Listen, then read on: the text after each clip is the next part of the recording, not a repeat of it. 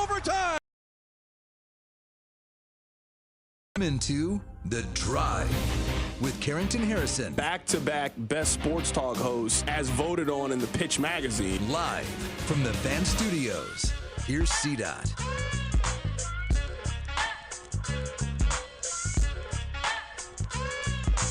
Let's do this. Another day, another dollar, another edition of The Drive. You were listening to The Drive on 96.5 The Fan, 96.5thefan.com, and also the Odyssey app. My name is Carrington Harrison. Excited to be here with you on this Red Friday, getting you ready for a pivotal Week 4 matchup between the Chiefs and the Ravens. This is certainly not the scenario that we both envisioned for these teams, looking at both of them being at 1-2. One of them is going to head into October 1-3. The other team is going to be 2-2 and certainly put themselves in a much better situation to either win their division and or make the playoffs heading into the month of October. We'll definitely get to that throughout the course of the show. In about 15 minutes, we'll be joined by Tim Barbalace. He covers the Baltimore Ravens. We'll take a closer look at the enemy, the opposing team, the road team, heading into Sunday afternoon's game. We're also going to be joined by Nate Taylor. He is going to join us in studio in the 4 o'clock hour. He now works for ESPN. We got a lot of Chiefs to get into. We will talk some college football.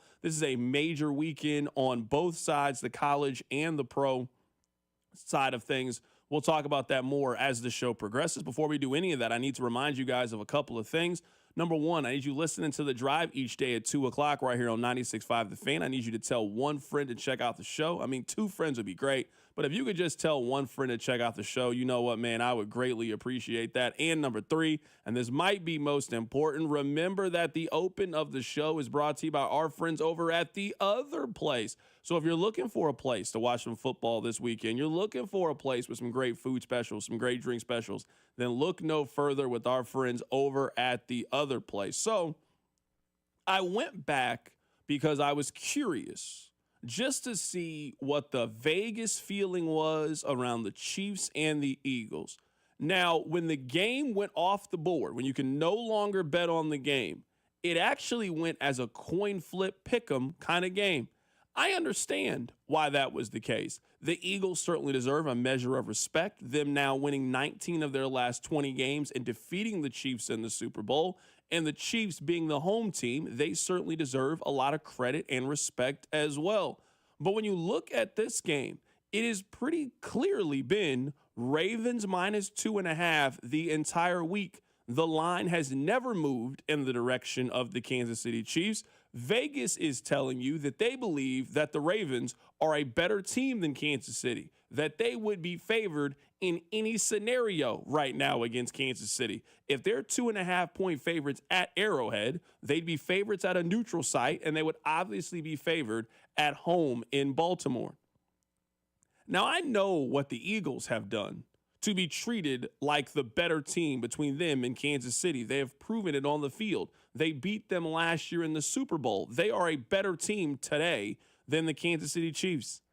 Correct me if I'm wrong, but I don't know what the Ravens have done to be in the same category as Philadelphia, where now they are a guaranteed favorite heading into Sunday's matchup between these two teams. The Ravens got to do it on the field where the Eagles have done it, to me, to get the level of respect that I think they are getting in this game.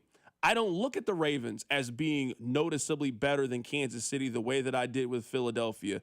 And let's get into that. To me, this game comes down to 2 major things for the Kansas City Chiefs if they are going to win this and, for the most part, dig themselves out of the hole that they created in the first 2 weeks of the season. Number 1, start fast. I feel like every week we have the same conversation around the Kansas City Chiefs. So we looked it up because I wanted to see the Chiefs in their last 4 games. They are minus 18 entering the second quarter of these games. They always let the other team score first. They always let the other team get first blood. And the Chiefs in these matchups usually find themselves playing from behind. What I really want to see in this game is I want to see the Chiefs playing from a position of strength. I want to see them get on the board early. I want to see them using the crowd to their benefit and going out and playing hyper energized football. So the number one thing for me in this matchup is very, very simple. Start fast. You don't have to start out with a big blowout, but just in your first scripted 10, 15 plays, can you put a drive together? Can you get off the field? Can you get the crowd into it? So starting fast for me is my number one thing with the Kansas City Chiefs heading into this matchup. The second thing for me is the Chiefs have made their name for the last 18 months of being the team that doesn't make the costly mistakes and getting the opposition to make the costly mistakes. The Chiefs have buttered their bread over the last 3-4 years of being a team that dominates close one-score games, that these games are usually going to be close. I'm going to go ahead and tell you, we already know how this game script is going to be. As we get closer to 5:30, 6 o'clock Kansas City time, you already know that this is going to be a tightly contested one-score game. So all the superstitions that you have picked up over the last couple of years, you're probably going to need them in this one. I don't see either one of these teams. I don't see Kansas City. I don't see Baltimore really running away from one another. These are two very evenly matched teams that are a little bit flawed right now and expecting and hoping to play their best football as the season progresses. So I just don't see a scenario in which Kansas City runs away with this thing. I don't really see a scenario in which Baltimore runs away with this thing. That's not really how Chiefs games operate. So this is going to be a close game in the final 15 minutes, the final 10 minutes, final 8 minutes of this game. And the Chiefs, for the most part, over the last 3 years, they have always been the team to out-execute their opposition. That is not what they've done so far, the first handful of games. Let's remove the Giants game. The Giants just don't have the talent. They don't have the quarterback. They don't have the coaching. They don't really have any of those things, I think, to give Kansas City a problem, and they weren't really a problem in that game. I thought that game, especially in the first half, was much more about what Kansas City was not doing as opposed to anything I thought the Giants were doing. But back to the Chiefs. In their 2 losses, they have made a critical mistake in the fourth quarter of each of those losses. In week 1 against the Los Angeles Chargers, it's 3rd and 14. You got a chance to get off the field and get the ball back before the 2-minute warning. And I think everybody listening would take their chances with Patrick Mahomes at the end of the game with a chance to eliminate a team in their division. The defense didn't get off the field. We saw what happened. The Chargers win their first game of the season. The Chiefs turn around in the second game of the season. I thought they outplayed the Eagles for most of the game. For a team that was really outmanned and outgunned for a majority of that thing, the Chiefs really did a good job of just keeping it close, staying competitive. Defense kept them in there, and your offense made the lone turnover of the game, and that was the thing that tilted things in the Eagles' favor. So a couple of things for me in this matchup because I think it's going to be close. It's a coin flip kind of game. I can give you 5 reasons on why the Ravens win this game. I can give you 5 reasons on how I think Kansas City wins this game. I'm going to pick the Chiefs for this reason. Number 1, I don't think the Ravens are this noticeably better than them the way that Vegas is acting heading into this matchup. Having them as a bigger favorite than Philadelphia against Kansas City just doesn't make any sense to me. The Eagles have proven it. The Ravens have not proven it on the field. So I don't know why there is this sentiment the way that the odds are telling you heading into this matchup. Second, I just want to see Kansas City execute, and especially in the first 15 minutes of the game. I want to see their scripted plays. Now that you got Xavier Worthy back, I want to see you get him implemented early on in the game. I want to see that explosiveness. I want to see the defense come out and play with the aggression needed to go win a game like this. This is a massive opportunity, not just for the Ravens, but also for the Kansas City Chiefs heading into this matchup.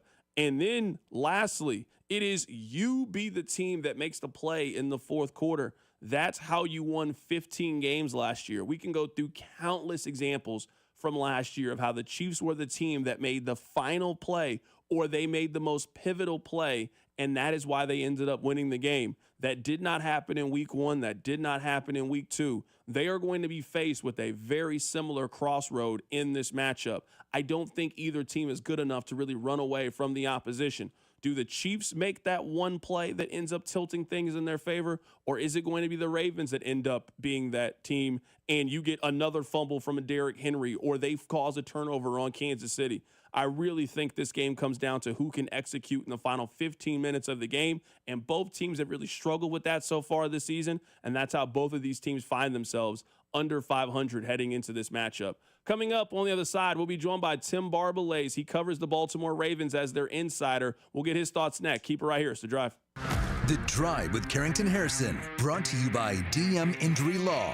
Have you or a loved one been in a car wreck? Contact DM Injury Law today and get the money you deserve. Car wreck? Remember, Mike's got this. Tune in Mondays at 4 to hear the play-by-play voice of the Chiefs, Mitch Holtis, on your home for Chiefs football. 96.5, The Fan. Well, summer is winding down, and maybe you noticed something. You're a little more tired than usual. Your workouts, they're just not giving you that same result. You're not sleeping well. You're foggy. Your sex drive basically gone at this point. Well, here's the truth. It might not just be stress or getting older. It could be low testosterone. And if it is, there's a positive. Heartland Men's Health can help you. They have helped hundreds of men right here in the Kansas City area feel like themselves again with increased energy, better thinking, better sleep, stronger workouts, and your sex drive, it's back. Getting tested is fast and easy. Take the 2-minute low T quiz at heartlandmenshealth.com and schedule a $99 consult, which includes lab work, a full medical review, and a plan that works for you. And you start treatment that day. And if it doesn't work, then your visit is on the house. Don't wait another year. Don't wait another month. Don't wait another day. Let's get back to you feeling like you. Pick up the phone and call this number, 844-447-6600, or check out the website, heartlandmenshealth.com today. Heartland Men's Health, real results, real men, real fast. Trust, price, and ease of transaction. That's our philosophy at GiveMeTheVin.com. We love to buy cars. Fat ones, skinny ones, curvy ones, fast ones, slow ones, round ones, and square ones. Yes, square body Chevys. We buy them at GiveMeTheVin.com. Go to GiveMeTheVin.com right now, put yours in, and get a quote. We'd love to buy it. GiveMeTheVin.com, America's best car buyer. Sell us your car. GiveMeTheVin.com. So easy you can do it in your underwear. Whether you're looking for a Bronco, an Explorer, an F-150, or even a commercial vehicle, Robside Ford has the selection. That's right, Kevin. We've got it all. And we've got the lowest prices in Kansas City. No gimmicks, just great deals on every new Ford. And it's not just inventory, it's how you do business. Robside Ford makes it very simple. We do it different on purpose. Non-commissioned sales team, upfront transparent pricing, top dollar trade-in values, and a process that's actually easy. You've even got the reputation to back it up, Bobby. Kansas City's only top-rated Ford dealer on Google. 4.8 stars, 3,000 reviews. Wow. And this year, we're proud to be voted Best Car Dealership in KC by Kansas City Magazine. So if you're ready for a better car buying experience, come see us at 135th and State Line or check us out at robsight.com. From Broncos to F-150s to work trucks, Robside Ford has what you need. If you want simple and easy, you're not going to find a better spot. Robside Ford. Buy right.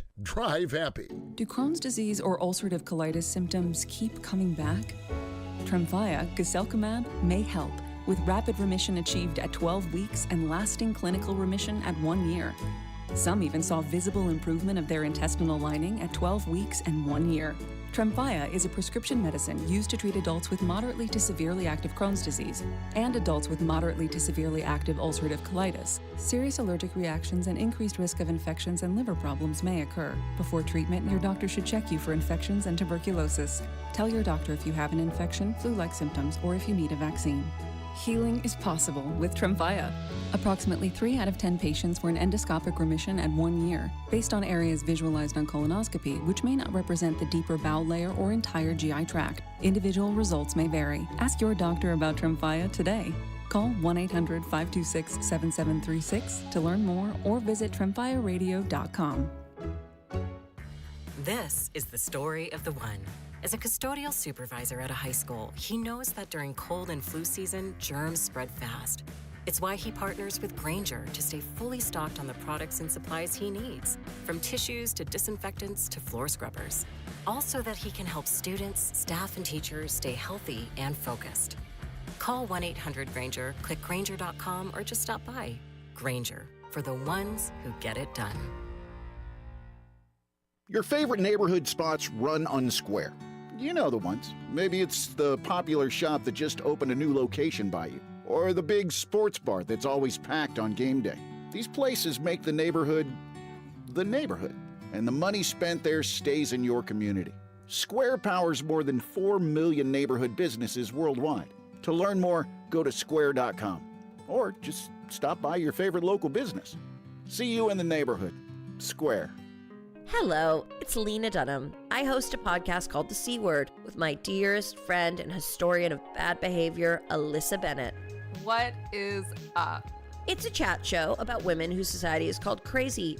We're going to be rediscovering the stories of women's society dismissed by calling them mad, sad, or just plain bad. Listen to and follow The C Word with Lena Dunham and Alyssa Bennett. Available now wherever you get your podcasts. You're listening to 96.5 The Fan from the Mission Plumbing, Heating, and Cooling Studios. Hey, it's Trey Smith from the Kansas City Chiefs. Welcome back to The Drive with CDOT on your home for Chiefs football. 96.5 The Fan. Welcome back into The Drive on 96.5 The Fan, 96.5thefan.com, and also the Odyssey app. Let's head to the phone lines right now to be joined by Tim Barbalace, who covers the Baltimore Ravens, getting you ready for a very important Week 4 matchup between the Chiefs and the Ravens, as both teams currently sit at 1-2. One team is going to be at 500 at the end of September. One team is going to have to really dig themselves out of a hole heading into October. Tim, always great to have you on the show, man. Really appreciate your time. Of course, Carrington. Anytime. Just like how everyone drew it up, right? Two below 500 teams heading into Arrowhead. Absolutely, man. So let's just start with this. How real are the concerns that you have for the Ravens defense? The point that I've made this week is, well, Buffalo scored against them. Detroit scored against them. Those are two of the 5 best offenses in the league. I feel like if they struggle against a Kansas City offense that hasn't yet caught its footing, we're going to have some real questions about where they are defensively. Oh, Carrington, I think I'm already there, man. This has been a shock at how bad they have been to start this year. And they were horrible last year. Through the first 10 weeks of the season, they were one of the worst defenses in football. Then the rest of the way, they tweaked some things schematically, personnel-wise. They ended up being the best defense in football weeks 11 through 18, where they went out, made some additions. Jair Alexander, drafting a Malachi Starks in the first round, Mike Green in the second round. You thought this defense was really going to hit the ground running in Zach Orr's second year as defensive coordinator. It's been anything but that. And I think what's really disturbing is what the Lions did to them on Monday night. Rarely do you see an opposing team out-physical the Ravens, and the Lions just flat-out bullied them. Ravens gave up the third most rushing yards in franchise history in that game, 224. They gave up 2 95-plus-yard drives. And now the injuries are starting to pile up. Nnamdi Madubuike, he's going to miss the game on Sunday. There's fears that it could be a season-ending injury, maybe even worse. John Harbaugh is very concerned about that neck injury. Kyle Van Noy was back on the practice field today, but he's not going to be out there on Sunday either. Ravens are going to be down another one of their defensive linemen, Broderick Washington, who didn't practice today, hasn't practiced all week. So there's real concerns about this defense. I've been calling this a prove-it week in sports, and I'm looking at the Ravens as this team. If you lose to Buffalo, Kansas City, and Detroit in 3 of your first 4 games and your lone win is against the Browns, I feel like we'll still call the Ravens a Super Bowl contender, but can you be considered one if you lost all of your games to teams that are in the same weight class as you are? I don't want to bury the Ravens at all. They're far too talented of a team. But to me, this is one of those kind of prove-it games for both Kansas City and Baltimore. I completely agree. And look, if the Ravens lose this game on Sunday, am I at the point where, they're going to miss the playoffs? No, because let's just call the AFC North what it is. It stinks this year. You know, the Bengals, Joe Burrow is out for 3 months. The Steelers have tons of concerns defensively, offensively. They're extremely limited. I still think the Ravens will win the division. But yeah, you're right, man. And this is something that I brought up yesterday during a segment. They got to get over this Chiefs hurdle right now. Lamar Jackson has been a stud for years now, but he's been really bad against Kansas City. He's completed less than 55% of his passes in 4 of the 6 games he's played against the Chiefs. His passer ratings below 80 in 4 of those 6 games, and of course they're 1-5. The Ravens got to prove they can beat Kansas City, and they've yet to win at Arrowhead with Patrick Mahomes as starting quarterback. They haven't won in Kansas City since 2012, their last Super Bowl year. So I'm with you. Right now, heading into this game, the Ravens against Josh Allen and Patrick Mahomes, they're 3-9. You got to get over those hurdles. Yeah, I feel like that's a question for Lamar that just pops up at every single turn. Lamar has done just about everything that you can do as a regular season quarterback, but you alluded to it. He's in this big three with Patrick Mahomes, Josh Allen, and himself. He's been unable to beat Patrick Mahomes. He has had some slip-ups against Josh Allen. Sometimes I just wonder if this Ravens team, if the clock is going to expire for them, if they're just going to be a team that just has tremendous regular season success but is unable to take that next step. Sports history is just littered with those kind of teams. It's certainly a possibility for sure, and that's why it just felt like this was going to be the year, and maybe it still will, Carrington. I mean, it's still September, but I mean, how many different articles did you read or guest, shows say this is the best roster in football, this is the best Ravens roster in the Lamar Jackson era, and the roster did seem very loaded. They really didn't lose all that much from last year, running it back with the additions of some free agent acquisitions in the draft. And that's why it's been so disappointing for them to get off to this start. And in particular, that game against Buffalo, where it's one thing to lose against the Bills, but it's how they lost that game. Another fourth quarter collapse, a game in which it looked like they were going to run the Bills out of the gym. And then they just ended up, gacking it away late. So it's definitely in the back of their heads, man. I mean, you can't tell me it's not a mental component at this point. And trust me, if they get up by double digits on Sunday and Mahomes leads the touchdown drive, you can't tell me there's going to be people on that sideline with the thought, here we go again. Tim, moving to one of the top stories right now with the Ravens has been the fumbles from Derrick Henry. If you look at his career, this isn't really a part of his track record. He's not really a guy who's been known for that. What do you make of the early season struggles from the future Hall of Fame running back? So I'll say this when it's with Derrick Henry. Anyone, and we know the history of running backs in their 30s. When it tends to go quick. I'm not saying this guy's washed. That is not what I'm saying at all. No one in Baltimore envisioned that he was going to have an encore season better than last year where he rushed for over 1,900 yards. That's just not going to happen. I still think he's going to have a strong year. But in terms of the fumbles, yeah, it's a concern. You saw the shot of him on the sidelines after that fumble Monday night, throwing his helmet down and almost taking himself out in the process. You could tell how pissed he was and upset he was, and that outburst was very, very uncharacteristic out of Derrick Henry. And quite frankly, it told me everything you need to know. And I think it is in his head. And this is a storyline until it's not. Tim, looking at the last 2 weeks from the Ravens, what were the Browns capable of doing to slow down Derrick Henry? What did the Lions do on Monday night to slow him down as well?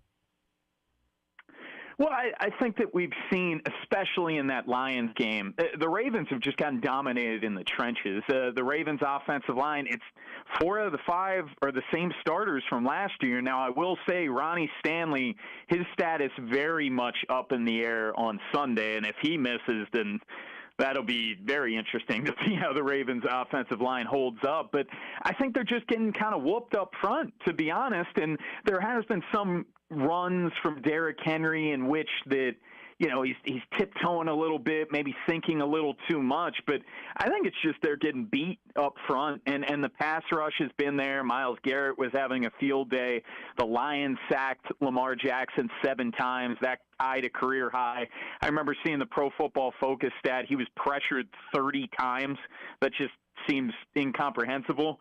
The fact that you can get 30 pressures in a single football game. The Ravens have to be better up front on the O-line and the D-line. Tim, there was a lot of talk surrounding John Harbaugh after week 1. Was that just usual frustration from Ravens fans about a difficult loss, or is there kind of problems right now happening in Baltimore?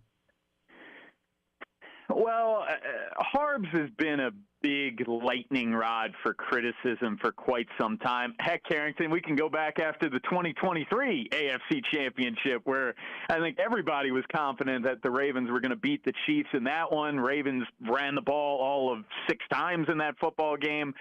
So Harbs is under the microscope for sure, and I think a lot of people are pointing to the 17 double-digit second-half leads that John Harbaugh has blown since becoming head coach in 2008. It's been a long time, man, and if that type of game that happened against the Bills happened in the postseason, it wouldn't shock me at all if John Harbaugh lost his job. If the Ravens do not make the playoffs this year, and I don't think that that's going to happen, but if they didn't make the playoffs, I think it would cost John Harbaugh his job, because ultimately we've seen so many different guys come in terms of coordinators, in terms of defensive players, offensive players, and these collapses continue to happen. And fair or unfair, John Harbaugh is the one constant throughout all of them. Tim, I always ask you this question. Give me your Chiefs win-if scenario. Give me your Ravens win-if scenario. Well, Chiefs win if they continue to do what's happened over these past couple of games. They dominate the line of scrimmage. They're strong on third downs. We saw that the Lions dominated time of possession, and they were able to keep the Ravens offense on the sidelines. They're able to force turnovers as well. But Ravens, it's really pretty much just the same exact thing, man. This defense has to get back on track. They have to get after Patrick Mahomes. Their pass rush has been non-existent. Jared Goff, who can't move nearly as well as Patrick Mahomes, didn't get sacked once. I think that's a huge concern for me. Ravens are going to have to get a pass rush on Patrick Mahomes if they're going to have a chance to win this one. Funny, Tim, because this game maybe doesn't have the kind of pop and sizzle that you and I both thought with 2 3-0 teams, but that doesn't make this game any less important. This is a massive swing game for both the home and the road team on Sunday afternoon. Without question, man. And look, I don't know how you can really pick the Ravens in this spot. I'm not saying they can't get it done, but I got to see them get it done in Arrowhead before I can confidently pick them. So I would lean with Kansas City. I'm sure you guys have talked a lot all week long about the point spread. I'm kind of shocked that the Ravens are 2.5-point favorites in this one. And to put it in perspective, they're a bigger favorite in Arrowhead than the Eagles were a couple weeks ago. So Vegas has been high on the Ravens. Maybe they're right, but I'm not picking them this week. That's my guy, Tim Barbalace. Tim, man, always appreciate your time, man. Of course, you got it, Carrington. Anytime. Absolutely. That is Tim Barbalace joining us on the show. He is the Ravens insider. Happy to have him join us on the show and get you ready for Sunday afternoon's matchup. I do think he makes a very fair point about Lamar. It's something that we've been discussing this week. I mean, if you are Lamar, now your talent may say that you are the second best quarterback out of that grouping. But I think in terms of what we've seen on the field as team accomplishments, I think people consider the Ravens to be the third best team in the AFC, and maybe that's changed because of the early results of the season. But if you're going to be in that mix, and you certainly deserve to be in that mix as a quarterback, you can't be 1-4 against Patrick Mahomes and also have a losing record against Josh Allen. Those are the guys that you're going to need to beat, and we see this play itself out every year. There is a significant advantage in being the 1 seed right now in the AFC, more so than just the bye. If you look at Kansas City's path when they've been the 1 seed, as opposed to when they weren't the 1 seed and they had to go on the road to both Buffalo and Baltimore. Now, they ended up winning those games. That's a really, really difficult thing to do. And you've also noticed that when the Chiefs are the 1 seed, you usually get the winner of the AFC South in that second round. Well, it's a tremendous advantage to not have to play the other 2 big dogs in the AFC in back-to-back. I think you have to eliminate the Ravens from the 1 seed conversation if they lose this. So they could still win their division, sure. But you could be in a situation where you got to beat both Kansas City and Buffalo on the road to go to a Super Bowl. I just don't think that that's Baltimore's best path, because I don't think that's anybody's best path to get to the Super Bowl. So if you're the Ravens, you got to prove, A, that you can beat Kansas City. You also got to prove to me that you can stand toe-to-toe with the other heavyweight teams. It will be a question that I will be asking myself on Monday if the Ravens lose this, that we all have written it down as a foregone conclusion that the Ravens are going to make the postseason. Maybe that's the case. But if you play Super Bowl contenders and you consistently lose to Super Bowl contenders, does that make you a Super Bowl contending team? Because Baltimore will have ended the month losing to Buffalo, losing to Detroit, and in this example, losing to Kansas City, and your one win was a dominant win against the Cleveland Browns. I don't know if we can put you into the championship conversation. I think you have to play yourself into the championship conversation. We'll get back to the Chiefs here coming up in just a bit, but it is time for one of my favorite segments that we do on the show. You know that we love movies on this show, and one movie that we love to quote is Meet the Parents, and you know. With the knowledge you've been given, you are now on the inside of what I like to call the Burns family circle of trust. See, if I can't trust you, Greg, then I have no choice but to put you right back outside the circle. And once you're out, you're out. There's no coming back. Well, I would definitely like to stay inside the circle. Today's Circle of Trust is brought to you by Brew Brothers at Harris, Kansas City. Now open for daily breakfast, lunch, and dinner with mouth-watering appetizers, juicy burgers, steak, pastas, and more. You can wash it all down with a cold beverage. You can also catch the game. It's also brought to you by Aspen Lawn Care and Pest Control, where you can expect the best. If we are looking at college football, I believe that there are three teams right now that we are trying to figure out if we are going to put them inside our Burns family circle of trust. Rob, let's start with Ole Miss if we're going to put them inside our circle of trust. They got a very important game on Saturday against LSU.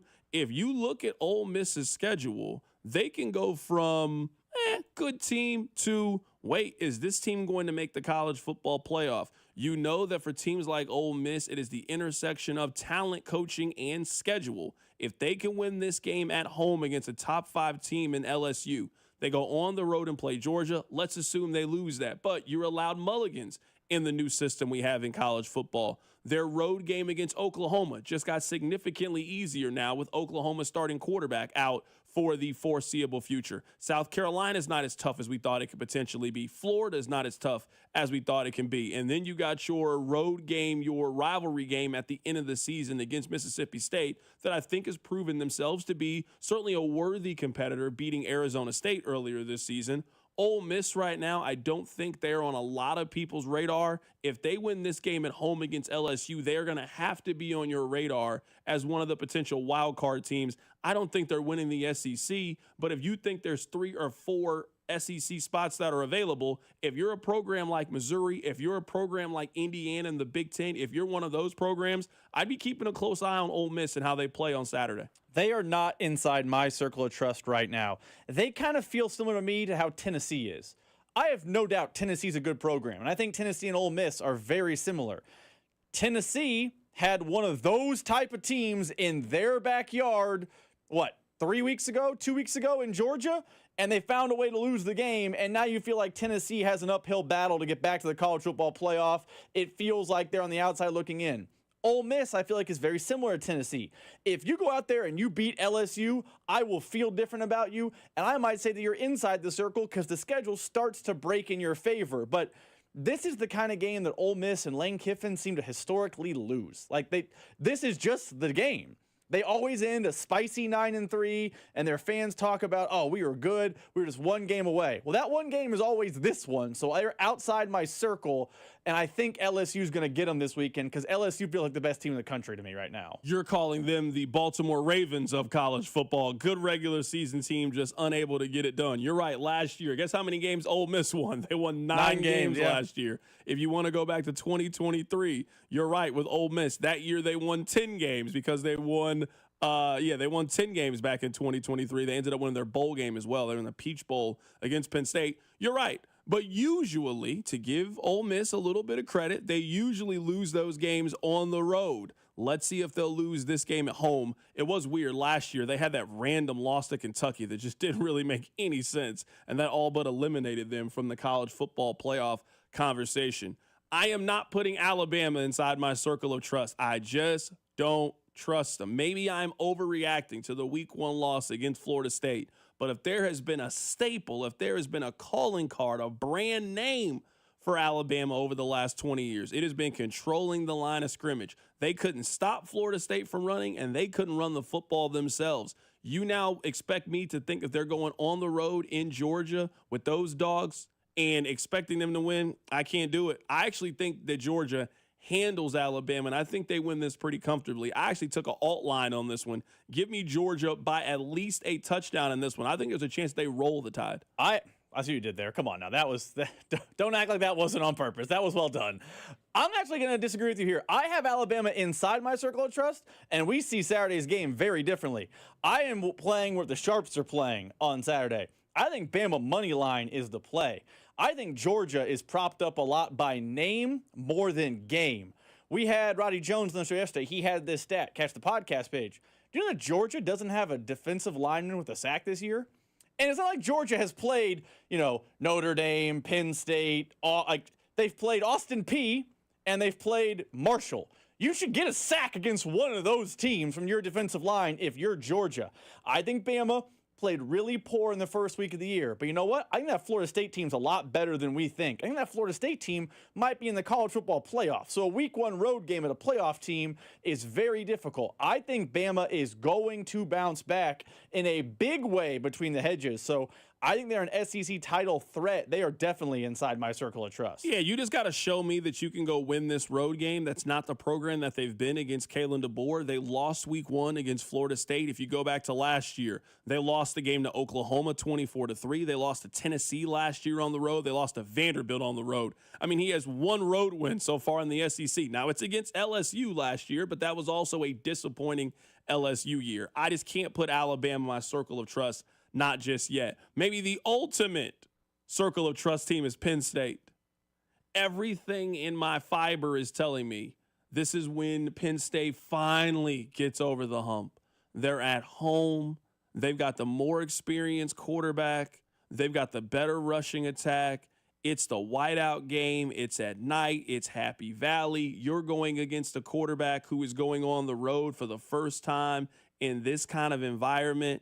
Everything in my body is telling me to pick Penn State. I think they might be the most talented team in the country. It's tough to ride with them in a big game. I'm going to put Penn State in my circle of trust. I'm picking them to win this weekend.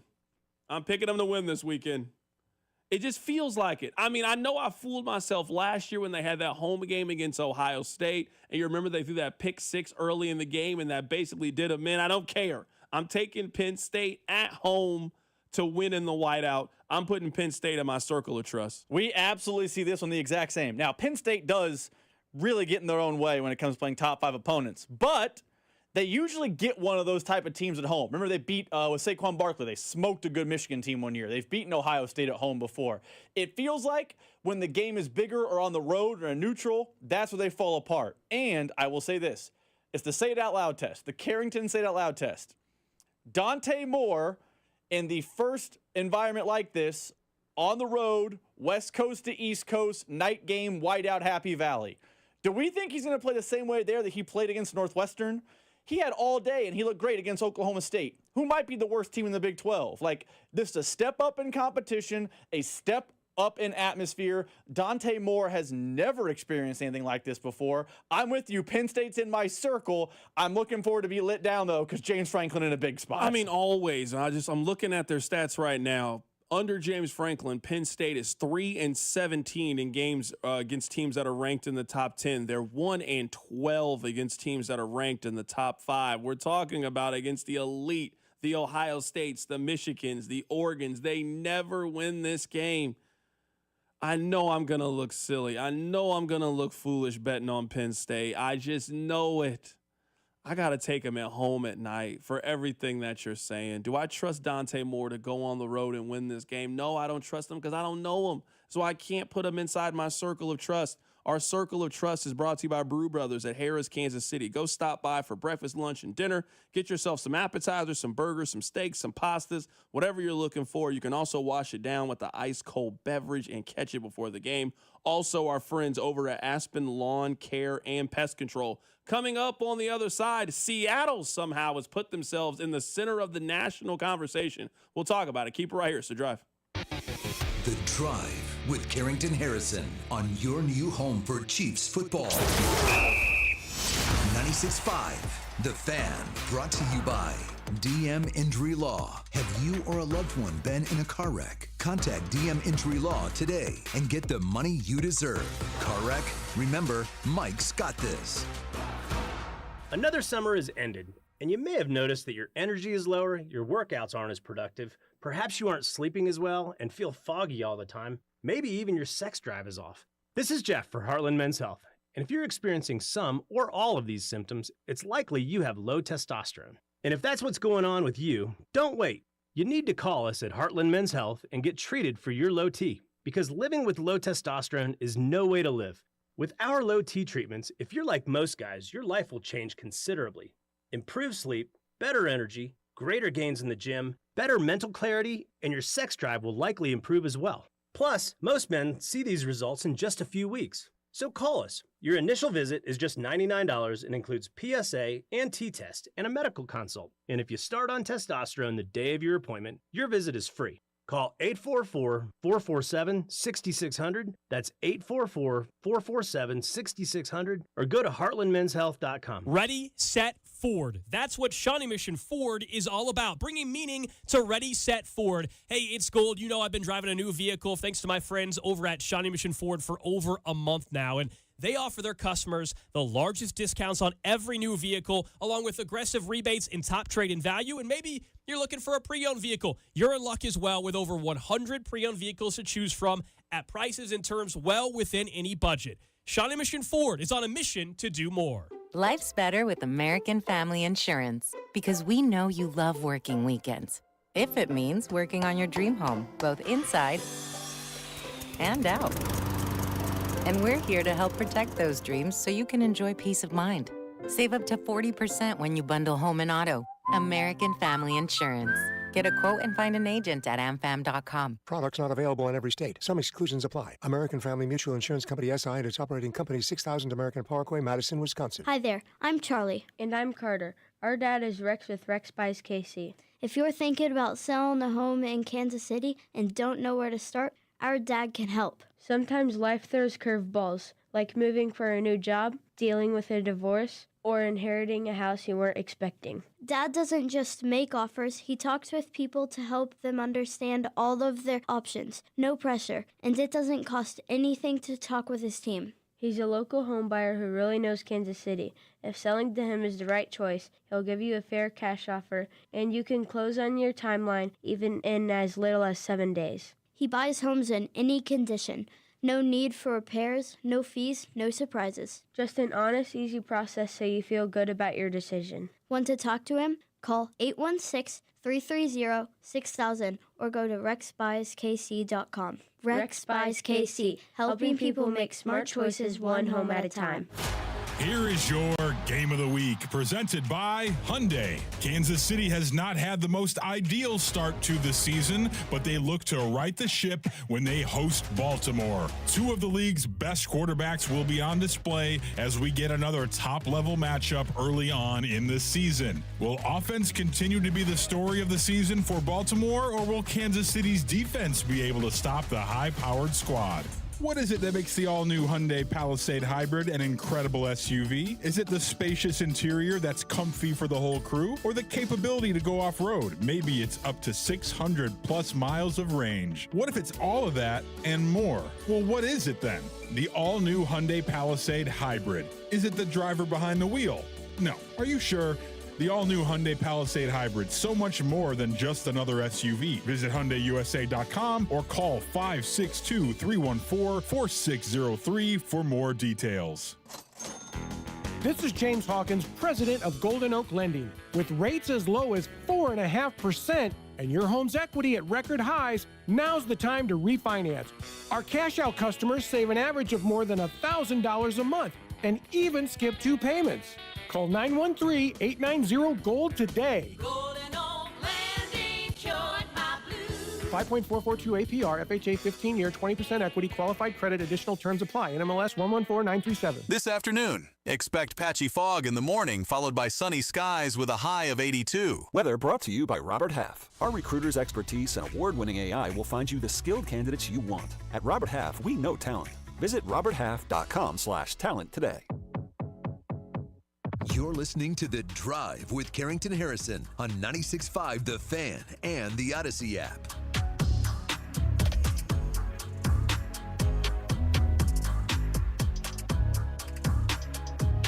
All right, let's get to a couple of national stories, and then we'll get back to Chiefs Week 4 matchup against the Baltimore Ravens. The first one, actually both of these stories come out of Seattle. The first one is Tony Gonzalez and Richard Sherman were on the Amazon desk, and they were talking about Richard Sherman's old teammate, Russell Wilson. Now, I think it goes without saying, we know that Richard Sherman is not a big fan of Russell Wilson. I didn't know it was like this, though.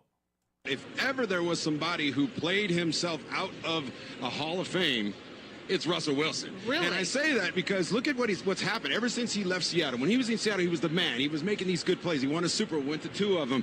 But as soon as he left there, he went to Denver, signed that big old deal. They paid him $39 million to leave. He goes to Pittsburgh, plays there 1 year. He's out of there. Now he goes here and has 3 games. I just don't know if it's going to get any better, and I don't want to see him on a sideline holding a clipboard. So you're very much under the "what have you done for me lately" thing in taking away the first, decade of his career. Absolutely, and I just don't think he's done himself any favors since he left Seattle, and I don't know, how's it going to get better? I don't know. So I agree. I agree. I think you got to judge his career off when the Legion of Boom was there. He had a legendary defense, an all-time defense, and how much success he had. And then without that legendary defense, the success he had. Without that legendary defense, he's been 4-11, 7-8. 0-3 to start with the Giants. He was a winning football player in Seattle, and people said, hey, winning is football player, all this good stuff, all these accolades, and now you get to go on your own and you get to prove, hey, I'm this great quarterback. I'm this guy that's going to be dominant, and it just hasn't worked out that way. Hey, man. I don't have any issues with Tony Gonzalez. Tony Gonzalez has never been teammates with the man. Tony Gonzalez is, to me, just making an observation. Hey, look, everything he said was facts. Now, everything that Richard Sherman said might have also have been facts, but then it started with, oh, yeah, when I was on his team, we were good, and then when I left, we were trash. Wait, hold on, what? That's supposed to be your man's. I'm all for broadcasters being biased in some situations. I would understand if Richard Sherman had a bias towards Russell Wilson. You guys won a Super Bowl together. It don't sound like they're BFFs. Sometimes who speaks up for you, or if people speaks up for you, matters a whole lot. I remember back whenever Kyler Murray, we were kind of laughing and joking about the Call of Duty. Do you remember anybody coming out and saying, no, that's not true about him? He's always in the film room. He's always studying. He's one of the hardest working quarterbacks I know. I don't remember that being the case. We've seen a lot of people disparage the character of Aaron Rodgers over the last 5 years. Have you seen just a gang of people willing to just say, no, that's not true? Aaron's one of my favorite teammates. He's my brother. I love him. You don't really see a whole lot of those people. Man, I feel like Russell Wilson is in the exact same category. It's kind of cool to make fun of Russell Wilson. That wasn't the case 5-6 years ago. There was a media push to help Russell Wilson get an MVP. You guys remember the Let Russ Cook? I remember there's a 2-week stretch there that the media was just dumbfounded that they never voted him one time to win NFL MVP. Like, no, we got to do this for Russ. He's one of the more popular players in the league. Now we're saying he's been trash apart from that defense. How quickly things change. Russ, man, I'm still pulling for you. We're still pulling for you here on this show. I can't speak for anybody else. That was an unnecessary bullet by Richard Sherman. Tony Gonzalez is one thing. Sherman, you're supposed to defend your guy. You're supposed to have your guys back. There's no scenario in which Travis Kelce becomes an analyst and then smokes Patrick Mahomes. No chance. None. I mean, I agree with your point. It's pretty clear, though, that we've learned over time, Marshawn Lynch and every member of the Legion of Boom, they did not like 100%. Russell Wilson. No, I think that's obvious. Like Doug Baldwin, Richard Sherman. Yeah, it is obvious. The core of that team, they have made it very obvious. After that first year in Denver, the information that usually comes out of locker rooms, after every firing or every decision to split ways, there's always the what had happened story. It's from ESPN, Seth Wickersham. It's from The Athletic. You always get that what had happened. Remember the story that came out about Russell, and he had his own office, and another coach came up to him and asked, are you a coach or a player? Like, if you're going to be a player, you got to be visible. You got to be in the locker room. They got to feel like you are one of the guys. And they don't feel like you're one of the guys. Man, that stuff matters, man. You guys got a coworker that you can't joke around. Your relationship is just going to be different. Hey, it's all us guys over here. We can joke. We can talk like this. And then when you come around, like we just don't vibe and connect. You need to feel that way about your quarterback. And I think it's just very, very obvious that is not how they feel about their quarterback in Seattle. Another Seattle story. So maybe you guys saw this. Cal Raleigh hit his 60th home run. So at first, a man caught the 60th home run ball. He then turned around and then gave it to a kid. Pretty cool. Pretty selfless act. You catch a historic home run ball, a ball that's certainly worth something. You then instantly, didn't even hesitate, decided to give it to a kid. Cool deal. All right, well, the kid, he's a 12-year-old Mariners fan. He decides to give the ball back to Cal Raleigh. Now, I applaud this. Now, I mean, there's some balls I would certainly sell, right? Like, if you caught 70 from Mark McGwire or 72 from Barry Bonds, I'm not giving that ball back. But I understand as a kid, you catch the 60th home run ball. This is your favorite player. It's a part of history. I really do get you wanting to give it back to him. So he gave him the ball back. In exchange for giving him the 60th home run ball, who they have appraised it at around $200,000. They think that this ball is worth $200K. The Mariners gave him an autographed bat from Cal Raleigh. He got to meet him, and he also gets to watch batting practice from on the field. If you were this kid's dad, you got to step in and say, no, you're not. Again, I'm perfectly fine if you don't want to get any cash out of the deal. So you're telling me that this little boy, out of the kindness of his own heart, caught something that could pay for his college, or at least set you up. Who knows how much college is going to cost when that kid is ready. So he could set you up for your late teenage years, your early 20s. He decided to give it back to you, and you gave him something that's probably worth, let's be generous here, $2,500, $3,000. You listening right now, if you really wanted to get this package, it would probably cost you around $3,000. If you wanted an autographed bat from a baseball player and to go watch batting practice from on the field, that's not super hard to get accomplished for you. It's really not that hard to get. That can't be the case. At a minimum, you should get season tickets. I don't know why baseball doesn't establish this, because we have these home run balls or these moments that come up all the time. They need to be a universal package of what you get if you're in this situation. So it's not up to the individual clubs to negotiate and go back and forth and end up doing this. If you catch one of these home run balls and you want to give it back to us, this is what we'll give you. But at a minimum, season tickets has to be included. I'm not giving you the ball back if they don't include tickets. So wait, you're telling me that this 12-year-old kid, his family took for him to go to the game. He gets the 60th home run ball. Now, if he wants to go to the postseason game, he has to buy tickets for the game? No chance. No, not at all. I'll happily give you the ball back. Why can't I get that little golden ticket that the baseball players have? There's this thing that they give baseball players. I think you have to play a decade, and they give you a card. I've seen it before. I saw it on a podcast. Chase Utley showed it on a podcast. I think it was on Part of My Take. So they have a card that you can go to any baseball stadium and you can get 4 tickets, any baseball game, any non-playoff game. That's what fans should get when you want to get these kind of souvenirs.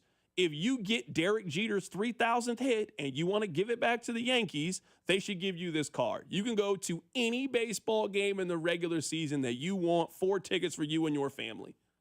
That's what it should be. Not an autographed bat that you could go get from Rally House and batting practice from on the field that you could get at a charity auction for a relatively low price.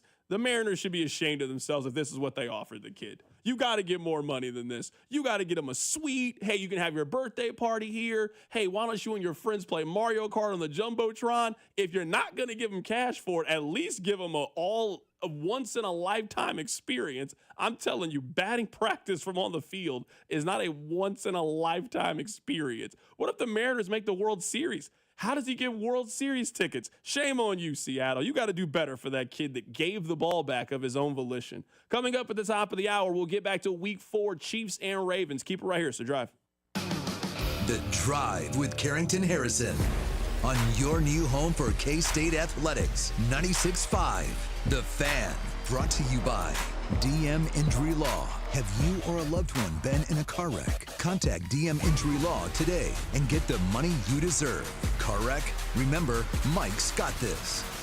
Morning, Zoe. Got donuts. Jeff Bridges, why are you still living above our garage? Well, I dig the mattress, and I want to be in a T-Mobile commercial like you. Teach me, Saldana. Oh, no, I'm not really prepared. I couldn't possibly. At T-Mobile, get the new iPhone 17 Pro on them. It's designed to be the most powerful iPhone yet and has the ultimate pro camera system. Wow, impressive. Let me try. T-Mobile is the best place to get iPhone 17 Pro because they've got the best network. Nice, Jeffrey. You heard them. T-Mobile is the best place to get the new iPhone 17 Pro on us with eligible trade-in in any condition. So, what are we having for lunch? Dude, my work here is done. The 24 monthly bill credits on Experience Beyond for well-qualified customers plus tax and $35 device connection charge. Credits ended, balance due if you pay off earlier or cancel. Finance agreement iPhone 17 Pro, 256 gigs, $1,099.99 and new line minimum $100 plus a month plan with auto pay plus taxes and fees required. Best mobile network in the U.S. based on analysis by Ookla Speed Test Intelligence data 1H2025. Visit T-Mobile.com. Tired of paying big city prices? Head to New Century Ram, Jeep, Dodge, and Payola, where honest, good people are ready to help you save. No fancy city overhead, just real savings. Looking for a new Ram, Jeep, or Dodge? Or maybe a quality used vehicle? Their selection is online and ready to browse. And the best part? New Century is only a 20-minute drive south of the city, and you can save thousands just by coming down. New Century Ram, Jeep, Dodge. Remember, you'll always pay less in Payola and always deal with good people you can trust. Tomorrow, you'll hear Kansas State football in place of the John Clay Wolf Show. But don't forget, you can still catch the show live on the John Clay Wolf YouTube channel. Sponsored by Give Me the VIN, America's best car buyer. With great deals coming this Prime Big Deal Days, October 7th and 8th, greatness is a deal away. So if you love baking, you can get a deal on a new mixer, transforming you into the Lord of the Loaves. Hear ye, hear ye! Make way for the baron of brioche, the sultan of sourdough, the Lord of the Loaves, Prime Member Dave! Yeah, hi? Get up to 40% off with Prime Big Deal Days, October 7th and 8th. Febreze. It's a classic odor tale. You fried fish for dinner, cleaned up, but the smell is still in the house. And the neighbors are coming over for game night. They're on their way. And then you spray Febreze Air Mist. Febreze Air starts working instantly to fight even your toughest odors, so you go from fish to fresh like that. Now, all you have to worry about is Pam cheating at charades. Breathe happy, Febreze, la la la la la. This is the story of the one. As a custodial supervisor at a high school, he knows that during cold and flu season, germs spread fast. It's why he partners with Grainger to stay fully stocked on the products and supplies he needs, from tissues to disinfectants to floor scrubbers. All so that he can help students, staff, and teachers stay healthy and focused. Call 1-800-GRAINGER, click Grainger.com, or just stop by. Grainger, for the ones who get it done. Your favorite neighborhood spots run unsquare. You know the ones. Maybe it's the popular shop that just opened a new location by you, or the big sports bar that's always packed on game day. These places make the neighborhood, and the money spent there stays in your community. Square powers more than 4 million neighborhood businesses worldwide. To learn more, go to square.com. Or just stop by your favorite local business. See you in the neighborhood. Square. Sports brought to you by the Salvation Army and registertoring.com. KC Companies, give back this holiday season. Adopt a kettle with the Salvation Army. Get your team out ringing bells for a great cause. Adopt a block of shifts or full days. Go to registertoring.com and make a difference. That's registertoring.com. Hey, it's Trent McDuffie. The Chiefs Radio Network pregame show starts 3 hours before kickoff right here on your home for Chiefs football. 96.5 The Fan. KFNC FM and AM, HD1 and HD2 Kansas City, an Odyssey sports station.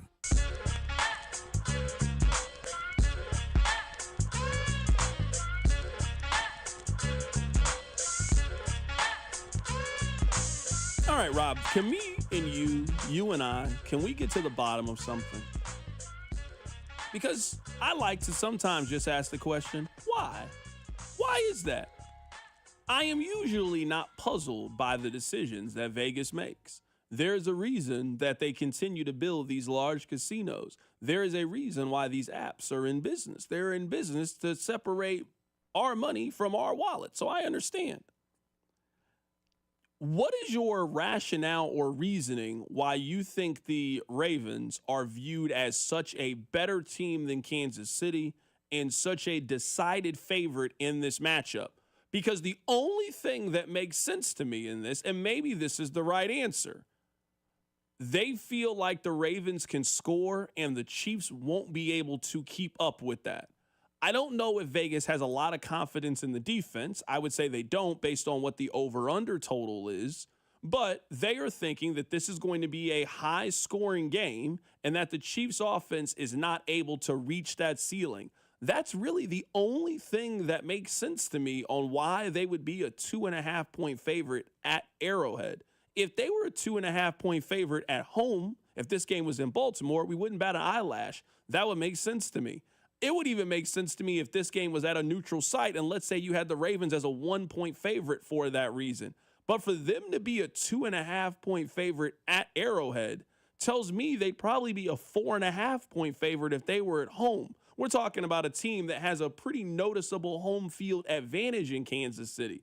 Can you tell me why you think the Ravens are so clearly a favorite over Kansas City? Is there something I'm missing, or is that the answer? That the public and Vegas trust the Ravens offense more than they trust Kansas City's offense or Kansas City's defense. They think the Ravens can get to 31-34, and they just don't trust the Chiefs to be able to keep up. I mean, that's the answer. I mean, I wish I had a better one for you. I wish I had a different one for you. I mean, it's not great radio to be like, yep, good point, and turn my mic off and throw it back to you, but I just think Vegas believes the Ravens can score and the Chiefs can't. And I think Vegas also believes that the Ravens defense is going up against an offense that can't score, so that's a get-right game for them. Because outside of that, I can't explain the line. Because sometimes, you know, you can kind of do the quick rule of thumb. Hey, who's got the better coach, who's got the better quarterback, and who's at home? Man, all those things favor Kansas City, and yet that's still 2.5. What's crazy to me is, and Tim Barbalace made this point too, the Ravens are a bigger favorite at Arrowhead than the Eagles were.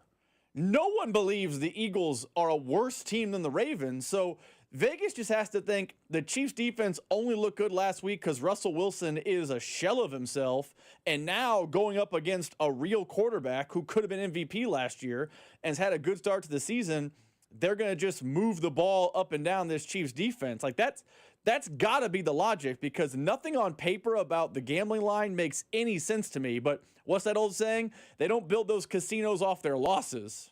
Someone on the text line says, yes, C-Dot, it's the eye test, and I certainly get it with the Ravens, but I would just maybe counter with this is, the Ravens have just been a slightly flashier version of what Kansas City's been. All the problems that we look at Kansas City having, you can't do this, you can't do this, I mean, isn't that basically what the Ravens have been? The Ravens have been in control for 2 of their losses and simply gave it away in the fourth quarter because of a critical mistake. I mean, couldn't you argue that same thing with Kansas City? Now, again, the offense for Kansas City is a thing. And if this game is going to be played like week 1 Bills and Ravens, I think that favors Baltimore. If it's going to be played like Monday Night Football, I also think it's going to play that way. But when was the last time that the Chiefs really got into a shootout with somebody? Like, it's been a while since that's been the case. more times than not, their games are kind of like the one that they lost to the Philadelphia Eagles. It's kind of a knockout, drag-out kind of game. Philadelphia makes one or two more plays and they end up winning. Or it's like the first game of the season where the Chiefs had a chance to get off the field. The Chargers make one more play and they end up winning this game. It's been a while since the Chiefs have been in some 41-40 game. I don't think you can go into this game expecting the Ravens to score 41 or 38 points. Spags' defense is certainly going to do enough to kind of keep them underneath that. So if this game is played into the 20s, then it's really anybody's game and it's a coin flip. But the spread doesn't really indicate that they think it's going to be a coin flip kind of game. They think decidedly that the Ravens are the better team over the Chiefs. I just don't feel that way right now. What's even more confusing about the Vegas line, and maybe we're looking too much in the line, is the Ravens are 2.5-point favorites. The over-under is 48. So Vegas is telling you we expect a 24-21, rock fight type of game. Like we expect a defensive slugfest relative to what the current NFL is. Vegas over-under line is not saying, hey, we expect the Ravens 31-21 just to take care of business, expect points. Their number indicates it's going to be a rock fight, which makes me even more puzzled because if this game's like 14-17, it's Kansas City's game. If it's like 24-23, it's Kansas City's game. I can not see a game script where it's a tough, grind it out type of game and the Chiefs lose that one because they have the better defense. So when you sprinkle in the over-under being at 48.5, it makes even less sense to me why Vegas believes the Ravens are going to come in here and really take care of business. I do know this heading into this matchup. I am putting the responsibility of this game onto the defensive line and the linebackers. To me, they are going to be the difference in whether the Chiefs win or lose this game. If you are a Chiefs defensive lineman and you are watching the tape from Monday Night Football and you saw the Lions get 7 sacks, if you saw Aiden Hutchinson force a fumble on Derrick Henry that shifted the momentum in the game, you got to be feeling like we can do the same. You guys know my rules. I'm always going to be harder on the players who make the most amount of money on the team because they are telling me these are the players we expect to win games with.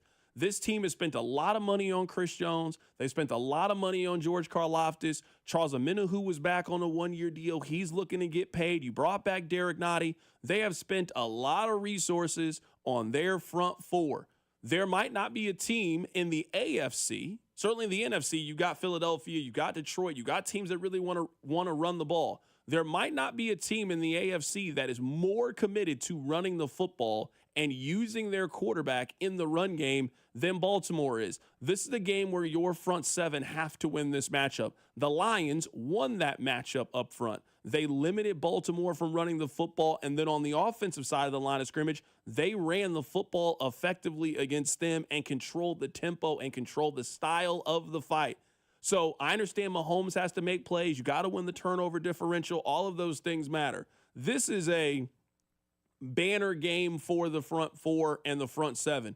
You spent a lot of money for it to be good. You spent a lot of money on Nick Bolton. You spent a lot of money on Chris Jones, a lot of money on George Karlaftis. Those guys have to play big. And on Monday, if we are talking about the Chiefs only getting 1 sack and the Ravens ran the ball effectively, that is just not a game that I think Kansas City wins. I think the game was played in the style of the Ravens, and I think the Ravens got back to 2-2. I don't disagree with you, but let me ask you this question. Are the Chiefs capable of doing that? Because we haven't seen it all this season. And I'm just comparing the Chiefs' D-line, O-line to the Lions, because that's unfair. I think the Lions are probably better offensive line play. I think they should be worse defensively, but whatever. I mean, the Chiefs just played the Giants. Did you see the Chiefs' D-line bully around the Giants' O-line? Because I saw a regular ho-hum defense line performance with a rookie Cam Scatterbo rushing for 60+. Did you see the Chiefs' D-line push around the Eagles' O-line? I didn't. Now, Eagles' O-line's elite. Did you see the Chiefs' D-line pushing around the Chargers' O-line in Brazil with a backup right tackle? I didn't see that either. So I agree with you. They should go out. They should have a banner day. They should be, CEO of Sack Nation. All that stuff should be happening. Have they done that this year? They've only played one team that we think has an elite offensive line, and they've been on a milk carton. They haven't been here once. Can they do it? No, and I think that's a really good point, and that's why I believe that these two defenses are in very similar places. I know right now that the Ravens defense is tied for 31st in the league.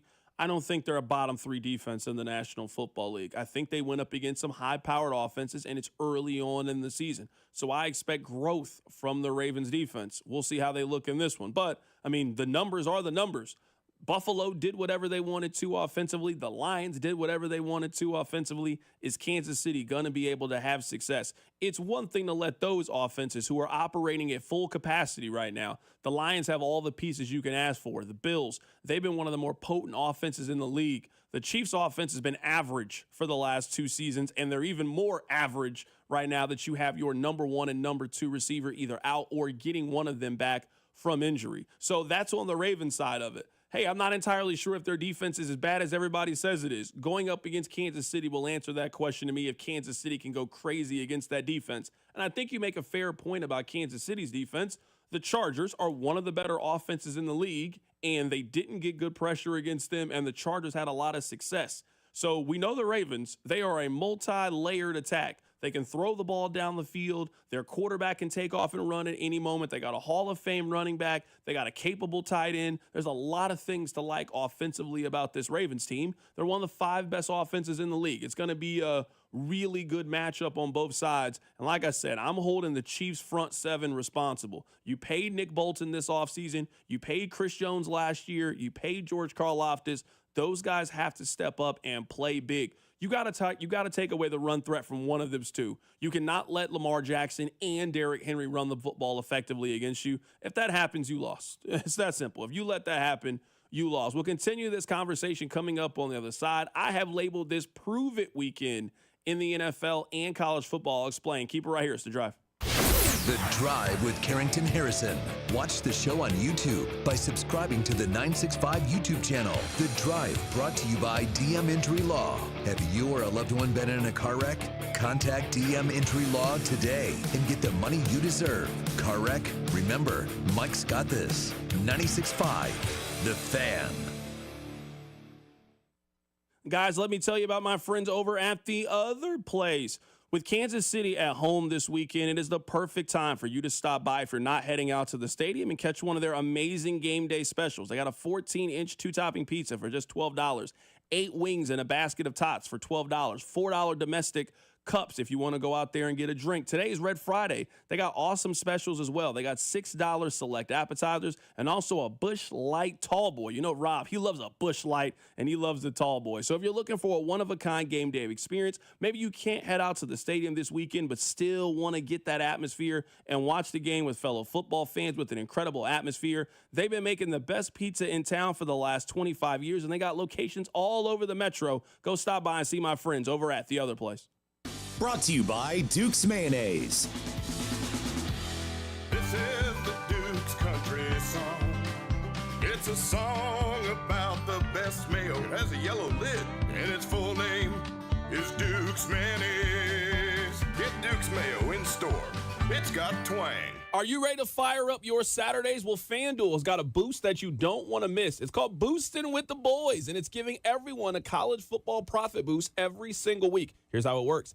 Each week, we're giving everybody a profit boost to use on college football. No opt-in gymnastics, no invite-only nonsense. Everybody gets the boost. We're talking real games, real teams every Saturday with an extra payout on the line. It's fun. It's easy. It's only on FanDuel. So go to FanDuel.com. Use the promo code KFNZ to get started on the app and check out the Boostin' with the Boys offer and get in on the action. And remember, FanDuel has got a boost that you don't want to miss. It's called Boostin' with the Boys, and it's giving everyone a college football profit boost every single week.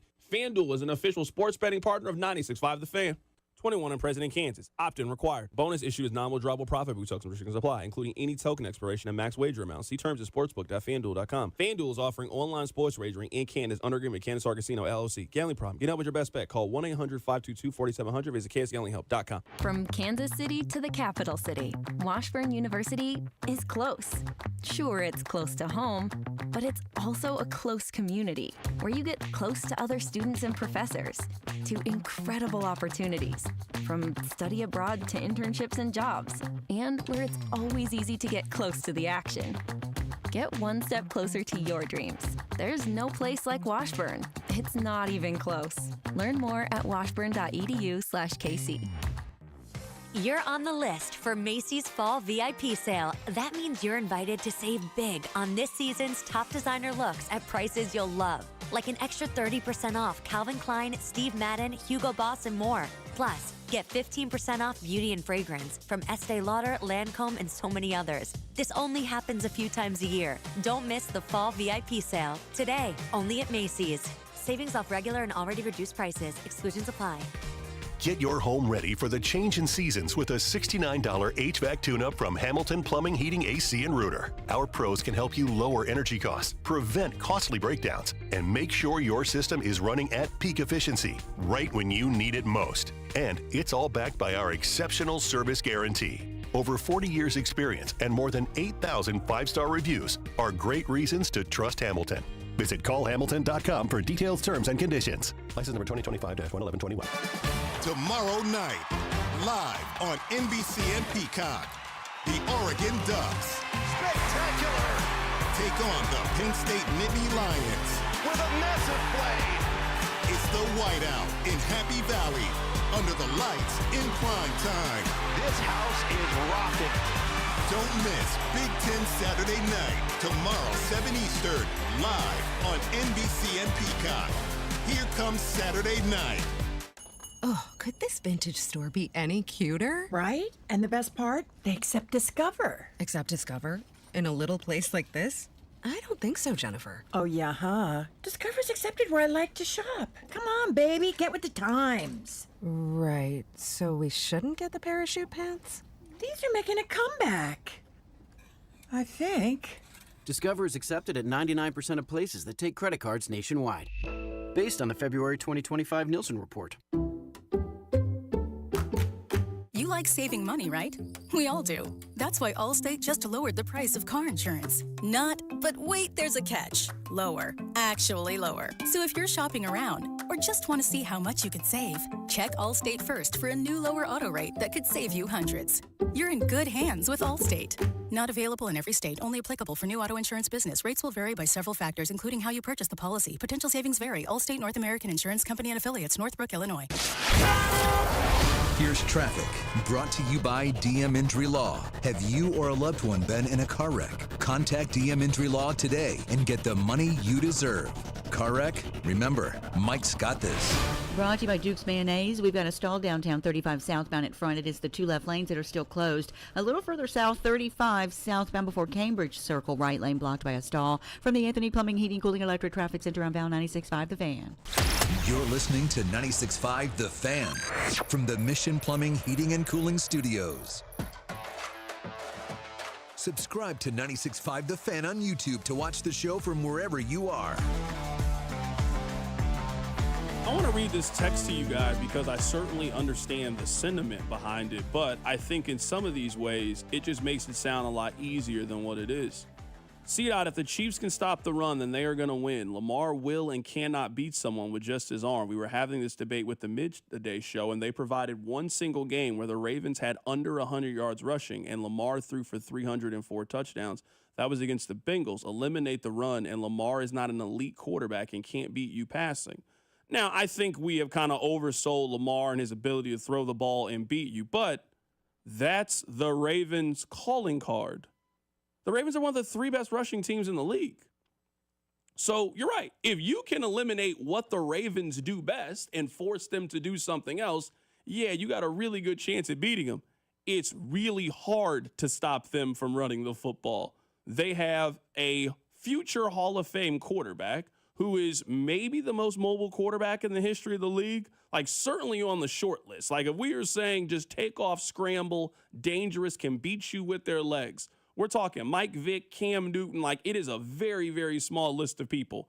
And if he decides to hand the ball off, he is then handing it off to somebody else who we think is going to go into the Hall of Fame. So just, I'm with you. Hey, man, if you can take away the run, you can beat the Ravens. Man, it's really hard to take away the run from the Ravens. They do it as well as any team in the National Football League. Like, we're talking maybe the Lions and the Eagles. Is that it? Is there anybody else you can think of that you think runs the football as effectively as the Ravens in this matchup? So, yeah, I'm with you. The Niners, maybe? Maybe? I think the Ravens are a better running team than them. Just because if you also have the ability to have Lamar, like Lamar can run for 100 yards and Derrick Henry can run for 100 yards in these games. There's not many teams where you think that's the case, where they have multiple people who are that dangerous and can beat you. I think the Chiefs do a pretty good job against Derrick Henry. Like, this is not me telling you I think the Ravens are going to run all over the Chiefs, but I think you'd be fooling yourself on a 3rd and 5 to not be worried about Lamar and his ability to get out in space. And if it's one-on-one with Leo Chenal or Drew Tranquill against Lamar Jackson, the Ravens have the advantage in that individual matchup. And we've pulled these stats earlier in the week.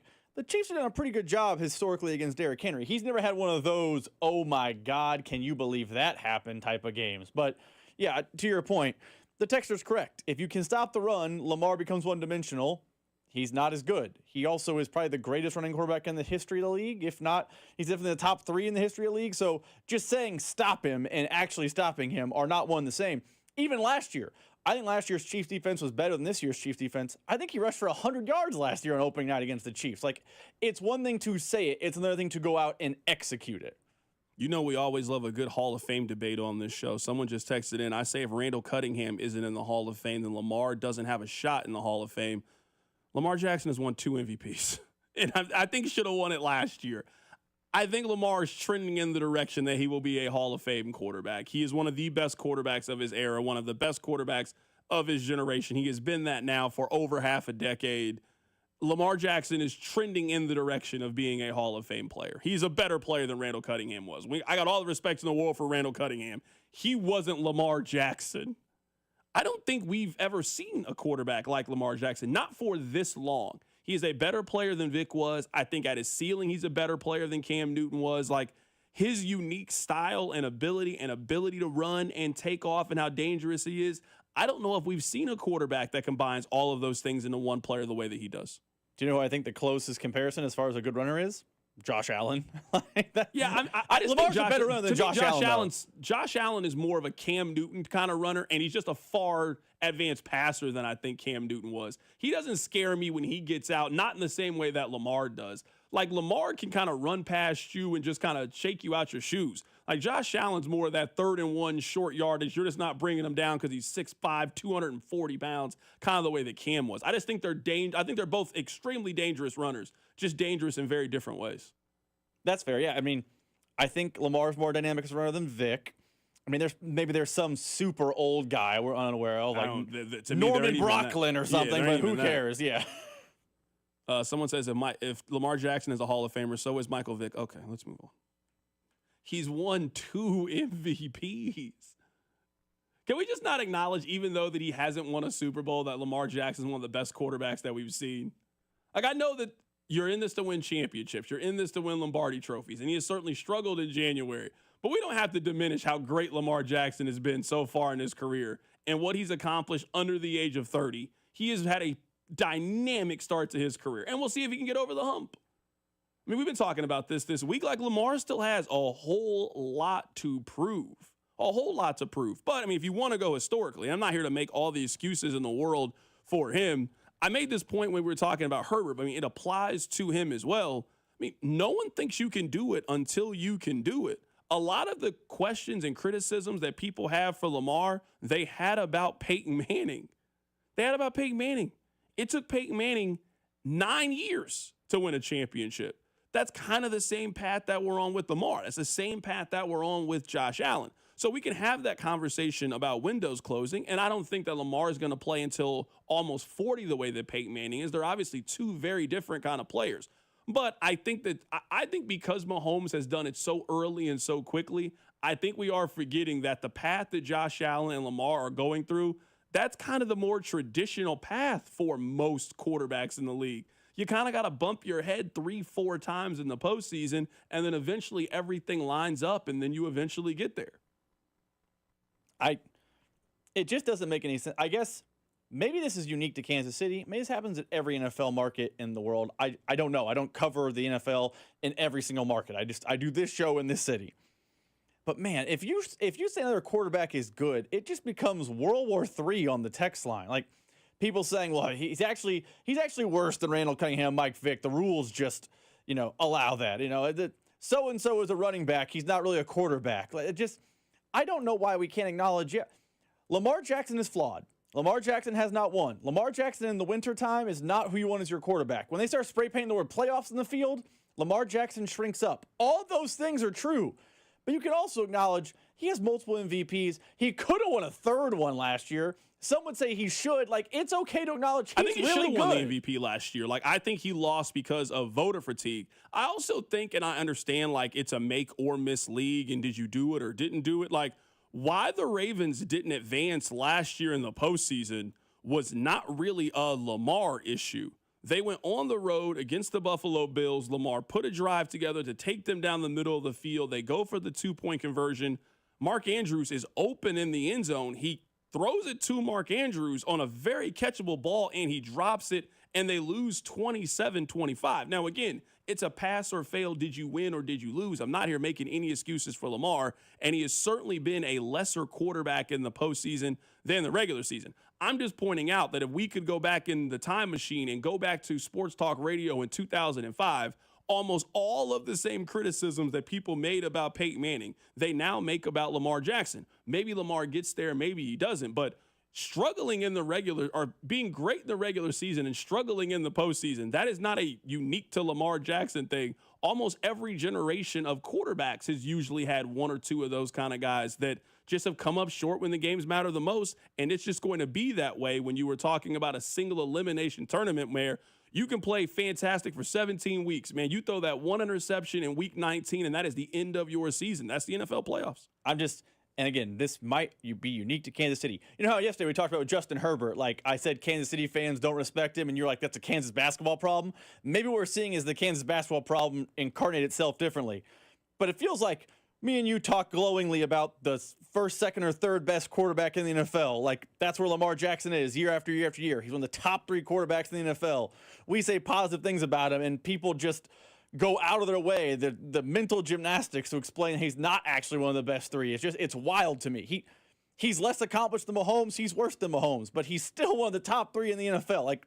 They don't just stop ranking quarterbacks after 1. That's not how it works. Lamar is excellent to watch. I think that this is a prove it Sunday, which I think kind of leads us into our next topic, because Lamar is certainly in the prove it. We talked about this yesterday. No one will believe it with Lamar until you do it in the postseason. He could throw for 60 touchdown passes this year. There will always be the yeah, do it in January. That is just the nature of the position in which he plays. So Lamar is certainly in a prove it. You got to go out there and do it. The Chiefs are in a prove it. Are you still that championship level team? Now, I understand why people in Kansas City are, I don't want to say putting asterisks by it, but I think there is a belief in Kansas City. The Chiefs aren't fully healthy right now. You can catch us right now. When we get healthy in the second half of the season, we are still going to be the best team in the AFC. And you certainly have earned that by being the best team in the AFC in 5 of the last 6 seasons. If you look outside of that, and I think more specifically now talking about college football, man, this seems like a prove it weekend for a handful of teams right now in college football. When you look at Ole Miss, I think they have been the southern version of Missouri for the last 3 years. Missouri has been a very, very good program under Eli Drinkwitz. But there has kind of been that, when you play the upper echelon teams in the SEC, that is where Missouri has typically run into trouble.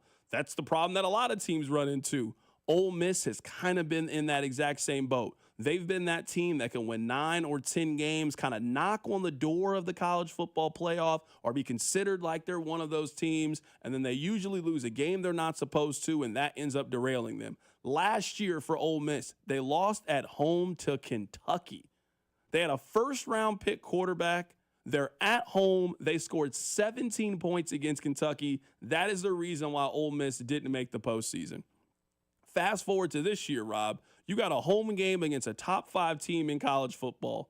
If Ole Miss wins this, they are probably ranked in the top 10. They're ranked 13 right now. They're for sure ranked in the top 10. You are always going to get the benefit of the doubt if you play in the SEC. You will have one of the best wins so far in the college football season. And we've now proven you can lose 2 games and still make the college football playoff. So if you were telling me that you can rack up a win like home against LSU, you got 3 road games left between Georgia, Oklahoma, and Mississippi State. If you can go 2-1 in those 3 games, you have to think that that Ole Miss is going to make the college football playoff. So to me, this is a prove it. Ole Miss, can you take this step from being a 9-win, maybe a 10-win team? Can you take that next step to being an 11-win team and locking yourself up a chance to make the college football playoff? It feels like that's at stake for them this weekend against LSU. I feel like, and prove it's a good way to say it, it's a perception-changing weekend. And we're saying the same thing. It's semantics, but you'll get my point. The same way we just talked about Lamar and how the text line is full of, well, Lamar's not that good, he can't break through. That's how people feel about Ole Miss. I said it earlier in the show, we were talking about Ole Miss, Circle of Trust. I have them outside the Circle of Trust because they lose this game. They've always lost this game. Lane Kiffin gets this moment because he's a good coach and a good recruiter, and he gets his team to this moment every year, and they fall short. They've lost to Bama at home. They've lost to LSU at home in the past. You mentioned last year at Kentucky. They've lost to Alabama on the road. Like, they lose this game a lot. If they want to be one of those teams that goes from, feisty 9-3 every year in the SEC, and you don't want to play them, but you can probably get them in the biggest moments, you have to win this weekend if you're Ole Miss. I also think the same thing about Lamar. I kind of think the same thing about the Chiefs. Like, the perception is the Chiefs are down. If you want to tell people, well, the Chiefs are the Chiefs still, this is a good weekend to go out and get a win. Like, perception, prove it, whatever term you want to use, this is a big weekend in football for the people we've always kind of looked down on as like hey, you're tier B in your sport. You have a chance to break through and get into tier A with a statement on this weekend. Yeah, it kind of goes along with what I think has kind of emerged as a theme this week is no one believes you can do it until you do it. No one believes that Penn State can be one of those kind of programs until they prove it on the field against a team like Oregon. Everyone believes that Lamar can't step up in the postseason until you do it. Like, there is a really, really thin line between skepticism and then belief. It is usually you just simply walking through the door. If Ole Miss wins on Saturday, you have to discuss them as a team that can make the college football playoff. They have gone from a team that's kind of on the outskirts to a team that I would say they control their own destiny as a team that can make the college football playoff. So you got to take them seriously in that regards. And for the most part, I think they avoid a lot of the real difficult pitfalls that you are going to get in the college football season. And if you were telling me a game like a game like Oklahoma, you were supposed to go on the road and play a top 10 team with their Heisman finalist quarterback. Now that player is removed from the game. It just changes the math of where you could potentially be. Let's now move on to Penn State. They just never win this game. James Franklin is 3-17 against teams that are ranked in the top 10. They are 1-12 against teams that are ranked in the top 5. The one win that they got came in 2016 for Penn State in these matchups. They never win these games. Oregon, for the most part, they're pretty competitive in these games, and they win these games. Goes along with the prove it Saturday. Penn State, if you want people to stop saying you can't win these games, well, then eventually you got to figure out a way to win these games. And if in back-to-back seasons you lose at home to Ohio State the way that you did last year, and then you lose a home game at night to Oregon, who is traveling cross-country with a sophomore quarterback, a lot of the doubt that people have about Penn State, it will just only continue. You eventually got to prove it on the field. I think, to your prove it point, I think Ole Miss and Penn State are in very different prove it categories, to your point. I don't know that this weekend is a prove it for Penn State for me. Let's say they win. Do you think the perception around Penn State heading into the playoffs is going to be different because they beat Oregon? And maybe I'm just, nitpicking and being unfair, and I'm, moving the goalposts, whatever term you want to use. But I think Penn State's in a very different category than the other teams, because I think even if Penn State wins against Oregon, which I'm predicting they will, do you think come Thanksgiving time, the week after Thanksgiving, when it's college football playoff time, we're getting ready for the first round, and they're in the Fiesta Bowl or whatever in the second round, and they're taking on, Tennessee. Do you think people are going to say, hey, remember when they beat Oregon? They've bucked the trend. They're a team now you can trust in these AP top 5 games. Penn State has changed everything. Or do you think Penn State has to wait until there's a postseason on the line for them to prove it? Because I don't know that week 5 or whatever, week 4, whatever it is in college football, at home against Oregon is that sort of prove-it moment for them because they fall short in the bigger moments. Yeah, I mean, I guess that would kind of start to change my opinion about them. I mean, I guess the problem right now with them is they just lose all of those games. They lose those games at home. They also lose them in January. Like, there's just really no track record of doing that. Now, this season, they got 3 of those games. They play Oregon on Saturday. They play Ohio State in November. They also play Indiana at home in November as well. So in terms of checking the boxes on, is Penn State one of those kind of caliber teams? I mean, they play 3 of those teams over the next 7 weeks in college football. So I think we'll get our answer of where they are. I don't think that this Alabama thing is going to work with Kalen DeBoer. Maybe I am completely overreacting to what we have seen so far, and you just need more time to get things going. It just doesn't feel how it's supposed to feel right now with Alabama. It feels like in the now NIL transfer portal that the talent has kind of dispersed out a little bit, and Alabama's kind of lagging behind. I'm used to Alabama just having far more talent than everybody else. That's not really the case. We've seen some of the iconic pictures where they show their running back room. And it's like, wait, they had 4 future NFL running backs on their team, or their wide receiver room, or all 5 of their offensive linemen get drafted on day 1 and day 2. I don't think they have that level of talent anymore. They obviously don't have that level of coaching anymore. And seeing them get pushed around by Florida State the way that I saw them get pushed around in week 1, it has completely soured me on the Alabama experience. I think that Kalen DeBoer is a phenomenal head coach. He just might not be a phenomenal head coach for Alabama. I think you got to have a certain resolve. I think you got to understand how to recruit in the South. I'm just not sure if he has all of those things. So this is one of those games to me. If you want to prove somebody like me wrong, go on the road against Georgia, a national championship contending team, and go win in Georgia and put yourself back into the conversation. Because if Alabama loses this game, I don't know how you think they're making the college football playoff when you look at their road games that they have left and what they would need to do. They go on the road and play Missouri. If you're Alabama, they go on the road and play Tennessee this year. Like, I'm just looking at Alabama's schedule. I just don't know how you find a pathway for them to the playoff if they lose on Saturday to Georgia. Let me ask you a question about Kalen DeBoer and Alabama. Let's say he loses and he finishes 8-4, 9-3 this year. All right, he can lose to Missouri. He goes 9-3, whatever. And they fire him because he's all the things you said. Is Alabama going to find a better coach than Kalen DeBoer? Because they had their pick of the litter when Nick Saban retired. Let's be honest. That was the premier job in college football. They struck out with Dan Lanning, who stayed at Oregon. They struck out with Kirby Smart, who stayed at Georgia. They struck out with Dabo, which is hilarious in hindsight. He stayed at Clemson. They hired the guy who was in the national championship game at Washington. They hired Kalen DeBoer. It was, at the time, considered a coup of a hire. If you run him out of town because he just doesn't fit at Bama for whatever reason and he isn't having the same success, is Bama still a destination job? Like, I think this is a really fascinating weekend for both the program and the coach, because if the coach wins, it doesn't matter. He's going to stay there. He might build a program.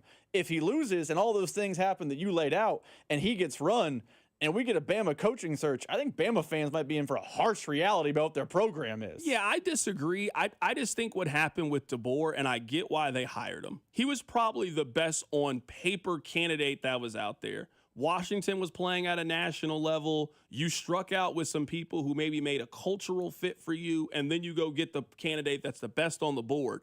But now just looking at it, I mean, Kalen DeBoer, he was born in South Dakota. He didn't play college football in the South. He never coached in the South until he started at Alabama.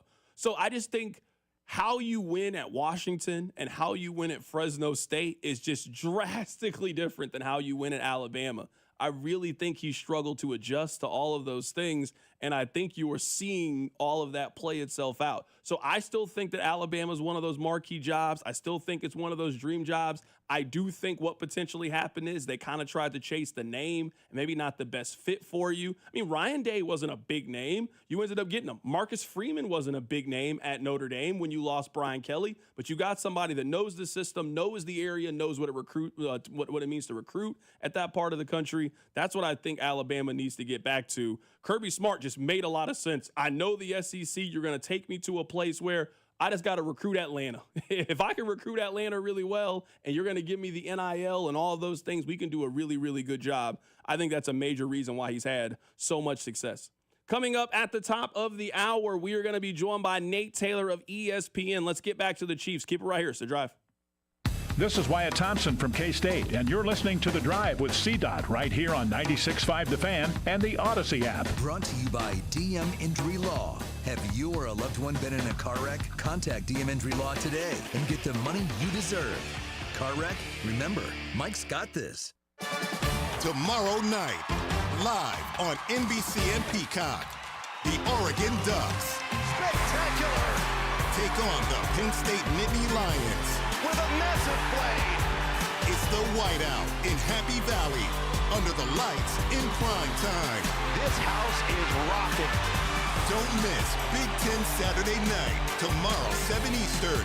Live on NBC and Peacock. Here comes Saturday night. Now that I'm a dad, I can't stop thinking about what would happen to my kids if something happened to me, like losing the house or not affording college. Yeah, that used to keep me up at night too. It's why I finally got life insurance from Ethos. It's 100% online. No medical exams, just a few health questions. I got $2 million in coverage for around $2 a day. I never realized it was that simple. Get your free quote at ethos.com/game. That's ethos.com/game. Rates may vary. Billed monthly. Sample rate 10-year term life policy for a 35-year-old healthy non-smoking male. Tomorrow, you'll hear Kansas State football in place of the John Clay Wolf Show. But don't forget, you can still catch the show live on the John Clay Wolf YouTube channel. Sponsored by Give Me the VIN, America's best car buyer. Whether you're looking for a Bronco, an Explorer, an F-150, or even a commercial vehicle, Robside Ford has the selection. That's right, Kevin. We've got it all. And we've got the lowest prices in Kansas City. No gimmicks, just great deals on every new Ford. And it's not just inventory, it's how you do business. Robside Ford makes it very simple. We do it different on purpose. Non-commissioned sales team, upfront transparent pricing, top dollar trade-in values, and a process that's actually easy. You've even got the reputation to back it up, Bobby. Kansas City's only top-rated Ford dealer on Google. 4.8 stars, 3,000 reviews. Wow. And this year, we're proud to be voted Best Car Dealership in KC by Kansas City Magazine. So if you're ready for a better car buying experience, come see us at 135th and State Line or check us out at robsight.com. From Broncos to F-150s to work trucks, Robside Ford has what you need. If you want simple and easy, you're not going to find a better spot. Robside Ford. Buy right. Drive happy. As we get older, we don't heal as quickly as we used to. And if you're suffering from joint pain, you probably think, hey, a good night's sleep will make it better.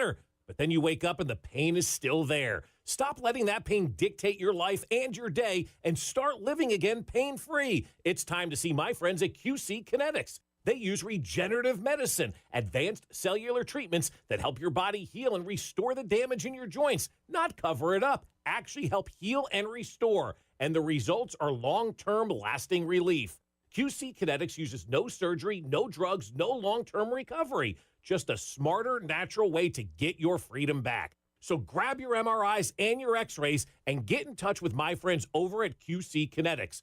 They'll make sure you're a good candidate and your first consultation is free. So call now, 816-412-6299. That's 816-412-6299. Off 435 in State Line and in Gladstone. Appointments on Saturday with QC Kinetics.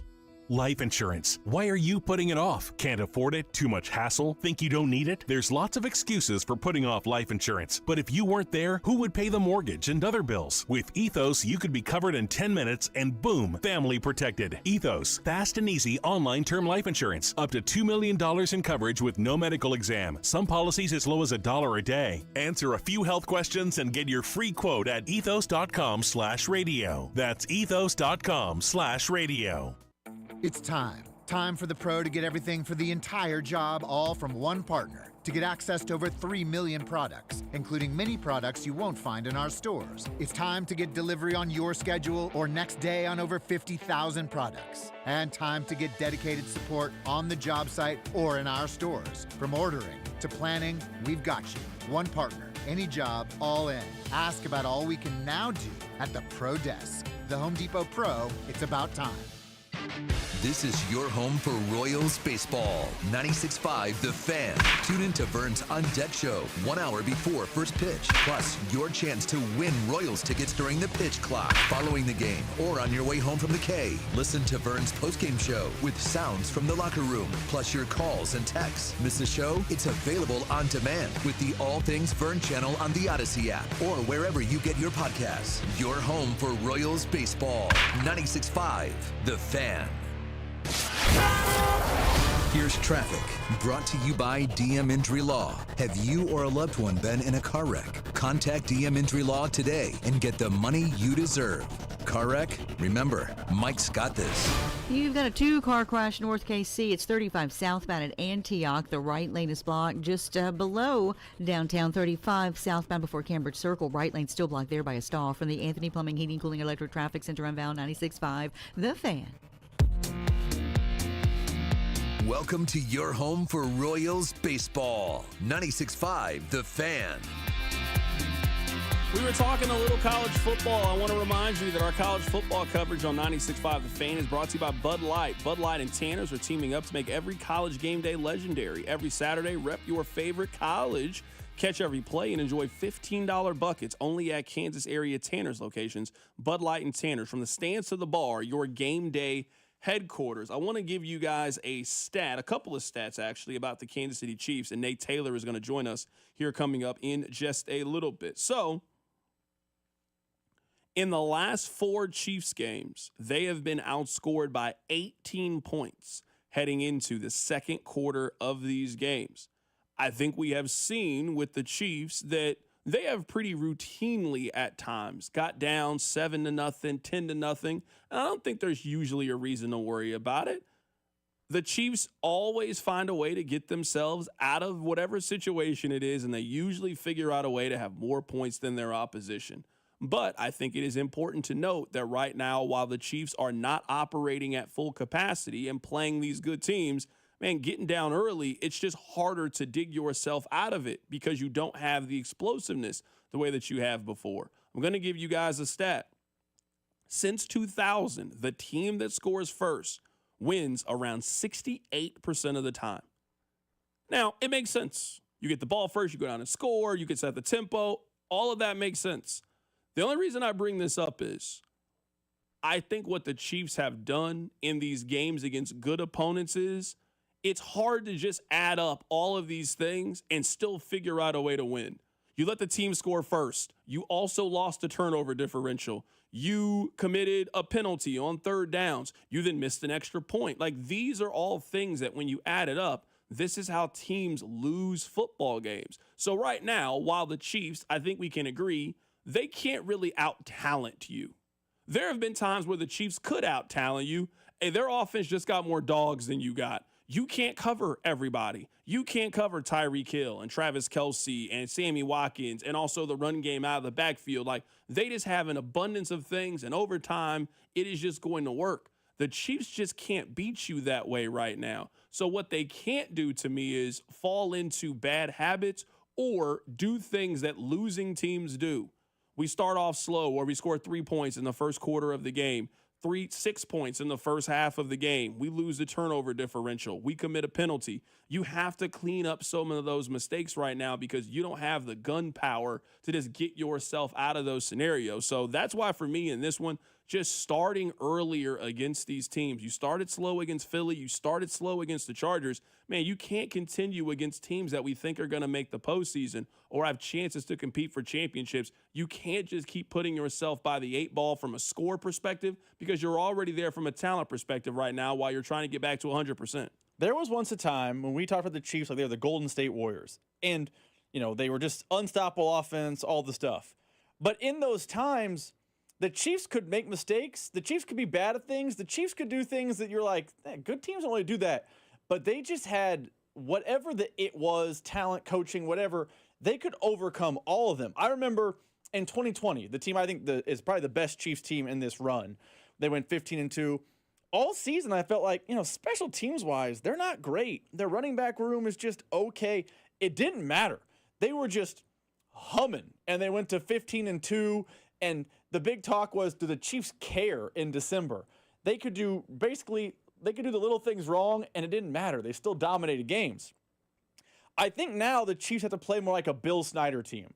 One thing as a KU fan, I remember about Bill Snyder teams and why Bill Snyder teams are so good is they were elite at the little things. They went into a game with less talent against Texas or Oklahoma, but they were better in special teams. They didn't turn the ball over. They handled the line of scrimmage. They won time of possession. They committed less penalties. They just made less bonehead mistakes. And because of that, the talent gap evened out, and K-State won a lot of games under Bill Snyder's tutelage. I feel like that's the Chiefs right now.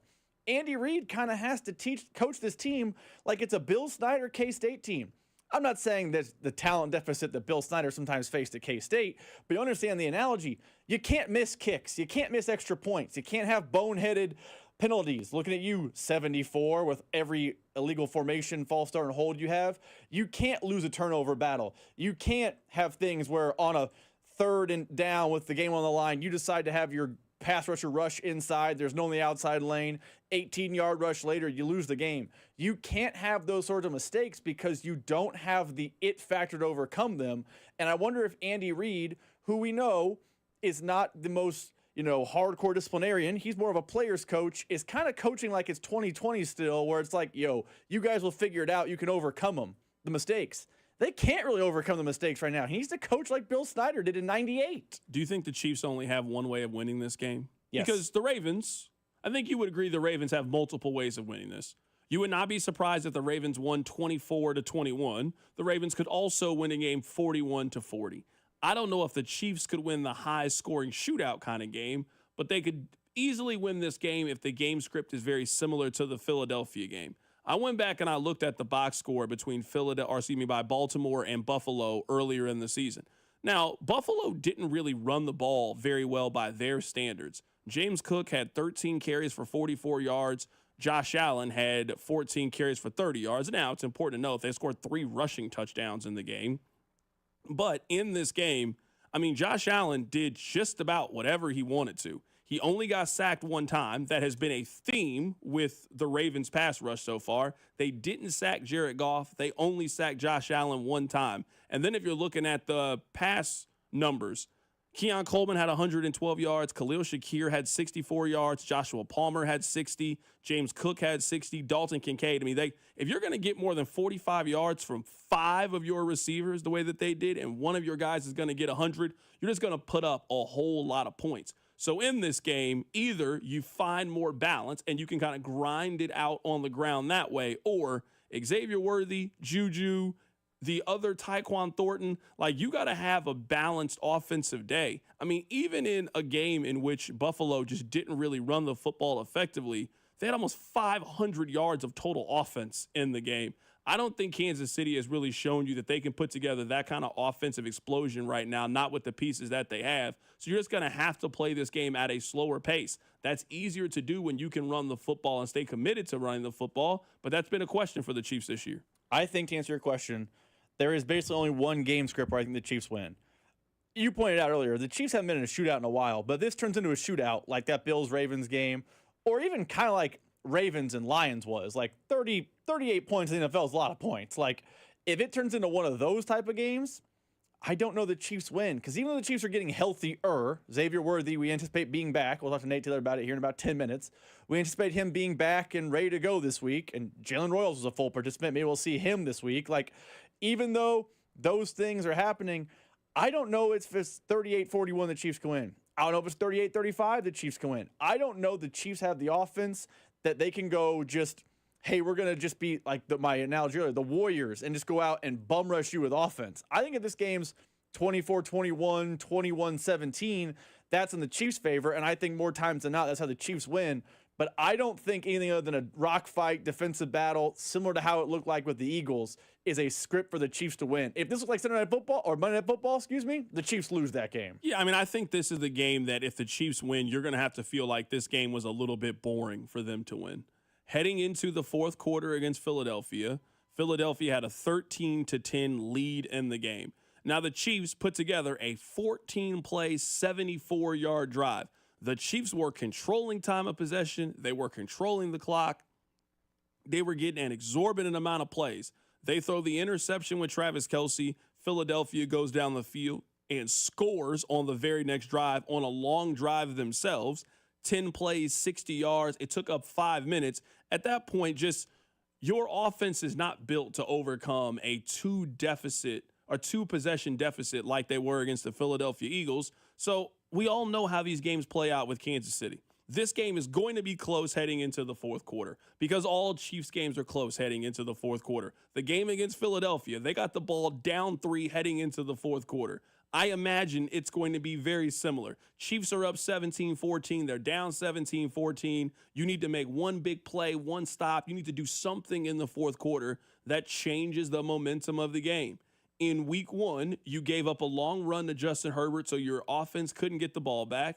In week 2, you threw an interception at the goal line. There's only one turnover in the game. You did not cause the turnover. You directly took points off the board. It's just really difficult to overcome against good teams. I know the Ravens sit at 1-2, but they are a good team.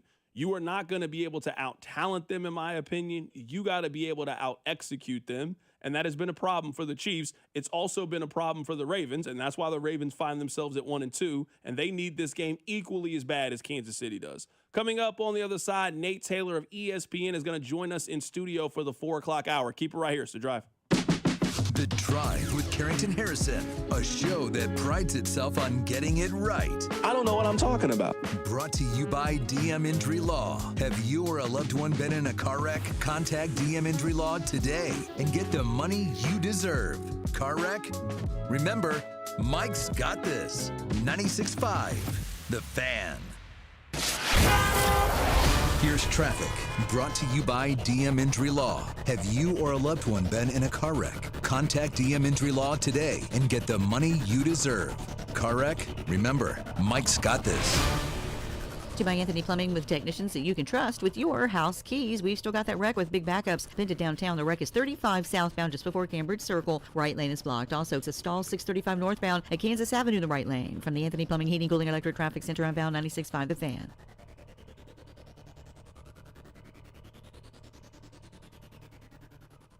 Guys, let me tell you about my friends over at The Other Place.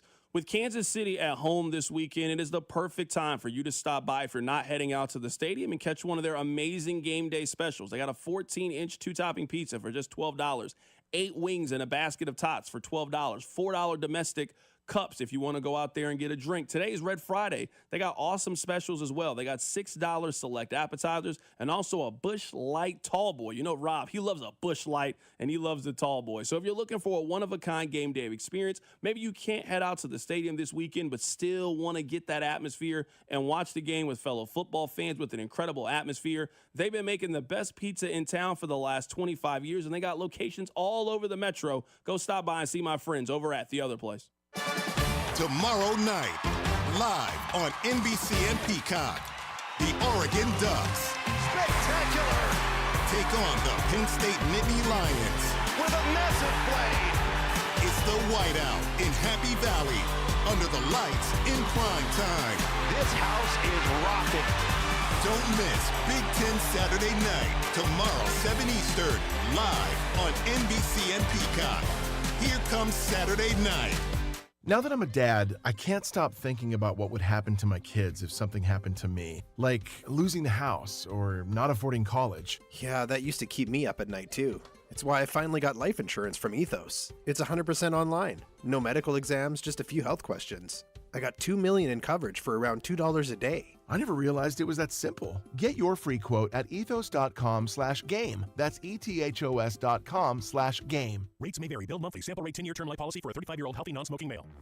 You're on the list for Macy's Fall VIP Sale. That means you're invited to save big on this season's top designer looks at prices you'll love. Like an extra 30% off Calvin Klein, Steve Madden, Hugo Boss, and more. Plus, get 15% off beauty and fragrance from Estee Lauder, Lancome, and so many others. This only happens a few times a year. Don't miss the Fall VIP Sale. Today, only at Macy's. Savings off regular and already reduced prices. Exclusions apply.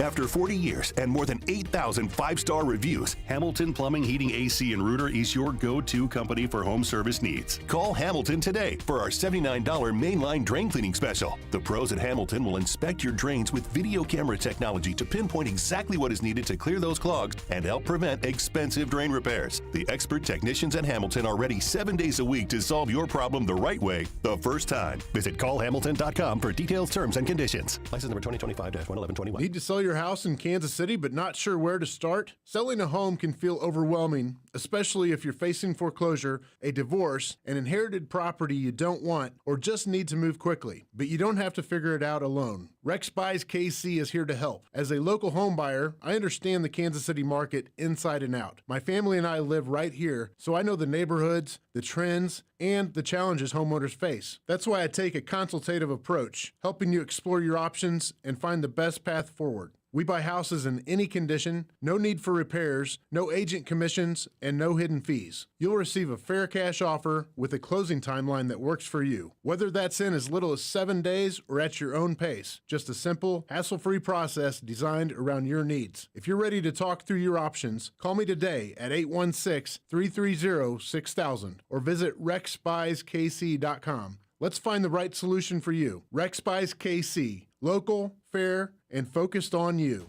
This report is brought to you by O'Reilly Auto Parts, your professional parts people. Check engine or ABS light on? Take the guesswork out of your warning lights with O'Reilly Veriscan. It's free. Ask for O'Reilly Veriscan. O'Reilly Auto Parts. Listen to the Chiefs and Ravens on Sunday with pregame starting at noon, kickoff at 3:25 with Mitch, Danon, and Kling. Right here on your home for Chiefs football. 96.5 The Fan. KFNZ FM and AM, HD1 and HD2. Kansas City in Odyssey Sports Station. 4 o'clock on Friday can only mean one thing. From St. Joe to Sao Paulo to Santa Clara, he's there every step of the way. And nobody knows the Chiefs like Nate Taylor. They will move Joe Tooney to left tackle.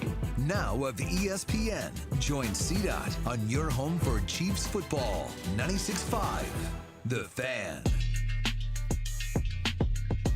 We're very happy right now to be joined by Nate Taylor of ESPN to get you ready for week 4 of the NFL season between the Chiefs and the Ravens. Nate, let's start with this. Let's get an injury update on Xavier Worthy. I guess 2-part question.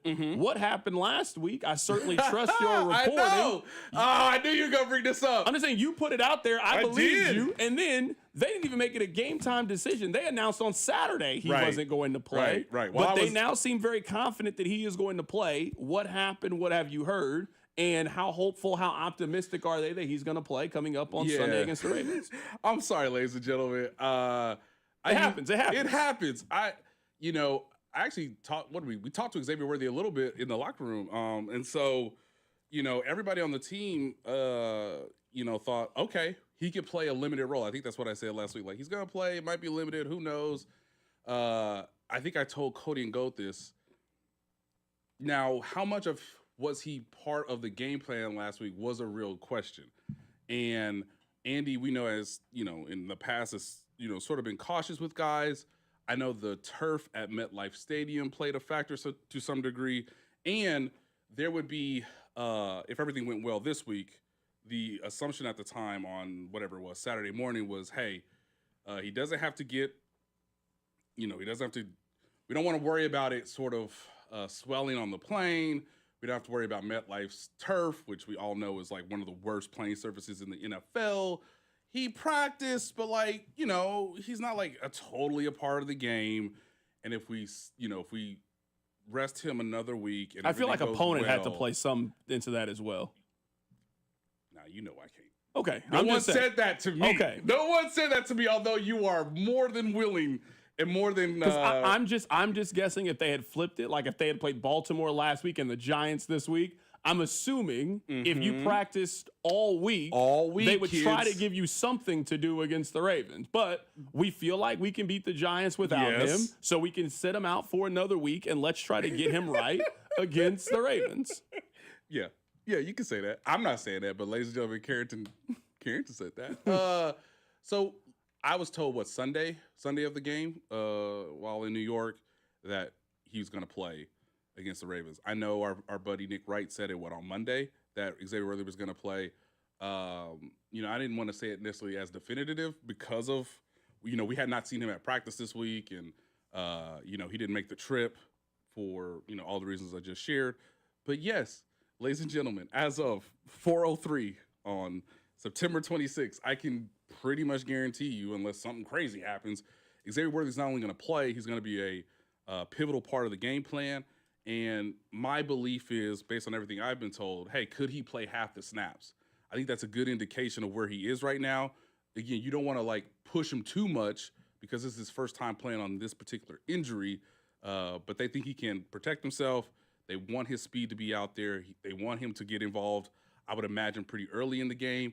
And so if he can play half the snaps and make an impact in the Chiefs win, then this has been a 3-week process that the Chiefs have to be thrilled with.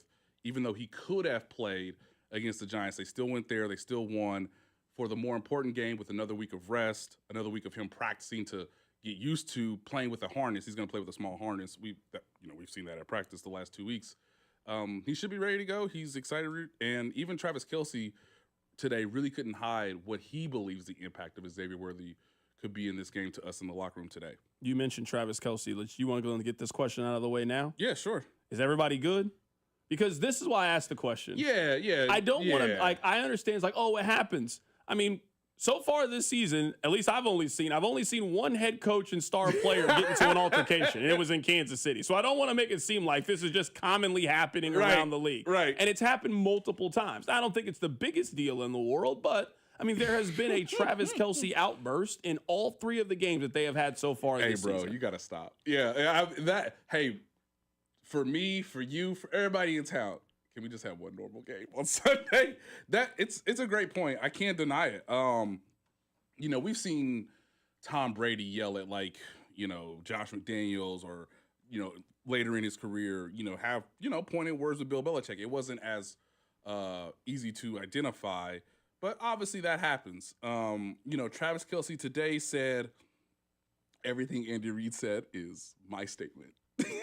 Which is, I'm a player, he's a coach. I love Andy, guys. He went through the whole thing. I love Andy. He loves me. I know that, we need to get the juices going. He knows how to motivate me. I know how to motivate him. But, he's a great coach. I guess my issue with this, we love each other. Sorry to cut you off. That's... No, that's the statement. Yeah. But I guess my thing is, when you see Brady throw down the iPad and break the iPad, that seems to be motivating for the team. Hey, I'm unhappy with our offense. I'm going to go get us going. Yep. It seems to me when Travis does this, no one really seems to respond to it. It's just Travis is just over there yelling again. That's why to me, if we're phrasing this as leadership and trying to get guys going, I don't know who's responding to seeing Travis do all of this. You're in the locker room. Yes. Is there just any energy about this, or is this just a big something out of nothing? It's mostly a big something out of nothing because of your point. It has not led to immediate success. It has not led to oh man, the next time they're on the field, they're just sharp. No, he threw his helmet on the same drive Patrick scored against the Eagles. The next drive, it's hey. Now I believe this is just me, ladies and gentlemen. I believe the reason why Travis went to Andy is these plays stink, and you know it, and I know it. We all were there. We all watched them, and I don't know if it was a pre-snap check to a different play based on the alignment and the coverage. The coverage was technically off on the boundary, so we checked to a Travis Kelce bubble screen. And we all know that's you can't do that no more. Even he know that. So if we're on the plus side of the field and we had a turnover, our first turnover of the year on the Russell Wilson interception in the second quarter, all right, we got to score. This is the time to go for it. This is the time to, bring me your best play. Let's score a touchdown. Let's get up 13-0. What the hell is this? That's basically what Travis Kelce was trying to get across Andy Reid, and then Andy Reid said, shut the up. game of chest bump. They move on. It wasn't until halftime where they actually made adjustments, and Kelsey wasn't like a major part of the game plan, at least from what I could tell in the second half. But he was on the field. He did his part, and they went down. And they had a couple touchdown drives. But it's not like, oh man, Travis gets like angry and then it really fires everybody up. We have not seen that. So he should not do it on Sunday. I can't guarantee that he won't do it on Sunday. But I also said this early in the week. He's the only player outside of Patrick Mahomes who can actually challenge Andy Reid, like in front of everybody. No one else has gotten that grace or that, rapport. Obviously, no one is going to the Hall of Fame outside of Patrick Mahomes. And Patrick is more, I think, a little bit more cerebral in terms of, okay, what plays we need to run next? What are the adjustments? What am I seeing? How do I relay certain things? I know there was a time where Patrick used to be a little bit more fired up to get guys going on the sideline, but he's mostly defaulted that to Travis. So if there's anybody who thinks they need to say something to get the offense going, it will most likely be Travis, but unfortunately, it has not produced anything substantive that we can see on the field, which is why I understand your question. Like what is this if it's not being a positive? But we also know that not every team is going through this quite this publicly on the sideline. Right now, we're joined by Nate Taylor of ESPN. Who do you think this game is more important for? This is a very, very big swing game for both sides. To be 2-2 Right. heading into the month of October, to being able to kind of dig yourself out of the early season hole. I could give you an answer for the Chiefs why this game really matters. I could give you an answer for the Ravens why this really matters. I think it's more important for the Chiefs just because of the division that they're in, Yes. because of the Chargers and the Broncos, where you only really got to worry about the Steelers if you're in the AFC North. It's just not as competitive from top to bottom. Right. That's why my answer would be Kansas City. Rob thinks it's Baltimore because of the mental aspect, where if you can't beat Kansas City in this one and you're now 1-6 in your last 7 against them, when are you ever going to beat Kansas City when it really matters? I think that's a fair point. Where are you at? That's a fair point, Rob. And I heard the show earlier today, Carrington, and I agree. I still don't know why the Ravens are favored. They have a terrible defense. So as much as you could argue, man, if they can't beat the Chiefs now when the Chiefs are a little bit, stumbling out of the gates to start the season, to not have any consistency on offense, and hey, they hope that, a guy dealing with a dislocated right shoulder is going to be the answer today. They are the more beat up team entering today. They are the team with less rest, obviously playing on Monday night. They rank 32nd in total yards, Carrington.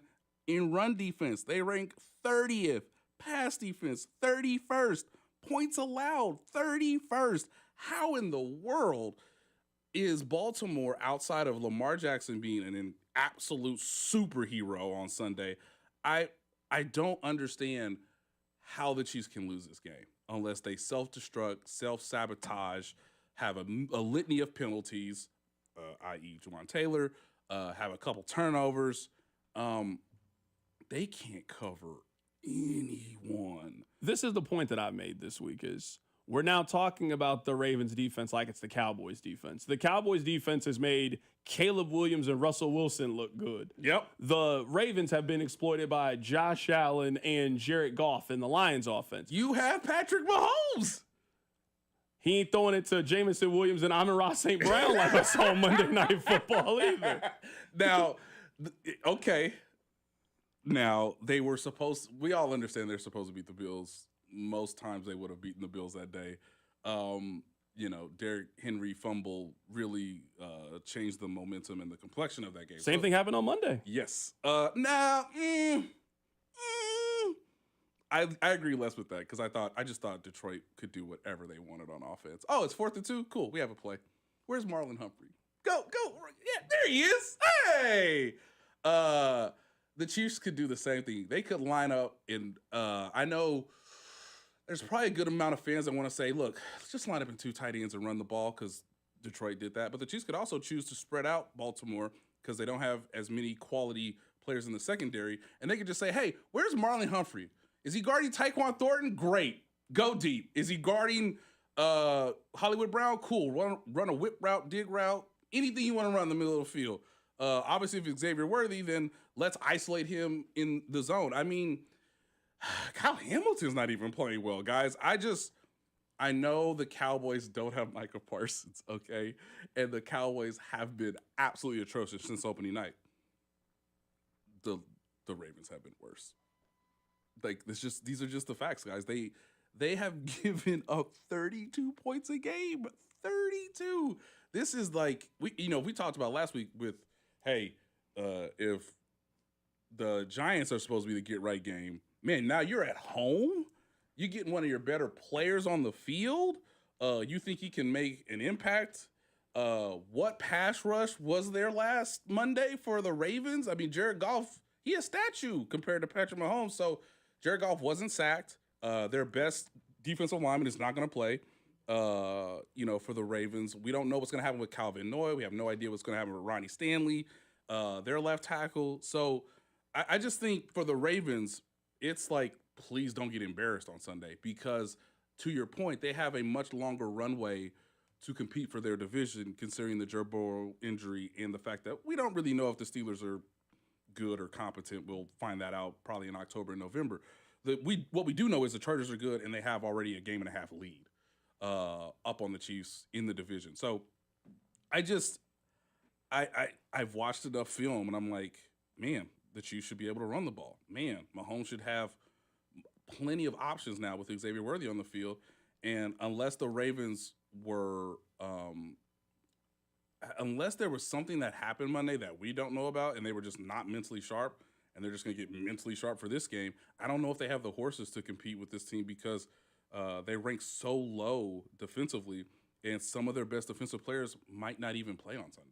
Right now, we're joined by Nate Taylor of ESPN. So it sounds to me like you think the Chiefs could win a shootout. Like, I think the game script, this has to be like the game against Philadelphia. The game against Philadelphia was up 13-10. Chiefs could be up 13-10 heading into the fourth quarter. Chiefs are putting together a drive. We know what happens. If I'm a Chiefs fan, I'm furious if it's 13-10 because ain't no way this defense is supposed to only give up 13 and 10 points. Unless, again, the Chiefs have just done dumb things for 45 minutes. Yeah, it just sounds to me like you're just much more confident in the Chiefs offense to just kind of string drives together than I am right now at this point. Now, Xavier Worthy coming back just changes things drastically, and he just provides a spark to your offense. But, I mean, if the Chiefs are just going to continue to be a one-dimensional team that can't run the football, I don't know if you can just completely exploit a defense with the weapons that they have right now until you get fully healthy. So it sounds like that's where you and I are just on the opposite sides. I mean, I think Kansas City can win this game. Right. I think they are going to win this game. I just think they got to win this game 24-17, and you think they could win this game 31-28. The only way I can see the game being close and relatively low scoring is if the Chiefs can't tackle Derrick Henry and Lamar Jackson makes, a play or two that is totally possible. I just want to remind the audience, like, the Chiefs are healthy in comparison to the Ravens. The Chiefs are not going to have Mike Dana, and that's about it. Now, we know Rashee Rice is not on the active roster. He's suspended, so we knew he wasn't going to play this game before the week started. For the Ravens, Isaiah Likely has not played a game this season. He is questionable with a foot. Ronnie Stanley is one of the best left tackles in the league. He really didn't practice this week, guys. He's dealing with an ankle. Outside linebacker Calvin Noy, very smart, very cerebral player, dealing with the hamstring. And we already know Madam BK is not playing at the nose tackle, and one of his backups, Travis Jones, is dealing with a knee injury, and we don't know if he's going to play. It's, the Ravens are a beat-up team. I think if the Chiefs do what you said earlier today, which is have a fast start, which is, go up 7-0 in the game, you could kind of squeeze things in favor of yourself because then Lamar has to do what he did in the fourth quarter against the Lions, which, again, talented team. They played really disciplined in terms of when Lamar tried to extend plays, when he tried to be creative. But once the game got out of hand, it was clear that you remove Derrick Henry, you put more of the burden on Lamar Jackson. And I've just seen more times than not, that's not a recipe for the Ravens' success in a slightly different way than if you put everything on Patrick's shoulders. He's still so talented, so capable that he still might drag your team to the finish line for a victory. this is one of the few games this year where I look at the betting, and I don't know. I know that's not everything, but the fact that the Ravens are favored really puzzles me because I'm not sure what the Ravens are good at on anything that's defensive related. They don't get turnovers. They don't get stops in the red zone. They are struggling on third down. Obviously, I read a bunch of statistics earlier. Guys, there is no excuse for the Chiefs offense. Playing at home in their fourth game with their offensive line, you hope starting to gel at this time, there's no excuses for them to not have their best game of the season on Sunday. Oh, you lead me into the next point where you say the offensive line is gelling at one time. Mm-hmm. I'm near my end with Jawan Taylor. Everybody can be at their own different end. I'm at my end. If you look at the Pro Football Focus numbers, he is ranked 90th out of 101. So you telling me that he's playing good in pass pro? That's not what Pro Football Focus is telling me. He didn't play well last week. He is the most penalized player in the National Football League. And one point that I've made this week when it comes to the offense is you just got to eliminate something. You can't give points away in special teams. You can't take first downs and points off the board because your right tackle commits a penalty. Like, you're not talented enough to be able to overcome all of these things the way that you used to. When you used to take it off the board, oh, well, it doesn't matter. Let's just throw it down the field to Tyreek Hill. Like, you don't have that safety blanket anymore. And it feels to me like if I ask people, hey, what do you think their 2026 week one offensive line is going to be? It's going to be whoever you have right now is the sixth man. He then steps in for Jawan Taylor. So you already have an exit strategy if you're frustrated by the penalties. I would be willing to pull the ripcord, but listening to the Chiefs when they talked this week, they basically said, I mean, outside of the penalties, we think he's played pretty well so far this season. I don't expect them to make any changes at the position. This is it. I don't love being the guy to be like, this is it, kids. Like, now or never. Do or die. Must perform well game for Jawan Taylor. But this is where we are. I totally understand it. He did not play well by even his standard that we've come to know against the Giants when he was not causing a penalty. I think I put it on Twitter Sunday night. If people want to go back and rewatch, like, we kind of watched Patrick's soul leave his body for like 30 seconds when he scrambled for the first down on third and I want to say I got to look it up in the box. It was like 3rd and 14. He scrambles. They get a first down. There's a penalty, and we all knew who the penalty was on. And NBC's cameras just got his face, and Patrick went. Every week this happens. So last year, just to remind people, it really comes down to the quarterback. Like, Andy Heck could be like, look, I've tried to tell him everything I need to tell him. And Andy Reid, did the whole, like, he's a veteran. I'm not going to say it publicly. We love him. I know Matt Nagy last week said it's got to stop. It didn't stop. It's happened every game since then. It's literally happened every game. That's the part, like, to me, and that's the thing too. So like, you can't come out and say it's unacceptable. You know it has to stop. It then happens the next 2 games, and like, well, I mean, outside of the penalties, he's played really well. Well, then you have accepted that this is just part of you guys' offense. That at some point in Sunday, the Chiefs are going to be putting a drive together. We're all going to notice there's a flag. We're going to all know who it's on, and now that's another thing the Chiefs have to overcome. Yeah, guys, it was the Chiefs are up 3-0. Patrick Mahomes on 3rd and 12. Now the Giants do a good job of keeping everything in front of them. Hey, they protect the sticks, as they say. So either Patrick could throw the ball short and hope someone breaks a tackle, or he does what he does, which is scramble through the pocket. It's good protection. He gets 14 yards when he needed 12. All of a sudden, you're at the 14-yard line with a chance to go up 10-0. Oh, wait. It's a legal formation penalty on Jawan Taylor. Instead, it's 3rd and 17, and the Chiefs basically go, I'm sorry. Just dump it down to Noah Gray, get the field goal, get out of Dodge. The only person who has pulled a guy off the field in front of us is Patrick Mahomes. So I don't want to hear it anymore when people say, hey, when they going to do something? Well, you have a 27-year history of Andy Reid largely going with the veteran option, the guy that he knows more than the backup option, which is the case right now with Jalen Moore. We saw last year Patrick Mahomes tell Andy Reid and Matt Nagy, get him off the field. That was Wanye Morris. So I want to hear it, okay? If you want Jalen Moore on the field Sunday, if Jawan Taylor struggles, it comes down to one person. It comes down to Patrick Mahomes. Patrick Mahomes is the one who can really make this happen because, unless the Chiefs score 0 points, or like to your example earlier, it's 13-10, and it's been a slog of a game because you got 80 penalty yards and 50 of them are accounted to Jawan Taylor, then okay, maybe.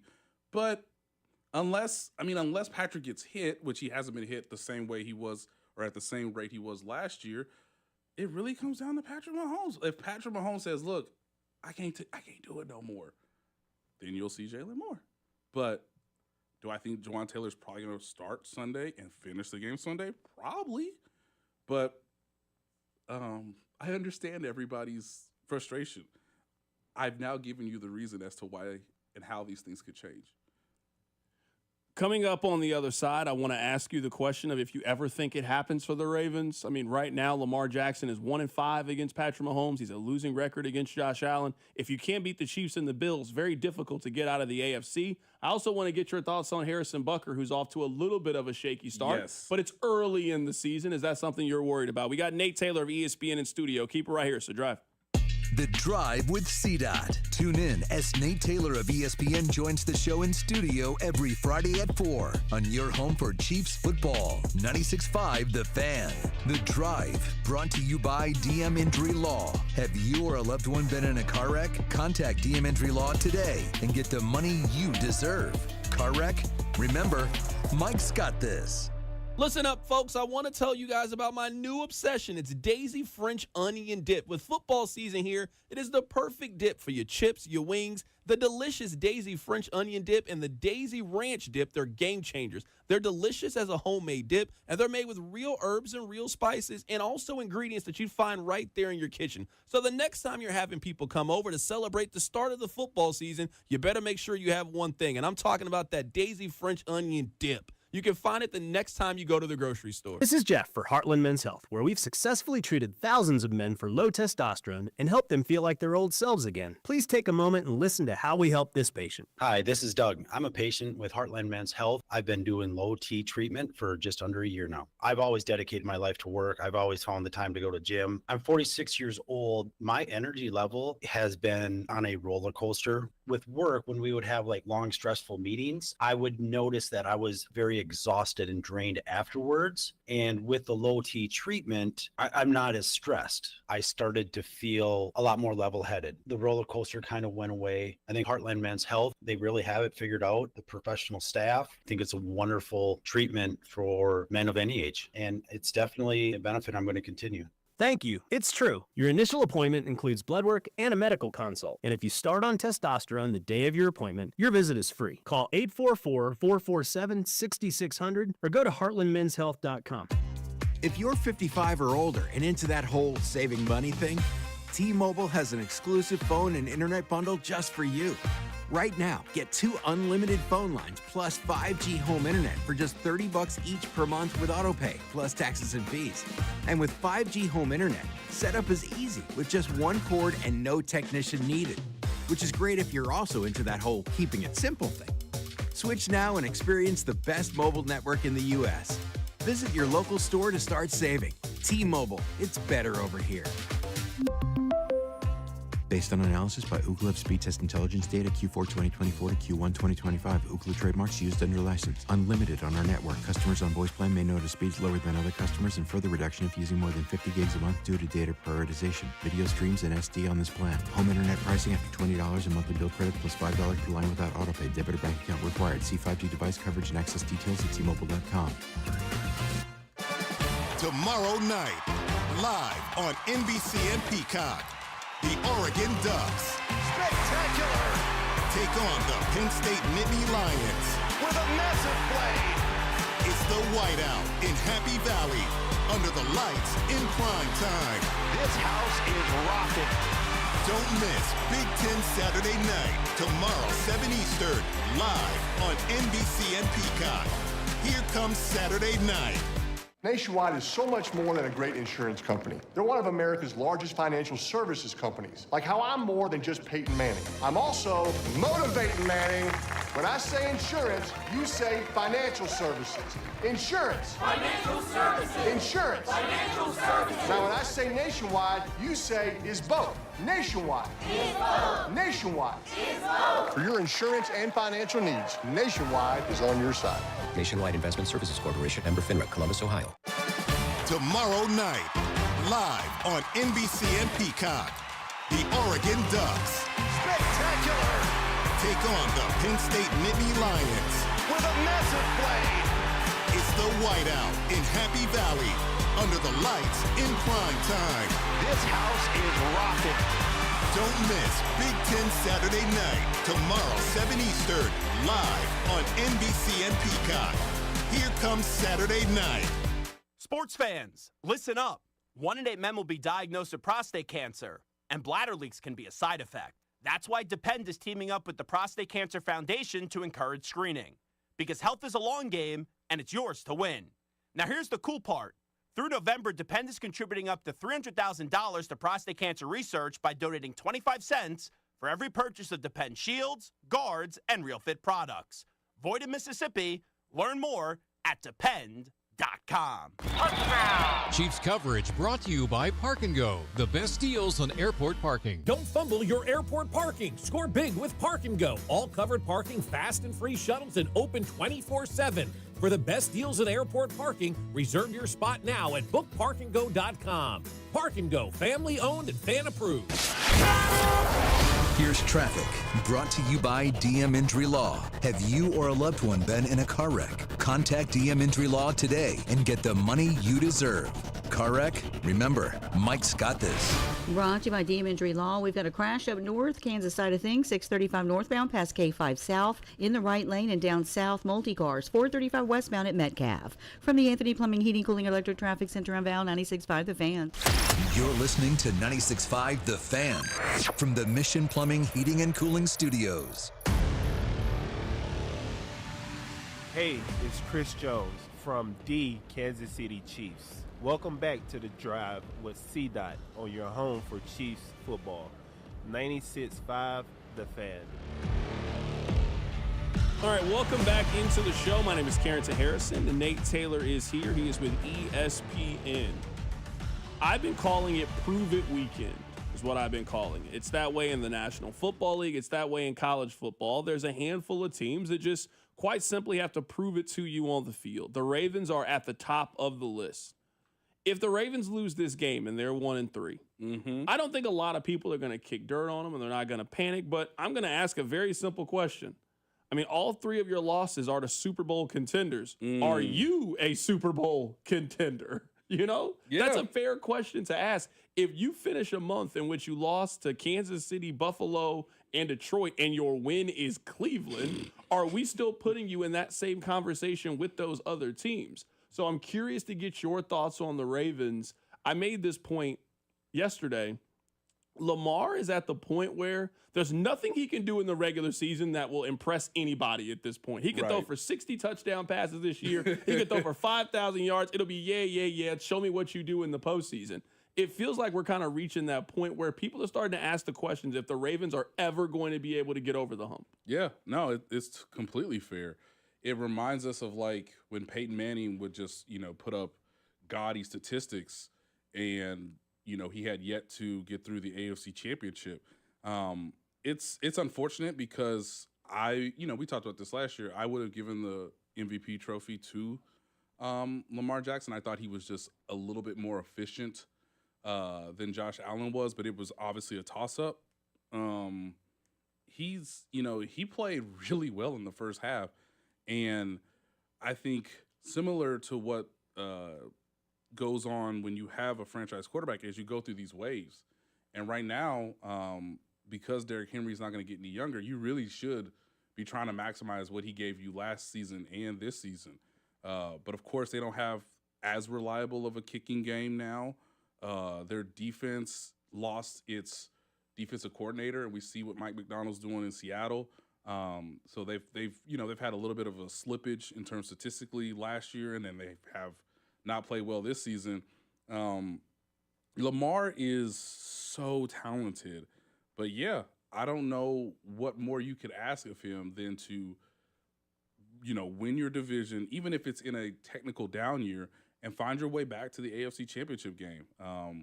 The thing that sort of haunts him right now is he is in this era with Patrick Mahomes, with Josh Allen, with, let's include Joe Burrow, because Joe Burrow, on one of the opportunities he maximized it. He got to the Super Bowl, right? Lamar Jackson's only been to the AFC Championship game once. It was at home. He did not play well. I do want to remind people, though, that was the very best version of the Chiefs defense. So he his timing was not great, even though they had a very, very good team that year with Mike McDaniel as the Mike McDonald as the defensive coordinator to John Harbaugh. I think questions should be asked about John Harbaugh too, just as much as Lamar Jackson, just because their teams have done well, but they have not maximized their opportunities, or they're not playing as well as they play in November and early December. That does not translate to January. And I'm not really sure why. I thought Lamar was incredible in the divisional round last year, and the game, turns on Mark Andrews' mistakes. But if they lose on Sunday, I imagine it won't be because of Lamar Jackson. I just believe it'll be because they're going through another cycle of, hey, the roster's not as good as we thought it was going into the year. And because you have a franchise quarterback, because he's making legitimate money, there might be some years where your roster isn't as strong as you wanted it to be, or there might be guys getting older at a faster rate than you anticipate. But what's tough is he does have good receivers this year, but I thought his best weapon last year was Isaiah Likely, who is yet to play this year. So he's kind of in a similar situation to Patrick, where I understand the circumstances are not ideal, and his defense is not helping him out at all. I don't know how to play spades, but I understand the concept of spades. You haven't been yelled at lately? I saw people yelling. I was like, this seems like a very stressful game. I don't want to play this. But I understand the concept of it. Yes, I would say right now in the AFC, you got 3 books and 2 possibles. I'm still going to put Kansas City, Baltimore, and Buffalo in that they are books. They are contending teams in the AFC. Yep. The possibles are the Chargers and the Steelers. Are you willing to put any other team in that conversation? Are you ready to move the Chargers and the Steelers into the same category as those first 3 teams? I'm ready to move the Chargers because the evidence is there that, I didn't know if the Chargers roster was going to be as good as maybe some people suggested. That has proven to be the case, right? Khalil Mack still playing at a good level. Jerwin James is not getting penalized as much as he was last year. Ladd McConkey is as good as advertised a year ago, and their draft class this year appears to be, serviceable players for Jim Harbaugh to get that team going in the right direction. The question then becomes for Justin Herbert, hey, we've seen you in January. Can you play a complete game in January? But I will give them that book. Steelers, I'm not sure of, because you're asking, how old is Aaron Rodgers again? Is he 41? He old enough. I mean, yeah, he's 41. He'll be 42 in December. Oh, if you could guarantee me that Aaron Rodgers could get through the whole regular season, then I would say, okay, I'm leaning towards that book being in hand as well. So I'll say 4. Yeah, I mean, do we want to? Let's not address the Colts. I have no idea what to think of this. The Indianapolis I think Colts. we already know what the Colts are.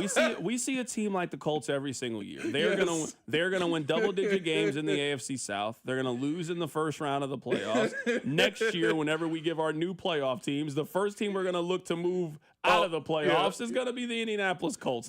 We can go ahead and fast forward their storyline to the end of the season where they go 11-6 and lose in the first round of the playoffs. I understand that one of the funnier things could be, if the Chiefs don't win their division, let's say for the first time in almost a decade, the Chargers are the team that wins the AFC West. They go on the road to play the winner of the AFC South, which will be the Colts. Indoors. Yeah. Patrick Mahomes in the dome, indoors, against, a cardiac Colts team that, continues to find ways to win these games late at the end with Daniel Jones. So I feel confident about maybe four, maybe 5 teams in the AFC. So I completely am in agreement with you. I think the Chiefs will get better over the course of the season. There's enough history with Andy Reid, with Patrick Mahomes. We can go down the list. Obviously, even the defense in these last 3 games has made incredible strides. I think in terms of how some of the younger players are playing under Steve Spagnuolo. So if I think the Chiefs get better over the course of the season, then yeah, they'll be there at the end in January. Baltimore's schedule is a bit tricky, but hopefully Baltimore gets healthier in like mid-October, November, and they can go on a run themselves. But right now they're so beat up that it's a little troubling, which I guess could give Pittsburgh a chance. But I mean, we're counting on Aaron Rodgers staying healthy and making good decisions over the course of the season. Yeah, I just think with the Chargers, I think if you're kind of looking right now at their schedule, I think you got to pencil the Chargers in for at least 11 wins. Yeah, I'd be surprised if they didn't win 11 by looking at their schedule and the talent that they have on their team. It's a good team too. I understand. I can read some of the text line that like, hey, do we? It's only yes. I understand it's only been 3 games, but their defense is legitimate, guys. I know that's all been divisional opponents, so there is some familiarity there, which is a good sign. But the fastest way to win your division is winning divisional games. Ladies and gentlemen, they got the Giants, the Commanders. We'll see if they get healthy in time for that game. Got the Dolphins coming up. The Colts, they're in a the position Titans, to really rack up a lot of just wins. The Jags, their bye week is late, so they could get some relief for the stretch run. I mean, their tough stretch comes sort of in early December. They get Philadelphia and Kansas City back to back. I think Denver could still be in the mix, so who knows? Maybe that game is important to end the regular season. But yeah, 10 wins looks easy right now. If you get one of those 50-50 games, whether it's against Pittsburgh or Jacksonville, then yeah, they can get 11 wins. And again, I always thought for the Chiefs, 12 wins was kind of their line to win the division for this season. Like what they did last year was so remarkable, winning all those close games. Obviously, it was a franchise record 15 wins.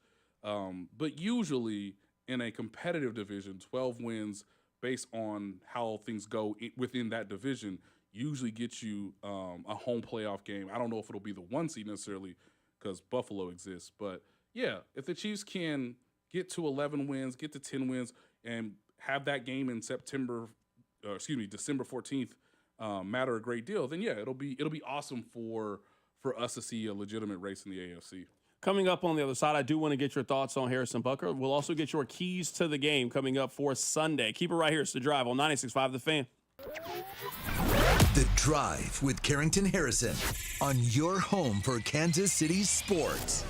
96.5 The Fan. Brought to you by DM Injury Law. Have you or a loved one been in a car wreck? Contact DM Injury Law today and get the money you deserve. Car wreck? Remember, Mike's got this.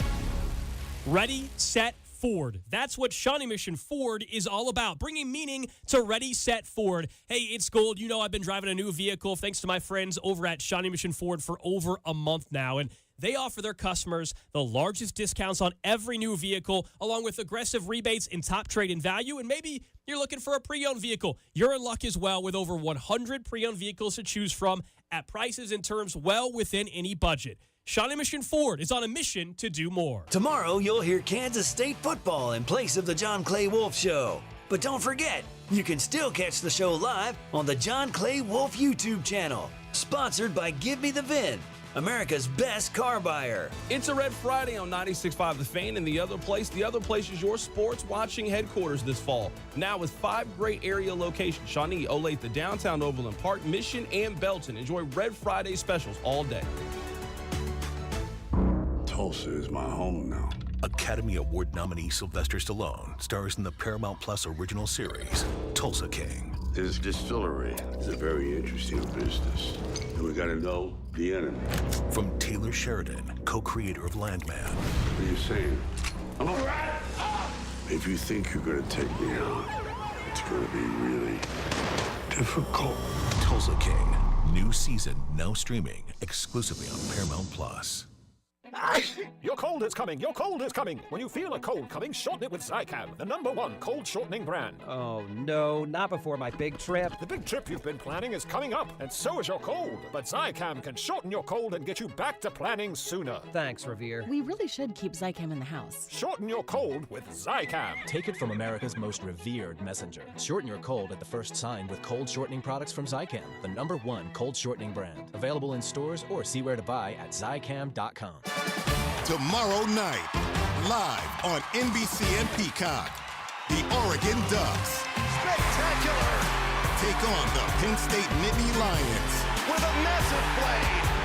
It's the Whiteout in Happy Valley, under the lights in prime time. This house is rocking. Don't miss Big Ten Saturday night, tomorrow 7 Eastern, live on NBC and Peacock. Here comes Saturday night. Sports fans, listen up. 1 in 8 men will be diagnosed with prostate cancer, and bladder leaks can be a side effect. That's why Depend is teaming up with the Prostate Cancer Foundation to encourage screening. Because health is a long game, and it's yours to win. Now here's the cool part. Through November, Depend is contributing up to $300,000 to prostate cancer research by donating 25 cents for every purchase of Depend shields, guards, and Real Fit products. Void in Mississippi. Learn more at Depend.com. Car wreck?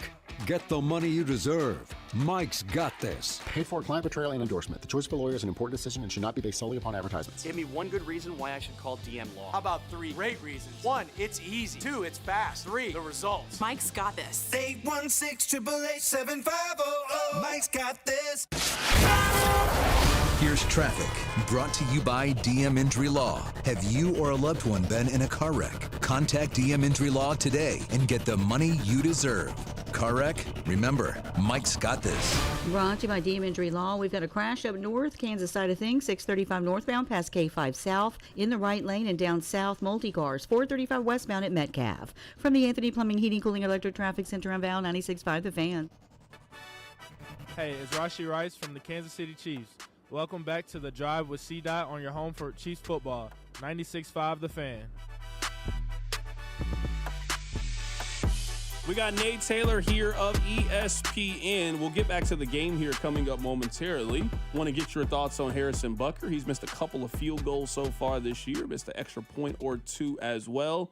It's still early in the season. I don't want to overreact because he didn't look like he was himself in late December, and then he didn't miss a kick in the postseason. So I just feel like we've done this before with him.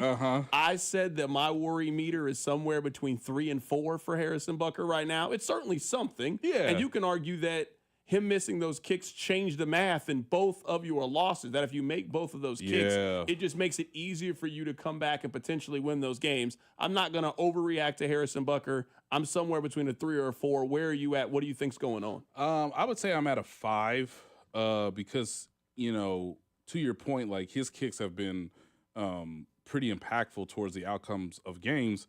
And even last week, you were saying, hey, let's just have everybody have their normal performance, get back on track. He misses a kick in New York. So he hasn't had a clean game yet. And, you know, through 3 games, it's a bit concerning. His leg is still really good, you know, in terms of distance. And I think one of the reasons why I have a 5 is, you know, Carrington, when we talked to him in training camp, much of his work this year was about accuracy. Like, how do I improve my accuracy just a little bit? Even if I have to compromise some of my power, so that he was talking about elongating his career because of the ankle injury, because of the knee injury. You know, he had a procedure in the middle of last season, and to your point, has always been just excellent in the postseason. Just for people to be aware, he has made 36 of 40 field goals in the postseason at a 90% rate. His longest is a 57-yard field goal. He's making 96% of his extra points in the postseason. On average, you know, before the season started, he was based on years and qualifying over a course of a certain time, he had an even higher percentage rate than Justin Tucker. So he was the most accurate kicker of all time. You know, now going into, you know, I think technically this is his 9th year, but he's got a Hall of Fame resume. Dave told us that it's the placement as to where his foot meets the ball, which is why he's missing to the right. So that's something to watch in Sunday's game is, does he kick the ball? Does he kick through the ball enough that it stays straight for an accurate kick? Or is he, slightly off? We always compare this to golfers, but it's fading quite a bit to the right. He worked on that in particular this week in practice. And yesterday, we got a chance to watch him through one of his first kicking periods, and he did really well, making field goals from 60. So I don't know why he has struggled. We have not been able to talk to him after these past 2 games against the Eagles and the Giants. So I'm at a 5, but he needs a clean sheet at some point sooner rather than later. I don't think you can really undersell how important this game is for the Chiefs. If you win this game, you're 2-2. You are just 2 weeks away from Rashee Rice coming back. You have undone a lot of what you did wrong in the first month of the season. You got Jacksonville coming up. Like, there is going to be a huge shift in fan optimism, the way we discuss the Chiefs. If they win this game and they're back at 500 and they're getting Rashee Rice back before the end of the month, it will be that the Chiefs got themselves out of a choppy part in their season and they have come out victorious. If you go 1-3, the best you can do is be 500 when Rashee Rice gets back. That puts even more pressure on the game against the Detroit Lions that might be, again, a favorite in the NFC, look like a top 5 team in the league. Yep. It is a drastic difference in terms of how you feel, the math to try to make this thing work if the Chiefs are 2-2 as opposed to being 1-3. We always ask you this. Give me your Ravens win-if scenario. Give me your Chiefs win-if scenario for Sunday. Lamar Jackson has to come off the bus saying, I have to do whatever's necessary to get us a win. And that is being a little bit more risky in terms of some of the chances you make. Maybe it is throwing the ball 50-50 shot for, and I want to remind people this, DeAndre Hopkins will be on the field Sunday.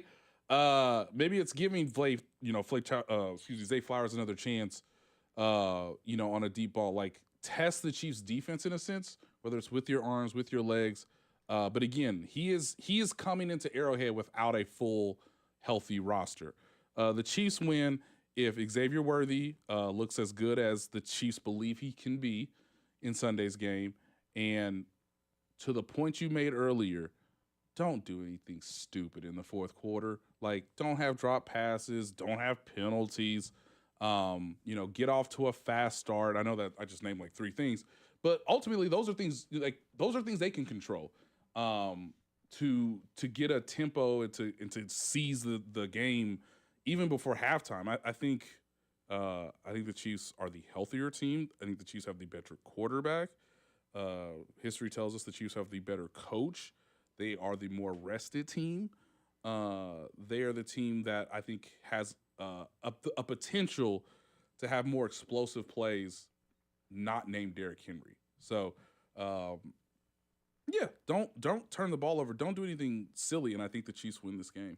I mean, to me, it feels like, in a life sense, the Chiefs are just in a rut right now where we've all been in that situation where you just need something good to happen. And it feels like this win at home against a good team in the Ravens, that's that thing, regardless of how you get it. Yes. If the Chiefs can figure out a way to win this game, you get back to 2-2, you exhale, everybody feels good about the team. You just got to start piecing wins together again. And it has been a very interesting, I think, turn of events because last year in every single one-score game, the Chiefs were the team that either made the play or capitalized on you not making the play. Correct. So far in these first 2 games, you were the one that gave up the long run to Justin Herbert at the end of the game. You were the one that caused the interception that bobbled it up that then was basically a 14-point swing in the game and put you down 2 possessions with less than 10 minutes to go, and your offense just isn't at the point where you can overcome that right now. I want to see if Kansas City can be the clean team in this game, and if they can, I think they win. Yeah, and an emphasis has to be on tackling. That was one of the things about last year's game, if people remember, that let the Ravens get back into the game. It was you let Lamar Jackson, outside of contain. He throws the ball to Isaiah Likely. Nick Bolton's right there, doesn't make the tackle. Isaiah Likely scores a touchdown. And, the Chiefs, I thought, did a pretty good job with Derrick Henry last year And so they'll want to replicate that with, Drew Tranquill, Nick Bolton, Leo Chenal. You want those guys to be making clean tackles to put Lamar Jackson in 3rd and long situations. But, yeah, if they tackle well, this defense has shown that it can limit explosives. That's the one reason, there's several reasons, but the only issue they had against the Eagles was the tush push and that one deep pass to Devontae Smith. That was it. So the Eagles capitalized on the one explosive play they got by using the tush push to get that touchdown to give themselves a 10-point lead. We saw last week, even though Russell Wilson was going to try again, he could not get a deep completion against the Chiefs defense. Justin Herbert even struggled in the second half to do the same thing after he sort of picked them apart in the first half. So I think the secondary is getting better. We'll see what happens with the pass rush, but being the cleaner team, to your point, is not giving up additional yardage because you didn't tackle the ball carrier. We will get you out of here with this one thing. We got like 90 seconds left. Joshua Briscoe was on our show, and he told me to ask you about Martha Stewart. God dang it. That's what he told me. God bless her. Love her to death. Well, it's why does he do this to me? So this is what happened. Why? I used to love Martha. I but love now Martha. I ain't never gonna stop. I have switched to Reba McEntire. What? You can only have one. You can't have all of them. You got to pick which one. And I picked Reba. Dolly Parton's in that group too, I imagine. Yeah, man. I see you're a man who likes some of the finer things in life. You're a man with good taste. You're a man with good taste. Look, as someone who did have conversations at one point in time in his life with Martha Stewart, I wasn't afraid to shoot, y'all. Don't you worry. Yeah, you're a man who likes a nice vintage piece, I see. That's what you are. You love a nice vintage piece. Yeah. Vintage couture. Yeah, what you like. I mean, look, are there a lot of differences between me and Snoop Dogg? I guess not. I guess not. I don't. Let me ask you. I guess I got to ask you this. When you took a shot at Martha Stewart, was it like a full court shot? Was it a wide open mid range? Like what kind of shot did you take? Like, I think I kind of surprised her, and again, we can get into this later. But like, I kind of surprised her to where, like, when you get the rebound and you're like, hey, like, do the traditional play, pass it, move it up court. Nah, baby. Nah, we're going to step right into this. Okay. We're going to step right into this fired three. From half court. We're going to step right into this three with confidence. You took a three with like 19 seconds left on the shot clock. Yes. That's all I need to hear. That's Nate Taylor of ESPN joining us. Terrible shot selection is what we've learned. It's The Drive. The Drive with Carrington Harrison, brought to you by DM Injury Law. Have you or a loved one been in a car wreck? Contact DM Injury Law today and get the money you deserve. Car wreck? Remember, Mike's got this. Tune in Mondays at 4 to hear the play-by-play voice of the Chiefs, Mitch Holthus, on your home for Chiefs football. 96.5, The Fan. Here's traffic, brought to you by DM Injury Law. Have you or a loved one been in a car wreck? Contact DM Injury Law today and get the money you deserve. Car wreck? Remember, Mike's got this. Brought to you by Anthony Plumbing Technicians you can trust your house keys with. Multi-car crash, 2 of them, 70 eastbound just past Blue Ridge Boulevard. The right lane is blocked, and then got a 435 westbound at Metcalf. Right lane blocked there. From the Anthony Plumbing Heating, Cooling, Electric Traffic Center on Val 96.5 The Fan. The technicians you can trust with your house keys. Anthony Plumbing, Heating, Cooling, and Electric. Getting the job done right the first time protects your home, time, and budget. This summer, get $500 off a water softener and filtration combo. Schedule at anthonyphce.com. Hi, I'm Dustin, your friend and jeweler at Shane Company. As director of diamond sourcing, it's my job to make sure every single diamond is worthy of a Shane Company engagement ring. Our team travels the world to see diamonds in person and handpick each one. That type of dedication only comes from working for a company that's been a family business since 1929. No matter your budget, your diamond is guaranteed to be the most beautiful because a friend wants you to pick from only the best. Drop by your store or shaneco.com and see for yourself. Shane Company, your friend and jeweler. When it comes to buying a car, simple wins. Rob Sight Ford has the inventory, the trade values, and the non-commissioned team that puts you first. No pressure, just 4.8 stars on Google for a reason. ROBSIGHT.com. $5,000. That's the average amount of money people in the U.S. are now spending on gas in a year. $5,000. That's crazy. If you drive, you have to download Upside, the free app that gives you cash back every time you get gas. That's right. You can earn real cash back with Upside just by buying the gas you're already buying. You can literally start earning cash back today. I use Upside every time I fill up, and I've already made around $300. You're putting gas in your car anyway. Why not get real cash back? If you like free money, download Upside. I'm saving the cash I earn from using Upside to help pay for a vacation later this year. Download the free Upside app now to earn cash back every time you buy gas. Use promo code CODE to get an extra 35 cents per gallon on your first tank. You can cash out anytime right to your bank, PayPal, or a gift card for Amazon and other brands. Just download the free Upside app and use promo code CODE for a 35 cents per gallon bonus on your first tank. That's code CODE for a 35 cents per gallon bonus. Introducing the IHOP Value Menu, where all your breakfast faves are just $6 each every day. Where else can you get a big, filling, sit-down breakfast for only $6? Go to your happy plates with the $6 IHOP Value Menu. Available every day at IHOP. $7 in some locations. People who suffer from long-term chronic joint pain spend so much of their time acting, putting up a carefree front. It's exhausting. I was really tired of trying to act like I wasn't in pain because I was in pain all the time. Rick Rawlings didn't want everyone else to know that he was coping with agonizing shoulder pain 24/7. Yes, I had to put on a face to cover up my pain. But then Rick found QC Kinetics, offering new lasting treatments for joint pain using natural biologics. Treatments designed to restore and repair joint tissue with no drugs, no surgery, no downtime. The results were amazing. I am very glad. It changed my life doing the QC Kinetics. Today, my shoulders feel wonderful. The cranky Rick is gone. He's not grouchy anymore. No more acting. Feel like yourself again with a call to QC Kinetics. Call QC Kinetics, 816-412-6299. That's 816-412-6299. QC Kinetics, 816-412-6299. What's up, Kansas City? It's Nick Bolton. Tune in on game days to hear the play-by-play with Mitch, Danon, and Clean on your home for Chiefs football, 96.5 The Fan. KFNC FM and AM, HD1 and HD2 Kansas City, an Odyssey sports station.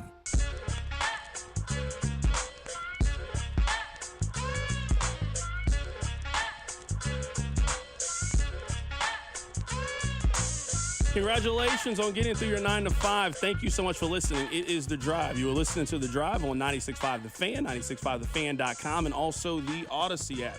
We got a lot to get into in this final hour of the week. Coming up in about 30 minutes or so, we are going to play the best of our conversation with Tim Barbalace. He covers the Baltimore Ravens. A lot to get into about this matchup. I think we should start with this. Xavier Worthy is going to play. We gave you the guys the stat yesterday. It is impossible to undersell the importance of what it means to have Xavier Worthy back for this game. If you look at the last 10 games in which he has finished for the Chiefs, he is averaging around 8 catches for 70 yards for the Kansas City Chiefs. So just to add that level of playmaker, that dynamic player in your offense is just big for this team. They don't have a lot of playmakers right now, but you get Xavier Worthy back. You got Tyquan Thornton. You can kind of get the other guys to kind of fill their role and do what they need to do. It just puts you in a good spot. This game could turn into a shootout. It could turn into a shootout. The Ravens are probably one of the top 5 offenses in the National Football League. They got a potential Hall of Fame quarterback. They got a future Hall of Fame running back. They got some decent weapons on the outside. They put 40 on the Buffalo Bills. They scored 30 on the Detroit Lions. This is a team that, for the most part, can score a lot of points. We'll see if Kansas City on defense can slow them down. Rob, how are you feeling about the Chiefs' defense and their ability to kind of match up against Baltimore in this game? Because for all the talk that we've heard about the Ravens defense and how they can't stop anybody, and we'll talk more about their defense, their offense has been able to score. You at least got to acknowledge that the Bills gave up 40 points against them, that the Lions gave up 30 points, and what that means for their defense as well. How do you feel about Kansas City's defense as they line up against Baltimore? I feel confident in the Chiefs defense because I'm confident in the power structure of the Chiefs. They have Steve Spagnuolo, who we now know is one of the best defensive coordinators in the NFL. They have Chris Jones, who I think is a Hall of Fame type of guy. They have Trent McDuffie, who I believe is an all-pro type. Like, they have all the pieces for me to be confident. And after a really bad week one, like, we can be honest, the Chiefs defense was bad in week one. Maybe not as bad as the Ravens have been, but they were bad in week one. They have tightened up. Now, if you want to tell me they've tightened up against bad teams, I'm open to that conversation. But I am far more confident in the Chiefs' defense on Sunday than I am the Chiefs' offense, which feels like a weird place to be in, considering Patrick Mahomes and Andy Reid are on one side. But I feel like the Chiefs, they kind of looked themselves in the mirror after Sao Paulo and went, okay, that can't happen again. And they have gotten back to the level we anticipate them playing at most of the season. So a lot of stuff to get into in this 5 o'clock hour. Again, we are going to be joined by Tim Barbalace coming up in a little bit. Want to give you guys the Ravens' perspective on things. This is kind of where I am with this matchup. I don't really understand why the sentiment is so pro-Baltimore in this matchup. If you look at the odds, Baltimore is a 2.5-point favorite at Arrowhead. So you would have to think that they'd be favored on a neutral site. I mean, if they're favored in Kansas City's home, they certainly be favored if this game was in Sao Paulo, for example. You would also have to imagine that they would be the favorite in the home team scenario as well. I don't really know what Baltimore has done to be labeled the clear favorite in this matchup. They are just as flawed as Kansas City is. This, to me, feels like the definition of a coin flip kind of game. Tim Barbalace earlier pointed this out, that the Ravens are bigger favorites against the Chiefs than Philadelphia was against Kansas City. That just doesn't add up to me. Philadelphia demolished Kansas City in the Super Bowl. Philadelphia has won 19 of their last 20 games. It makes sense to me how someone could come to the conclusion that Philadelphia is clearly better than Kansas City, and that closed at a pick'em. This thing has stayed at 2.5 this entire time. It has never changed from 2.5. Vegas and the public is telling you that they also believe it, that their eye test, their metric, whatever you want to come up with, they think that Baltimore is better than the Kansas City Chiefs. I just want to know why and what they've done to proven that they are the better team. Because the same things that have gotten Kansas City beat so far this season, the Ravens have done the exact same thing. In the first game of the season, the Ravens had a comfortable lead. It was a turnover in the fourth quarter that shifted the momentum in the game. It was a back-and-forth dogfight on Monday Night Football. A fumble by Derrick Henry then puts the ball on the doorstep for the Detroit Lions. The Lions score a touchdown. They end up taking the lead, and they end up sitting on that lead and winning the game. The Ravens have not executed late, and that's why they're 1-2. The Chiefs have not executed late in games, and that's the reason that they're 1-2. I'm still trying to figure out, other than, well, Baltimore can score, and maybe that's just the answer of why Baltimore is such a decided favorite in this matchup against Kansas City. It makes quite literally no sense to me, because when you take everything you just said and you add in this element, Vegas has the over-under at last check at 48.5. That makes it feel like Vegas thinks this is a 24-21 type of win for the Ravens. Does anyone think that's how the game script is going to go? Does anyone think it's going to be 27-24 Ravens by a field goal? I think this game is either a rock fight and it's very low scoring, or maybe the Chiefs offense can get over on the defense. Like Nate Taylor in the last hour has really upped my confidence in the Chiefs offense ability to score on this terrible Ravens defense. So like, not only do I not understand why Vegas says the Ravens are superior, they think the Ravens are superior in a game that is going to be ugly and they're going to muck it up, and that defense is going to slow down the Chiefs. Nothing about that game script makes sense, but I will always say this when we talk about gambling, we talk about Vegas, and we talk about the odds and the spread and all of those things. Man, Vegas doesn't build casinos and build luxury hotels out of losers, but it feels like nothing they're doing here makes any sense. Yeah, and I guess in this, because someone on the text line points out that the Ravens offense is clearly better than the Chiefs offense, and it isn't close. I mean, I would agree with you so far. But if you're going to follow that, then couldn't we then follow on the opposite side that the Chiefs defense has been significantly better than the Ravens defense so far this season? For as poorly as I think the Chiefs defense played in week one, they held the Chargers to 27 points. It wasn't like the Chargers hung a 40 spot on them like we've seen hung against the Baltimore Ravens, or 38 like we just saw. They held them on a neutral site to 27 points, and I think we all acknowledge that the Chiefs defense played pretty poorly in this game. I'm only bringing this up is because if you think the Chiefs still have questions, and that is very fair to think that the Chiefs have questions, I don't know how you also don't think the Ravens have to answer a lot of the same questions as the Chiefs. These two teams are in the exact same situation to me. You are sitting here 1-2, and you need to win to get back to 500 and just breathe a little bit and head into the next month.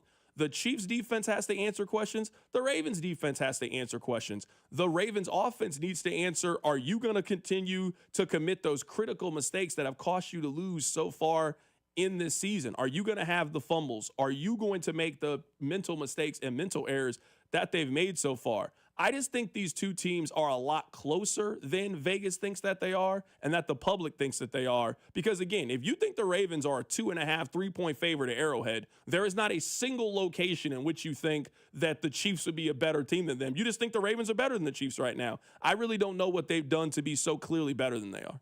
I think, and we've talked about this game now for basically 20 hours this week. I mean, we did a little bit of recap of the Giants game, but who cares? Russell Wilson stinks. The Giants stink. Who cares? I feel like everyone we've talked to, we talked to Tim Barbalace here in about 20 minutes. We talked to Cordell Woodland. We've talked to Nate. There is a sense that these two teams are very much in the same spot and need this game for the same reasons. And it feels like the sentiment, at least in Kansas City, is the Chiefs are going to get back to being the Chiefs this weekend, and Vegas would have you feel the sentiment is the Chiefs aren't the Chiefs yet.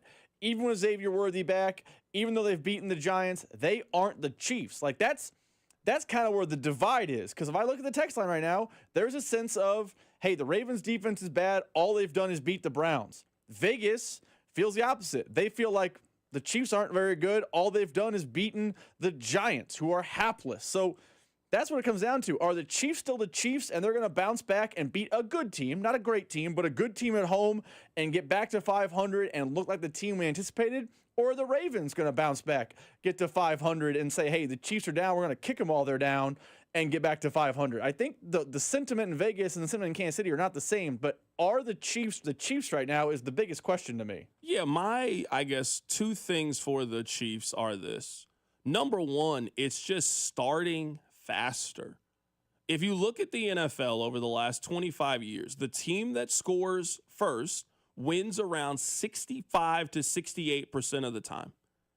If you score first, it just gives you a significant advantage. One point that I've made this week is the Chiefs right now are not in a position from a talent discrepancy to give up every advantage that you can have. You can't lose the turnover differential. You can't commit penalties. You can't let the other team start first and then think that you have the ability to put it together and beat good teams like the Eagles, like the Chargers, like the Ravens. So number one thing for me is you just got to start these games sooner. In the last 4 Chiefs games, they have been outscored by 18 points in the first quarter of these games. You can't continue to play from deficits in these things. So if you get down 10-0 early on in this game, if the Ravens go down the field and score and now it's 7-0, you get the ball and you're at a 3 and out, you were just constantly playing from behind the 8 ball. What I would love to see, and what you basically haven't seen outside of probably a 10 to 15 minute stretch on Sunday Night Football, is what is the Chiefs' tempo? Can they get the opposition to play at their tempo? Can they control the fight? They never controlled the fight against the Chargers in week 1. They never controlled the fight against the Eagles in week 2. Can they do that in week 4 against the Baltimore Ravens? They didn't control the fight for the most part against the Giants. It wasn't really until after halftime that the Chiefs put together their best offensive drive of the game, and they really just kind of took control from there. So can you play your brand of football, whatever that looks like for this version of the Kansas City Chiefs? Can you control the line of scrimmage both on the offensive and defensive side? Can you take advantage of the injuries and guys who are missing for the Baltimore Ravens? Can you play a clean brand of football? Which leads me to my second point about the Chiefs is the Chiefs haven't always been perfect, but the Chiefs have usually either they've made the play in the fourth quarter or they have taken advantage of you in the fourth quarter. So far in their 2 losses, they had a chance to get off the field. It was 2 minutes and 14 seconds left. It is 3rd and 12 against the Chargers. You just got to get a stop. You need your Hall of Fame defensive tackle to be disciplined, keep containment, get off the field here. You get the offense the ball back, and you got a chance to go down there and win the game. Well, Chris Jones does his own thing. Justin Herbert runs. He's wide open. He gets the first down. They run the clock out. They win the football game. Fast forward to week 2. The Chiefs are down 13-10 at the beginning of the 4th quarter. They are putting together a lengthy drive, 14 plays, just chipping away, getting down the field. You make one mistake. Your tight end bobbles the ball in the air. It's an interception on the other side. You are about to march into the end zone. A turnover happens. It now goes the other way. The Eagles go down the field. They score a touchdown. It could have been a 17-13 game. You're now down 20-10, and you're just not realistically overcoming that deficit, not with the weapons that you have right now. We are used to the Chiefs either being the team that out-executes you or being the team that can out-talent and out-scheme you. I just don't think that's where they are right now with the talent standpoint. I'm also not really sure if they're there from a scheme point. So you got to out-execute. You can't commit penalties that take first downs and touchdowns off the board. You can't commit a turnover as you're walking into the end zone that ends a long drive that eats 8 minutes off the clock. If the Chiefs can execute and play a clean game, I think they can win. But so far against the 2 good teams that they've played, they've been unable to do that so far. I think it's beyond the 2 teams. Like, if you want to counteract and tell me sample size and it's just been 3 games, cool. I don't think the Chiefs have played a clean brand of football at any point this year, even against the hapless Giants, who benched Russell Wilson basically the minute that game ended. The Chiefs wouldn't play a clean brand of football. The Chiefs weren't, like, mistake-free. I mean, Jawan Taylor had a graphic lined up for him. He had the big holding call that Nate Taylor pointed out. Like, they had some errors, and they had a missed kick. Like, they had some mistakes. They had some errors. They had some shortcomings. There were less of them, and they are more talented than the Giants. They're able to overcome them. But I think the shortcomings, the mistakes, the boneheaded plays, lack of a better term, have existed in all 3 games. So I'm with you. Can they clean that up and play their brand of football? The answer so far this season is no.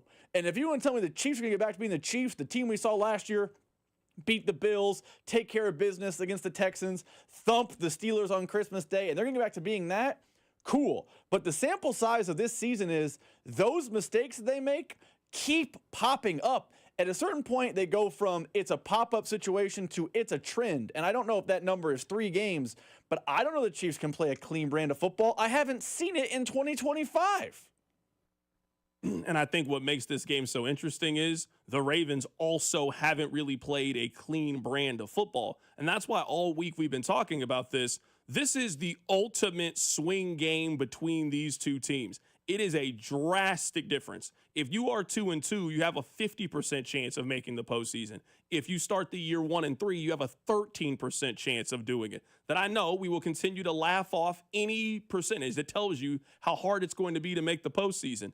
But if anything, you just continue to make the hill that you have to climb that much tougher. The goal for this team needs to be, can you be 3-3 or better by the time Rashee Rice gets back? If you're talking about a team that could be 4-2 and you get back your number 1 offensive weapon, you got to feel like you are ready to hit the ground running. Maybe you lose this game or you lose the game to the Detroit Lions. It's hard to beat good teams consistently. If you can be at 500 by the time you get your offense back and heading into November, heading into that Week 9 matchup against the Buffalo Bills, you got to feel good about the way that the season has kind of played itself out. And you're always going to go through some level of storm throughout the regular season. You got yours out early in the season. You have now gotten healthy. You have gotten right. And now you're ready to turn the corner. Let's just see what happens. Let's see how it goes. I'm picking the Chiefs to win this game. I don't really trust either of these 2 teams, if I'm being completely honest with you. I just trust and know the Chiefs a little bit more. And I don't think they're going to continue to make the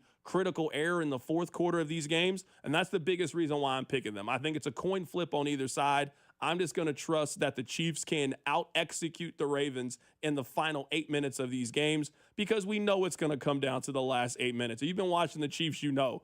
There's not a scenario in which I think the Chiefs are up 21-10 heading into the 4th quarter, and it's an easy, stress-free watch. It hasn't been that in quite some time for the Chiefs. This is going to be a close game heading into the final 8 minutes of it. Can the Chiefs make one more play than the Ravens? I'm going to pick them to do that. I'm taking the Chiefs this week.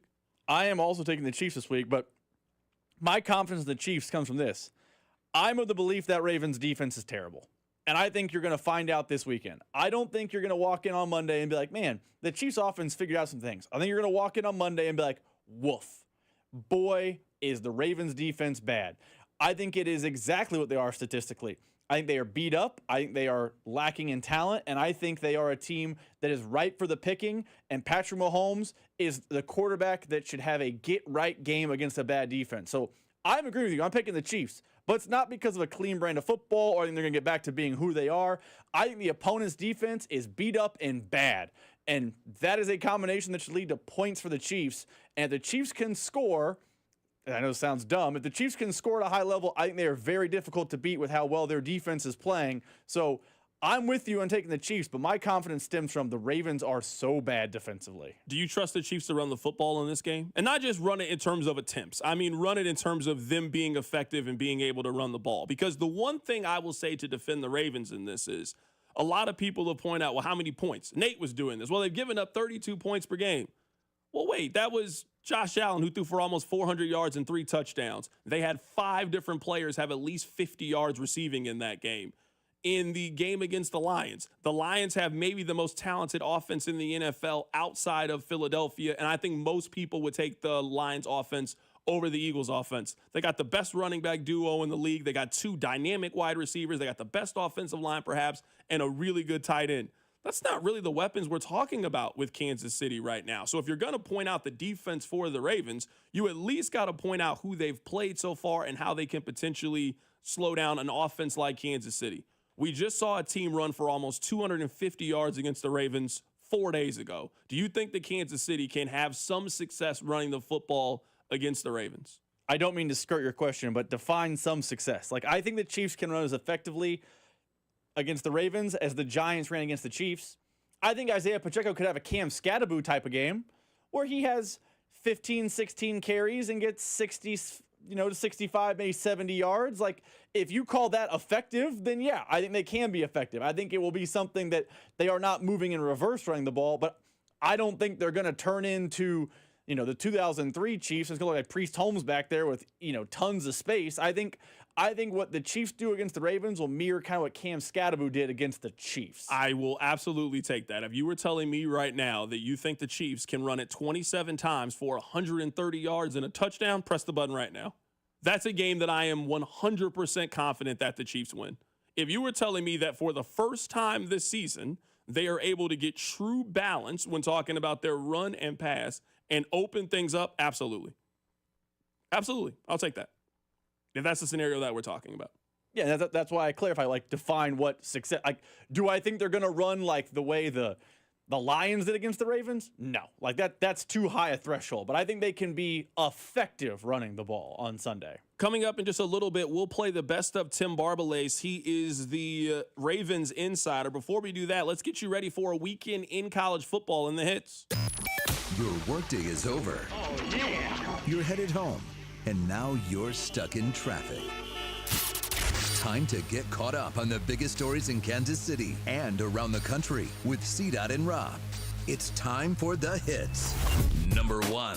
Carrington Harrison's Hits are brought to you by Baker University, where graduates earn higher salaries and land jobs faster than any university in Kansas. Apply today at bakeru.edu. Well, we've talked a lot this week about proving it with the NFL, but let's shift to Saturday. A lot of those same prove it ideas exist as we got big matchups all across college football. We got Ole Miss and LSU, we got Alabama and Georgia, and we have the whiteout up in Happy Valley. We got Oregon taking on Penn State. Carrington, there are 3 teams in those 3 games that would fall into your category of can they prove it? Can they break the perception on Saturday evening and night? Yeah, I would start with the LSU Ole Miss game. It just comes earlier in the day, so that seems like a really good place to start. If you are looking at Ole Miss and you are looking at their schedule, I'm a big believer that college football is a combination of coaching, luck, schedule, and talent. If you look at the schedule that Ole Miss has, This is, I would say, their second most difficult game of the season. They go on the road and they play Georgia in a couple of weeks. You would argue that's their most difficult game. If you can get this top 5 win at home against LSU, you then look at the remainder of their schedule. Again, they go on the road to play Georgia. They go on the road to play Oklahoma. That game has changed now with the injury to John Mateer. Their starting quarterback broke his hand. He's not playing in that game. South Carolina is not as difficult as we thought it was going to be. Florida's not as difficult as we thought it was going to be. And you got a road game against Mississippi State that would look for nothing more than to crash your party when it comes to you making the college football playoff. If you just take care of your own business and at a minimum win your home games and you can go 2-1 or 1-2 on the road, you would have to think that Ole Miss is going to be a college football playoff team. You and I have been looking for 2 things. Who's going to be this year's Tennessee? Who's going to be this year's Indiana? It looks like Missouri could potentially be this year's Tennessee. Tennessee could be this year's version of Tennessee. Ole Miss could be that team. Let's see who can separate themselves in the SEC. Moving on to the night games that we have. I'm just not a believer in Alabama. Maybe I'm overreacting to what we saw happen in week 1 against Florida State, but if you go back to last year, fast forward to what we saw earlier in this year, I'm not seeing it. I mean, their most recent road games, they went on the road, they got dominated by Florida State. Last year to end the season, they went on the road, they got dominated by Oklahoma 24-3. They lost to Vanderbilt on the road last year. They lost to Tennessee on the road last year. I just don't trust this Alabama team right now to go on the road and beat good teams. I don't think they have more talent than Georgia. I don't think they have a better coaching staff. They're also going on the road at night. I think Georgia could win that game pretty handedly. Like, I think we could be talking about a blowout, and I think we could be having the conversation about, is Alabama going to keep their coach around for another season? I am not high on Alabama at all heading into tomorrow night's matchup. And the question for Penn State is, can they win one of these games? They just haven't won these games a lot. If you look at James Franklin, he is 3-17 against teams in the top 10. He is 1-12 against teams in the top 5. So when they play the creme de la creme, the top shelf teams, they get beat almost every single time. The last time that they beat a team that was ranked in the top 5 was in 2016 against Ohio State. So when they go up against the Ohio States, the Michigans, those level of programs, they lose. They're playing one of those teams on Saturday night in Oregon. It will go a long way for Penn State in terms of public perception, and they got a couple of those games this year. They go on the road and they play Ohio State. They also play Indiana later this year, and Indiana might be a lot better team than we had anticipated based off their blowout of Illinois. Coming up on the other side, we'll get back to the Chiefs. The Chiefs go they don't go on the road. They're at home. They're playing the Baltimore Ravens. We go on the road to Baltimore to be joined by Tim Barbalace. Keep it right here. It's The Drive. The Drive with Carrington Harrison on your new home for Chiefs football. 96.5, The Fan, brought to you by DM Injury Law. Have you or a loved one been in a car wreck? Contact DM Injury Law today and get the money you deserve. Car wreck? Remember, Mike's got this. There's nothing like when you get that part from eBay and it just fits. Yeah, the first time. So you can do less of this and get right back to more of this. At eBay, you'll find all the parts you need, guaranteed to fit, at prices you'll love. Sounds good, doesn't it? eBay, things people love. Eligible items only. Exclusions apply. Let me tell you about this new Pretzel Cheddar Club. Hey, I'm Carlos. And I'm Ebony. And a little thing we love about the Chick-fil-A Pretzel Cheddar Club is the tangy Dijon with the pretzel bun. It takes it to a whole nother level. It goes perfectly with the chicken and the cheddar cheese and the bacon. Man, you know how much you love bacon. And I love the different varieties. Grilled, spicy, original. It gets you nice and excited for fall. Order the Pretzel Cheddar Club with Cherry Berry and Sprite for a limited time on the Chick-fil-A app. Real guests paid for their testimonials. Tomorrow night, live on NBC and Peacock, the Oregon Ducks. Spectacular! Take on the Penn State Nittany Lions. With a massive play! It's the Whiteout in Happy Valley, under the lights in prime time. This house is rocking. Don't miss Big Ten Saturday night, tomorrow, 7 Eastern, live on NBC and Peacock. Here comes Saturday night. Tomorrow night, live on NBC and Peacock. The Oregon Ducks. Spectacular! Take on the Penn State Nittany Lions. With a massive play. It's the Whiteout in Happy Valley. Under the lights in prime time. This house is rocking. Don't miss Big Ten Saturday night, tomorrow, 7 Eastern, live on NBC and Peacock. Here comes Saturday night. Chumba Casino brings non-stop fun straight to your screen. Anytime, anywhere. Explore hundreds of games like slots, blackjack, and instant scratch-style cards. Sign up to unlock your free welcome bonus and daily login bonuses. And enjoy your chance at exciting prizes without spending a thing. Just click, play, and enjoy the ride. Sponsored by VGW Group. No purchase necessary. See terms at ChumbaCasino.com. Must be over 21 and present in a state where it's legal to play. Chiefs coverage sponsored by Renner Garage Door, RENNER, forward and back. Hey, it's almost Andy Reid. Renner Garage Door has proudly served our community for decades. The best styles, technology, and family values. That's Renner. Get your free repair or replacement quote today. Forward and back. RENNER, RENNER. When these two teams get together, all the pieces matter. Jackson throws deep middle for the end zone. Intercepted! Intercepted in the end zone! Intercepted by Deion Bush! Sean Hockley, I've never loved you more, brother. Incomplete! And Kansas City wins this game by a toenail! Chiefs, Ravens, Sunday from Arrowhead with pregame starting at noon. Kickoff at 3:25. Right here on your home for Chiefs football. 96.5, The Fan. Here's traffic, brought to you by DM Injury Law. Have you or a loved one been in a car wreck? Contact DM Injury Law today and get the money you deserve. Car wreck? Remember, Mike's got this. Brought to you by Renner Garage Door, forward and back, RENNER. You've got two multi-car crashes, one downtown, 35 southbound just before 70. Two left lanes are blocked. Down south, 435 westbound at Metcalf, right lane blocked. From the Anthony Plumbing, Heating, Cooling, Electric Traffic Center on Val, 96.5 The Fan. Hey, it's Trent McDuffie from the Kansas City Chiefs. Welcome back to The Drive with C-Dot on your home for Chiefs football, 96.5 The Fan.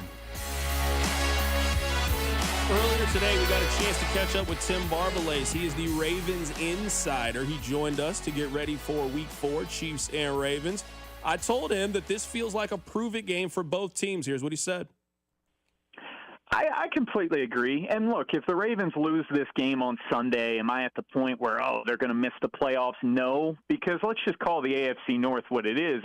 It stinks this year. You know, the Bengals, Joe Burrow is out for 3 months. The Steelers have tons of concerns defensively, offensively. They're extremely limited. I still think the Ravens will win the division. But yeah, you're right, man. And this is something that I brought up yesterday during a segment.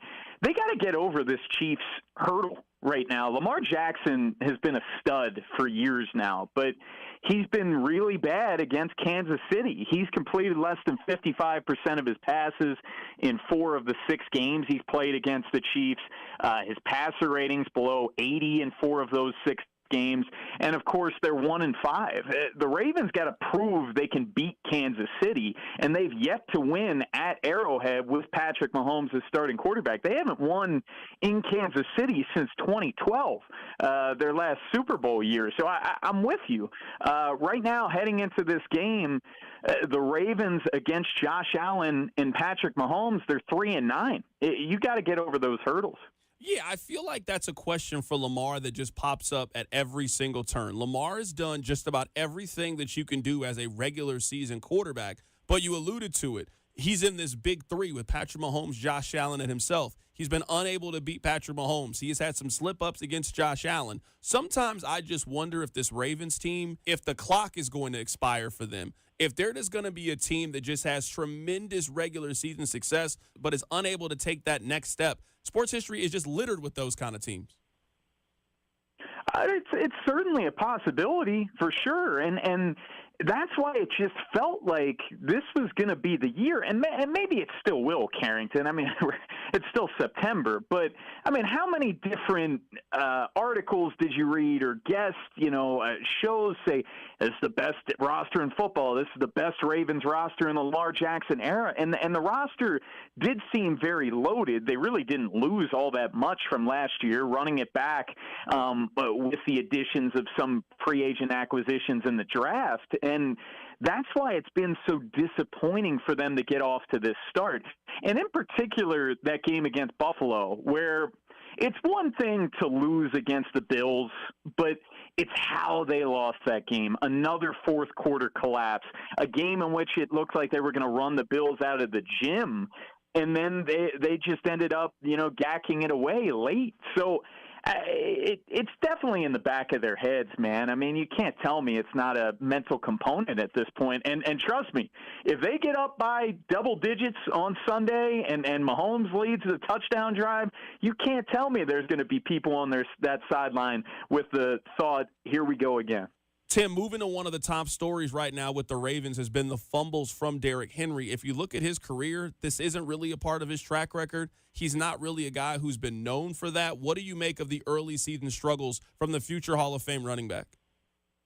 So I'll say this when it's with Derrick Henry. Anyone, and we know the history of running backs in their 30s. When it tends to go quick. I'm not saying this guy's washed. That is not what I'm saying at all. No one in Baltimore envisioned that he was going to have an encore season better than last year where he rushed for over 1,900 yards. That's just not going to happen. I still think he's going to have a strong year. But in terms of the fumbles, yeah, it's a concern. You saw the shot of him on the sidelines after that fumble Monday night, throwing his helmet down and almost taking himself out in the process. You could tell how pissed he was and upset he was, and that outburst was very, very uncharacteristic out of Derrick Henry. And quite frankly, it told me everything you need to know. And I think it is in his head. And this is a storyline until it's not. Tim, looking at the last 2 weeks from the Ravens, what were the Browns capable of doing to slow down Derrick Henry? What did the Lions do on Monday night to slow him down as well? Well, I think that we've seen, especially in that Lions game, the Ravens have just gotten dominated in the trenches. The Ravens' offensive line, it's 4 out of the 5 are the same starters from last year. Now, I will say Ronnie Stanley, his status very much up in the air on Sunday, and if he misses, then that'll be very interesting to see how the Ravens' offensive line holds up. But I think they're just getting kind of whooped up front, to be honest. And there has been some runs from Derrick Henry in which that, he's tiptoeing a little bit, maybe thinking a little too much. But I think it's just they're getting beat up front, and the pass rush has been there. Myles Garrett was having a field day. The Lions sacked Lamar Jackson 7 times. That tied a career high. I remember seeing the Pro Football Focus stat. He was pressured 30 times. That just seems incomprehensible. The fact that you can get 30 pressures in a single football game.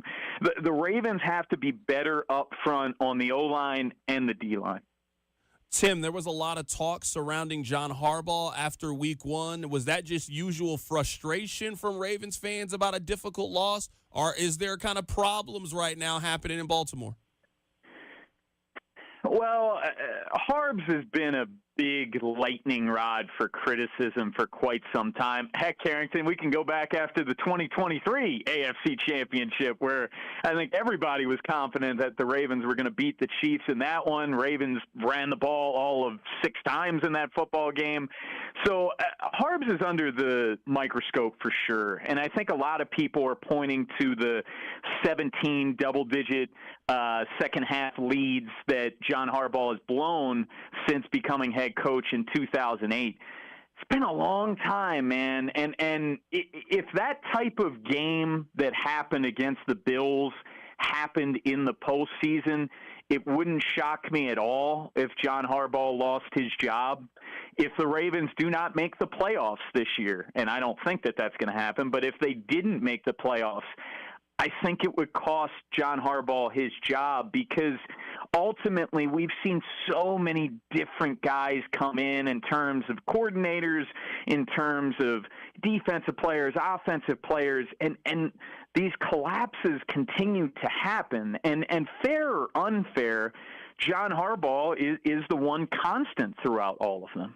Funny, Tim, because this game maybe doesn't have the kind of pop and sizzle that you and I both thought with 2 3-0 teams, but that doesn't make this game any less important. This is a massive swing game for both the home and the road team on Sunday afternoon.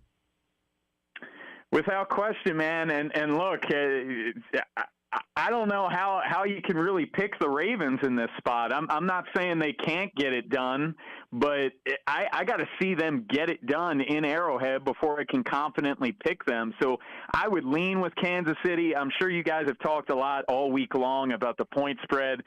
I'm kind of shocked that the Ravens are 2.5-point favorites in this one. And to put it in perspective, they're a bigger favorite in Arrowhead than the Eagles were a couple weeks ago. So Vegas has been high on the Ravens. Maybe they're right, but I'm not picking them this week.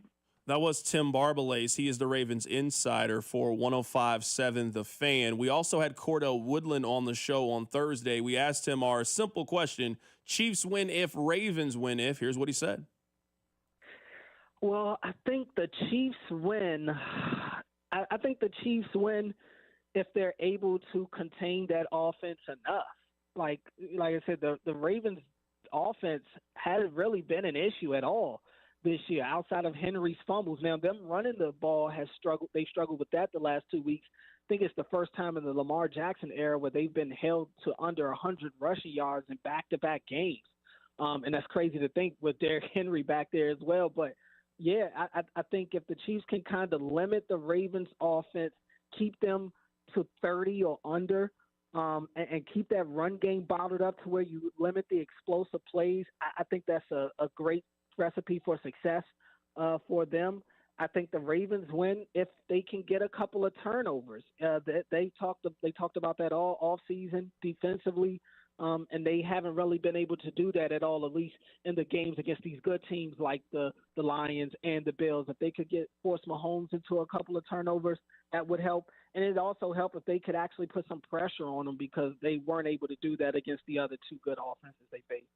That was Cordell Woodland, who covers the Baltimore Ravens. Neither one of them, I would say, sounded overly confident about the Ravens' chances. I mean, I think these two teams are just almost in the identical same places, that a win is going to cure a lot of the September blues and lead you in a positive way heading into October. A loss means you just got a lot more work to do, and you got to try to dig yourself out of a 1-3 hole. I've told you guys this when it comes to the Ravens. If the Ravens lose this game, I'm going to have at least two thoughts. I'm going to have the thought, number one, of if you lost to Buffalo, Detroit, and Kansas City, what makes you a Super Bowl contending team if you're 0-3 against the other teams that we think can potentially win the Super Bowl? And just are we sure about the Ravens? Just how I feel about this team, where they're headed, the direction. Are they going to be able to get over the hump? It's a lot to discuss with either team if they start off the season 1-3. We'll get to our Sunday six-pack coming up on the other side. Keep it right here. It's The Drive on 96.5 The Fan. The Drive with Carrington Harrison on your new home for K-State Athletics. 96.5 The Fan. Brought to you by DM Injury Law. Have you or a loved one been in a car wreck? Contact DM Injury Law today and get the money you deserve. Car wreck? Remember, Mike's got this. This is 96.5 The Fan, your home for Chiefs football. It's the only place to hear from Andy Reid on Mondays at noon. It's the only place that has an exclusive one-on-one interview with Patrick Mahomes on Tuesdays at 3:15. And it's the only place to listen to the play-by-play with Mitch, Danon, and Kling on game day. Touchdown! Kansas City! Travis Kelce owning this game! This is your home for Chiefs football. This is 96.5 The Fan. Guys, let me tell you about my friends over at The Other Place. With Kansas City at home this weekend, it is the perfect time for you to stop by if you're not heading out to the stadium and catch one of their amazing game day specials. They got a 14-inch two-topping pizza for just $12, 8 wings and a basket of tots for $12, $4 domestic cups if you want to go out there and get a drink. Today is Red Friday. They got awesome specials as well. They got $6 select appetizers and also a Busch Light Tall Boy. You know, Rob, he loves a Busch Light and he loves the Tall Boy. So if you're looking for a one-of-a-kind game day experience, maybe you can't head out to the stadium this weekend but still want to get that atmosphere and watch the game with fellow football fans with an incredible atmosphere. They've been making the best pizza in town for the last 25 years, and they got locations all over the metro. Go stop by and see my friends over at The Other Place. Save up to $4,500 with Hamilton Plumbing, Heating, AC, and Rooter, thanks to limited-time tax credits and special incentives on energy-efficient HVAC systems. But don't wait. Those federal tax credits expire after December. Upgrade your heating and cooling system, and you can enjoy lower energy bills and year-round comfort. Over 40 years' experience and more than 8,000 five-star reviews are great reasons to trust Hamilton. Call 913-888-4262 for your free consultation. Visit callhamilton.com for detailed terms and conditions. License number 2025-11121. Do Crohn's disease or ulcerative colitis symptoms keep coming back? Tremfya, guselkumab, may help, with rapid remission achieved at 12 weeks and lasting clinical remission at 1 year. Some even saw visible improvement of their intestinal lining at 12 weeks and 1 year. Tremfya is a prescription medicine used to treat adults with moderately to severely active Crohn's disease and adults with moderately to severely active ulcerative colitis. Serious allergic reactions and increased risk of infections and liver problems may occur. Before treatment, your doctor should check you for infections and tuberculosis. Tell your doctor if you have an infection, flu-like symptoms, or if you need a vaccine. Healing is possible with Tremfya. Approximately 3 out of 10 patients were in endoscopic remission at 1 year, based on areas visualized on colonoscopy, which may not represent the deeper bowel layer or entire GI tract. Individual results may vary. Ask your doctor about Tremfya today. Call 1-800-526-7736 to learn more or visit tremfyaradio.com. Tomorrow night, live on NBC and Peacock, the Oregon Ducks spectacular take on the Penn State Nittany Lions with a massive play. It's the Whiteout in Happy Valley under the lights in prime time. This house is rocking. Don't miss Big Ten Saturday night, tomorrow 7 Eastern, live on NBC and Peacock. Here comes Saturday night. Chumba Casino brings non-stop fun straight to your screen. Anytime, anywhere. Explore hundreds of games like slots, blackjack, and instant scratch-style cards. Sign up to unlock your free welcome bonus and daily login bonuses. And enjoy your chance at exciting prizes without spending a thing. Just click, play, and enjoy the ride. Sponsored by VGW Group. No purchase necessary. See terms at ChumbaCasino.com. Must be over 21 and present in a state where it's legal to play. This report is brought to you by Surfside Iced Tea and Vodka in Surfside Lemonade and Vodka. Surfside Iced Tea and Vodka in Surfside Lemonade and Vodka. Proud partner of the Kansas City Royals. Each can of Surfside is only 100 calories. And the best part, 0 bubbles. Grab it at the K or ask for it at your favorite bars and liquor stores. Well hit. Go ball. Gone! Royals fans, FanDuel Sports Network is your TV home and streaming home of the Royals. Beautiful. And there are more ways to watch this season. Subscribe directly to FanDuel Sports Network to stream the Royals without blackouts. Yes! Or watch through a TV provider. Right down the middle. Including DirecTV, Spectrum, Xfinity, Fubo, Cox, and more. Love it! Learn more at royals.com/tune in. They are relentless! You're listening to 96.5 The Fan from the Mission Plumbing, Heating, and Cooling Studios. Here's traffic, brought to you by DM Injury Law. Have you or a loved one been in a car wreck? Contact DM Injury Law today and get the money you deserve. Car wreck? Remember, Mike's got this. I'm brought to you by Federal Distilling Stateside Vodka. You've got a 2-car crash left down south, 435 eastbound before Metcalf in the left lane, and a 435 southbound as you approach 70. That's a 2-car crash in the left lane. From the Anthony Plumbing, Heating, Cooling, Electric Traffic Center on Val 96.5 The Fan. The only place in town to hear the hypothetical button game is on The Drive with Carrington Harrison. We talked a lot about how this is Prove It Saturday, especially in college football. You got Ole Miss at home against LSU. You got Oregon and Penn State. You got Alabama and Georgia. So you got a handful of really important college football games. Why don't we do this? We'll call it the Sunday Six. I'll give you a 6-pack of games that I'm really looking forward to, and we'll break them down. Let's start with Vikings and Steelers. Minnesota is a slight favorite in this game. That makes sense to me why Minnesota would be a slight favorite in this game. I think they're the better team. This is a total and a spread that I would just stay away from. But if you're telling me I got to bet on one of these teams, I would probably take Minnesota on a money line, and I'd probably throw them into a parlay with another game that I feel a coin flip about. Where are you at for Sunday early morning? We get our first early morning international game from Ireland, Vikings and Steelers. I am all in on the Vikings in this game.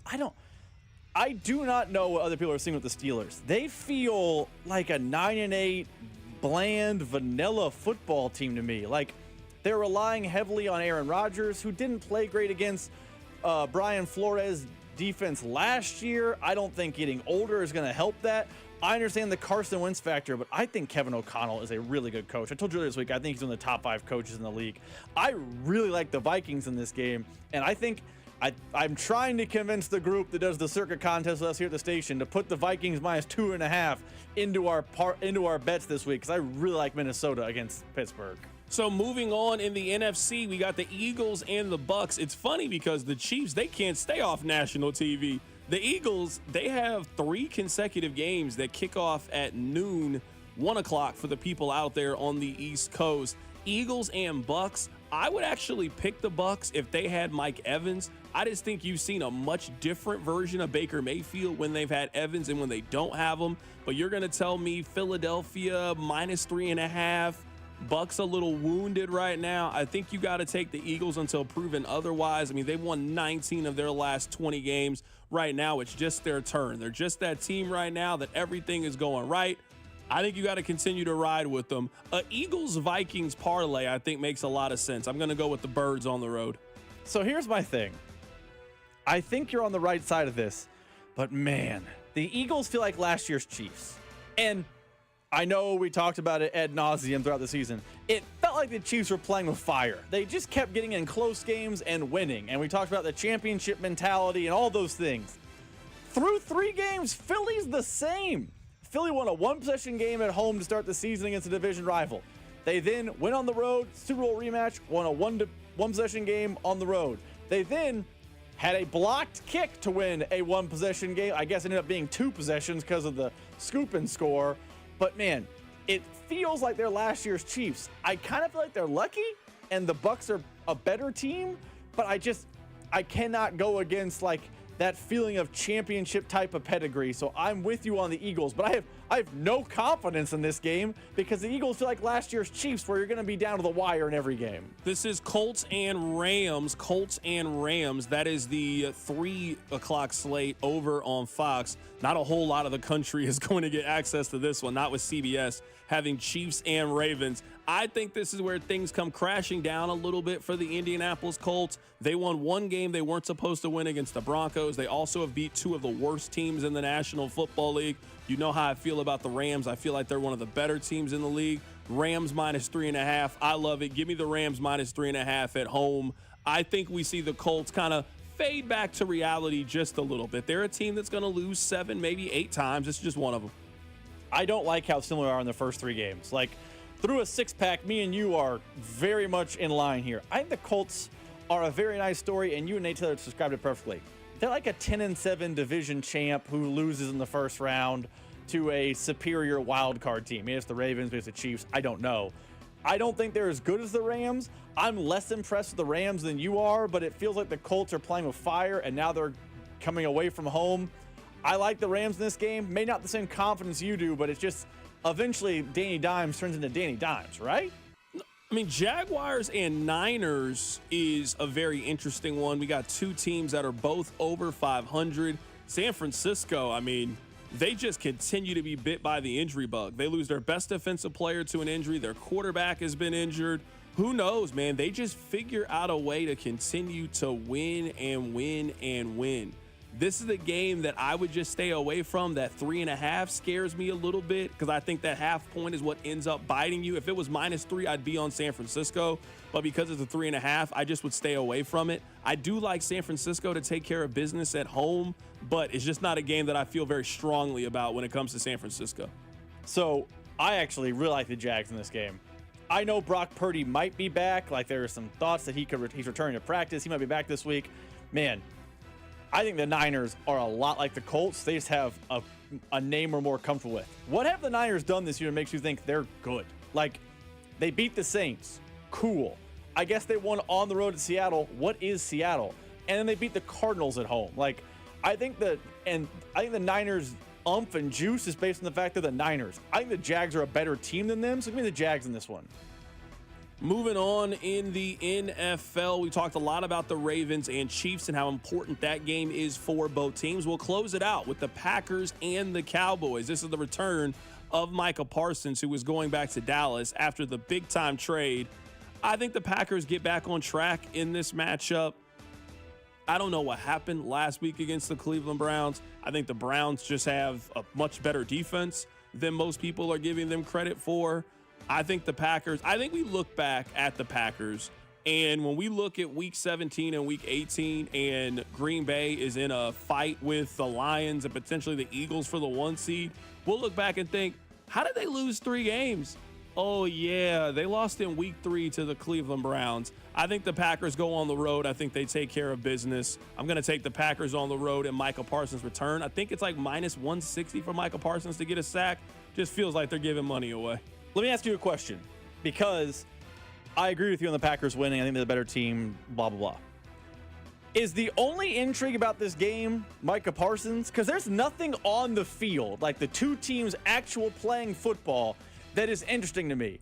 And I wonder how much of this storyline and drama and what Jerry's going to say, and there's no, tribute video, is a little bit of a media creation. Because I think once they kick off and all the pomp and circumstance or lack thereof is over, does anyone think the Cowboys with that defense can keep up with the Packers at all?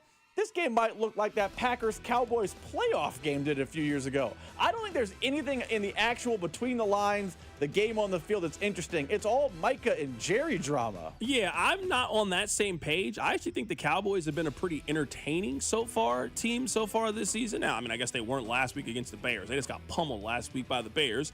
But week 1 was good against Philadelphia before the rain came. They probably played in the most exciting game so far this season against the New York Giants. So, yeah, no, I'm a believer. I think it's going to be a pretty interesting game on Sunday Night Football. I'm looking forward to it. I'm taking the Chiefs. I'm taking them on the money line. I just think that's the right side to be on for Sunday's matchup against the Baltimore Ravens. You guys know that we will be here on Monday to break it all down for you and recap all of the football action for this weekend. I hope that you guys have a safe homecoming if you're headed to Mizzou. I know KU is at home against Cincinnati. I think K-State's also at home too, right? Against UCF. They're playing UCF in Manhattan. All 3 local schools are at home this weekend, so travel safe if you are heading to either one of those 3 destinations. We got you covered next weekend. Until then, we're going to take our weekend. Daniel Craig. Ladies and gentlemen, the weekend. The Drive with Carrington Harrison. Watch the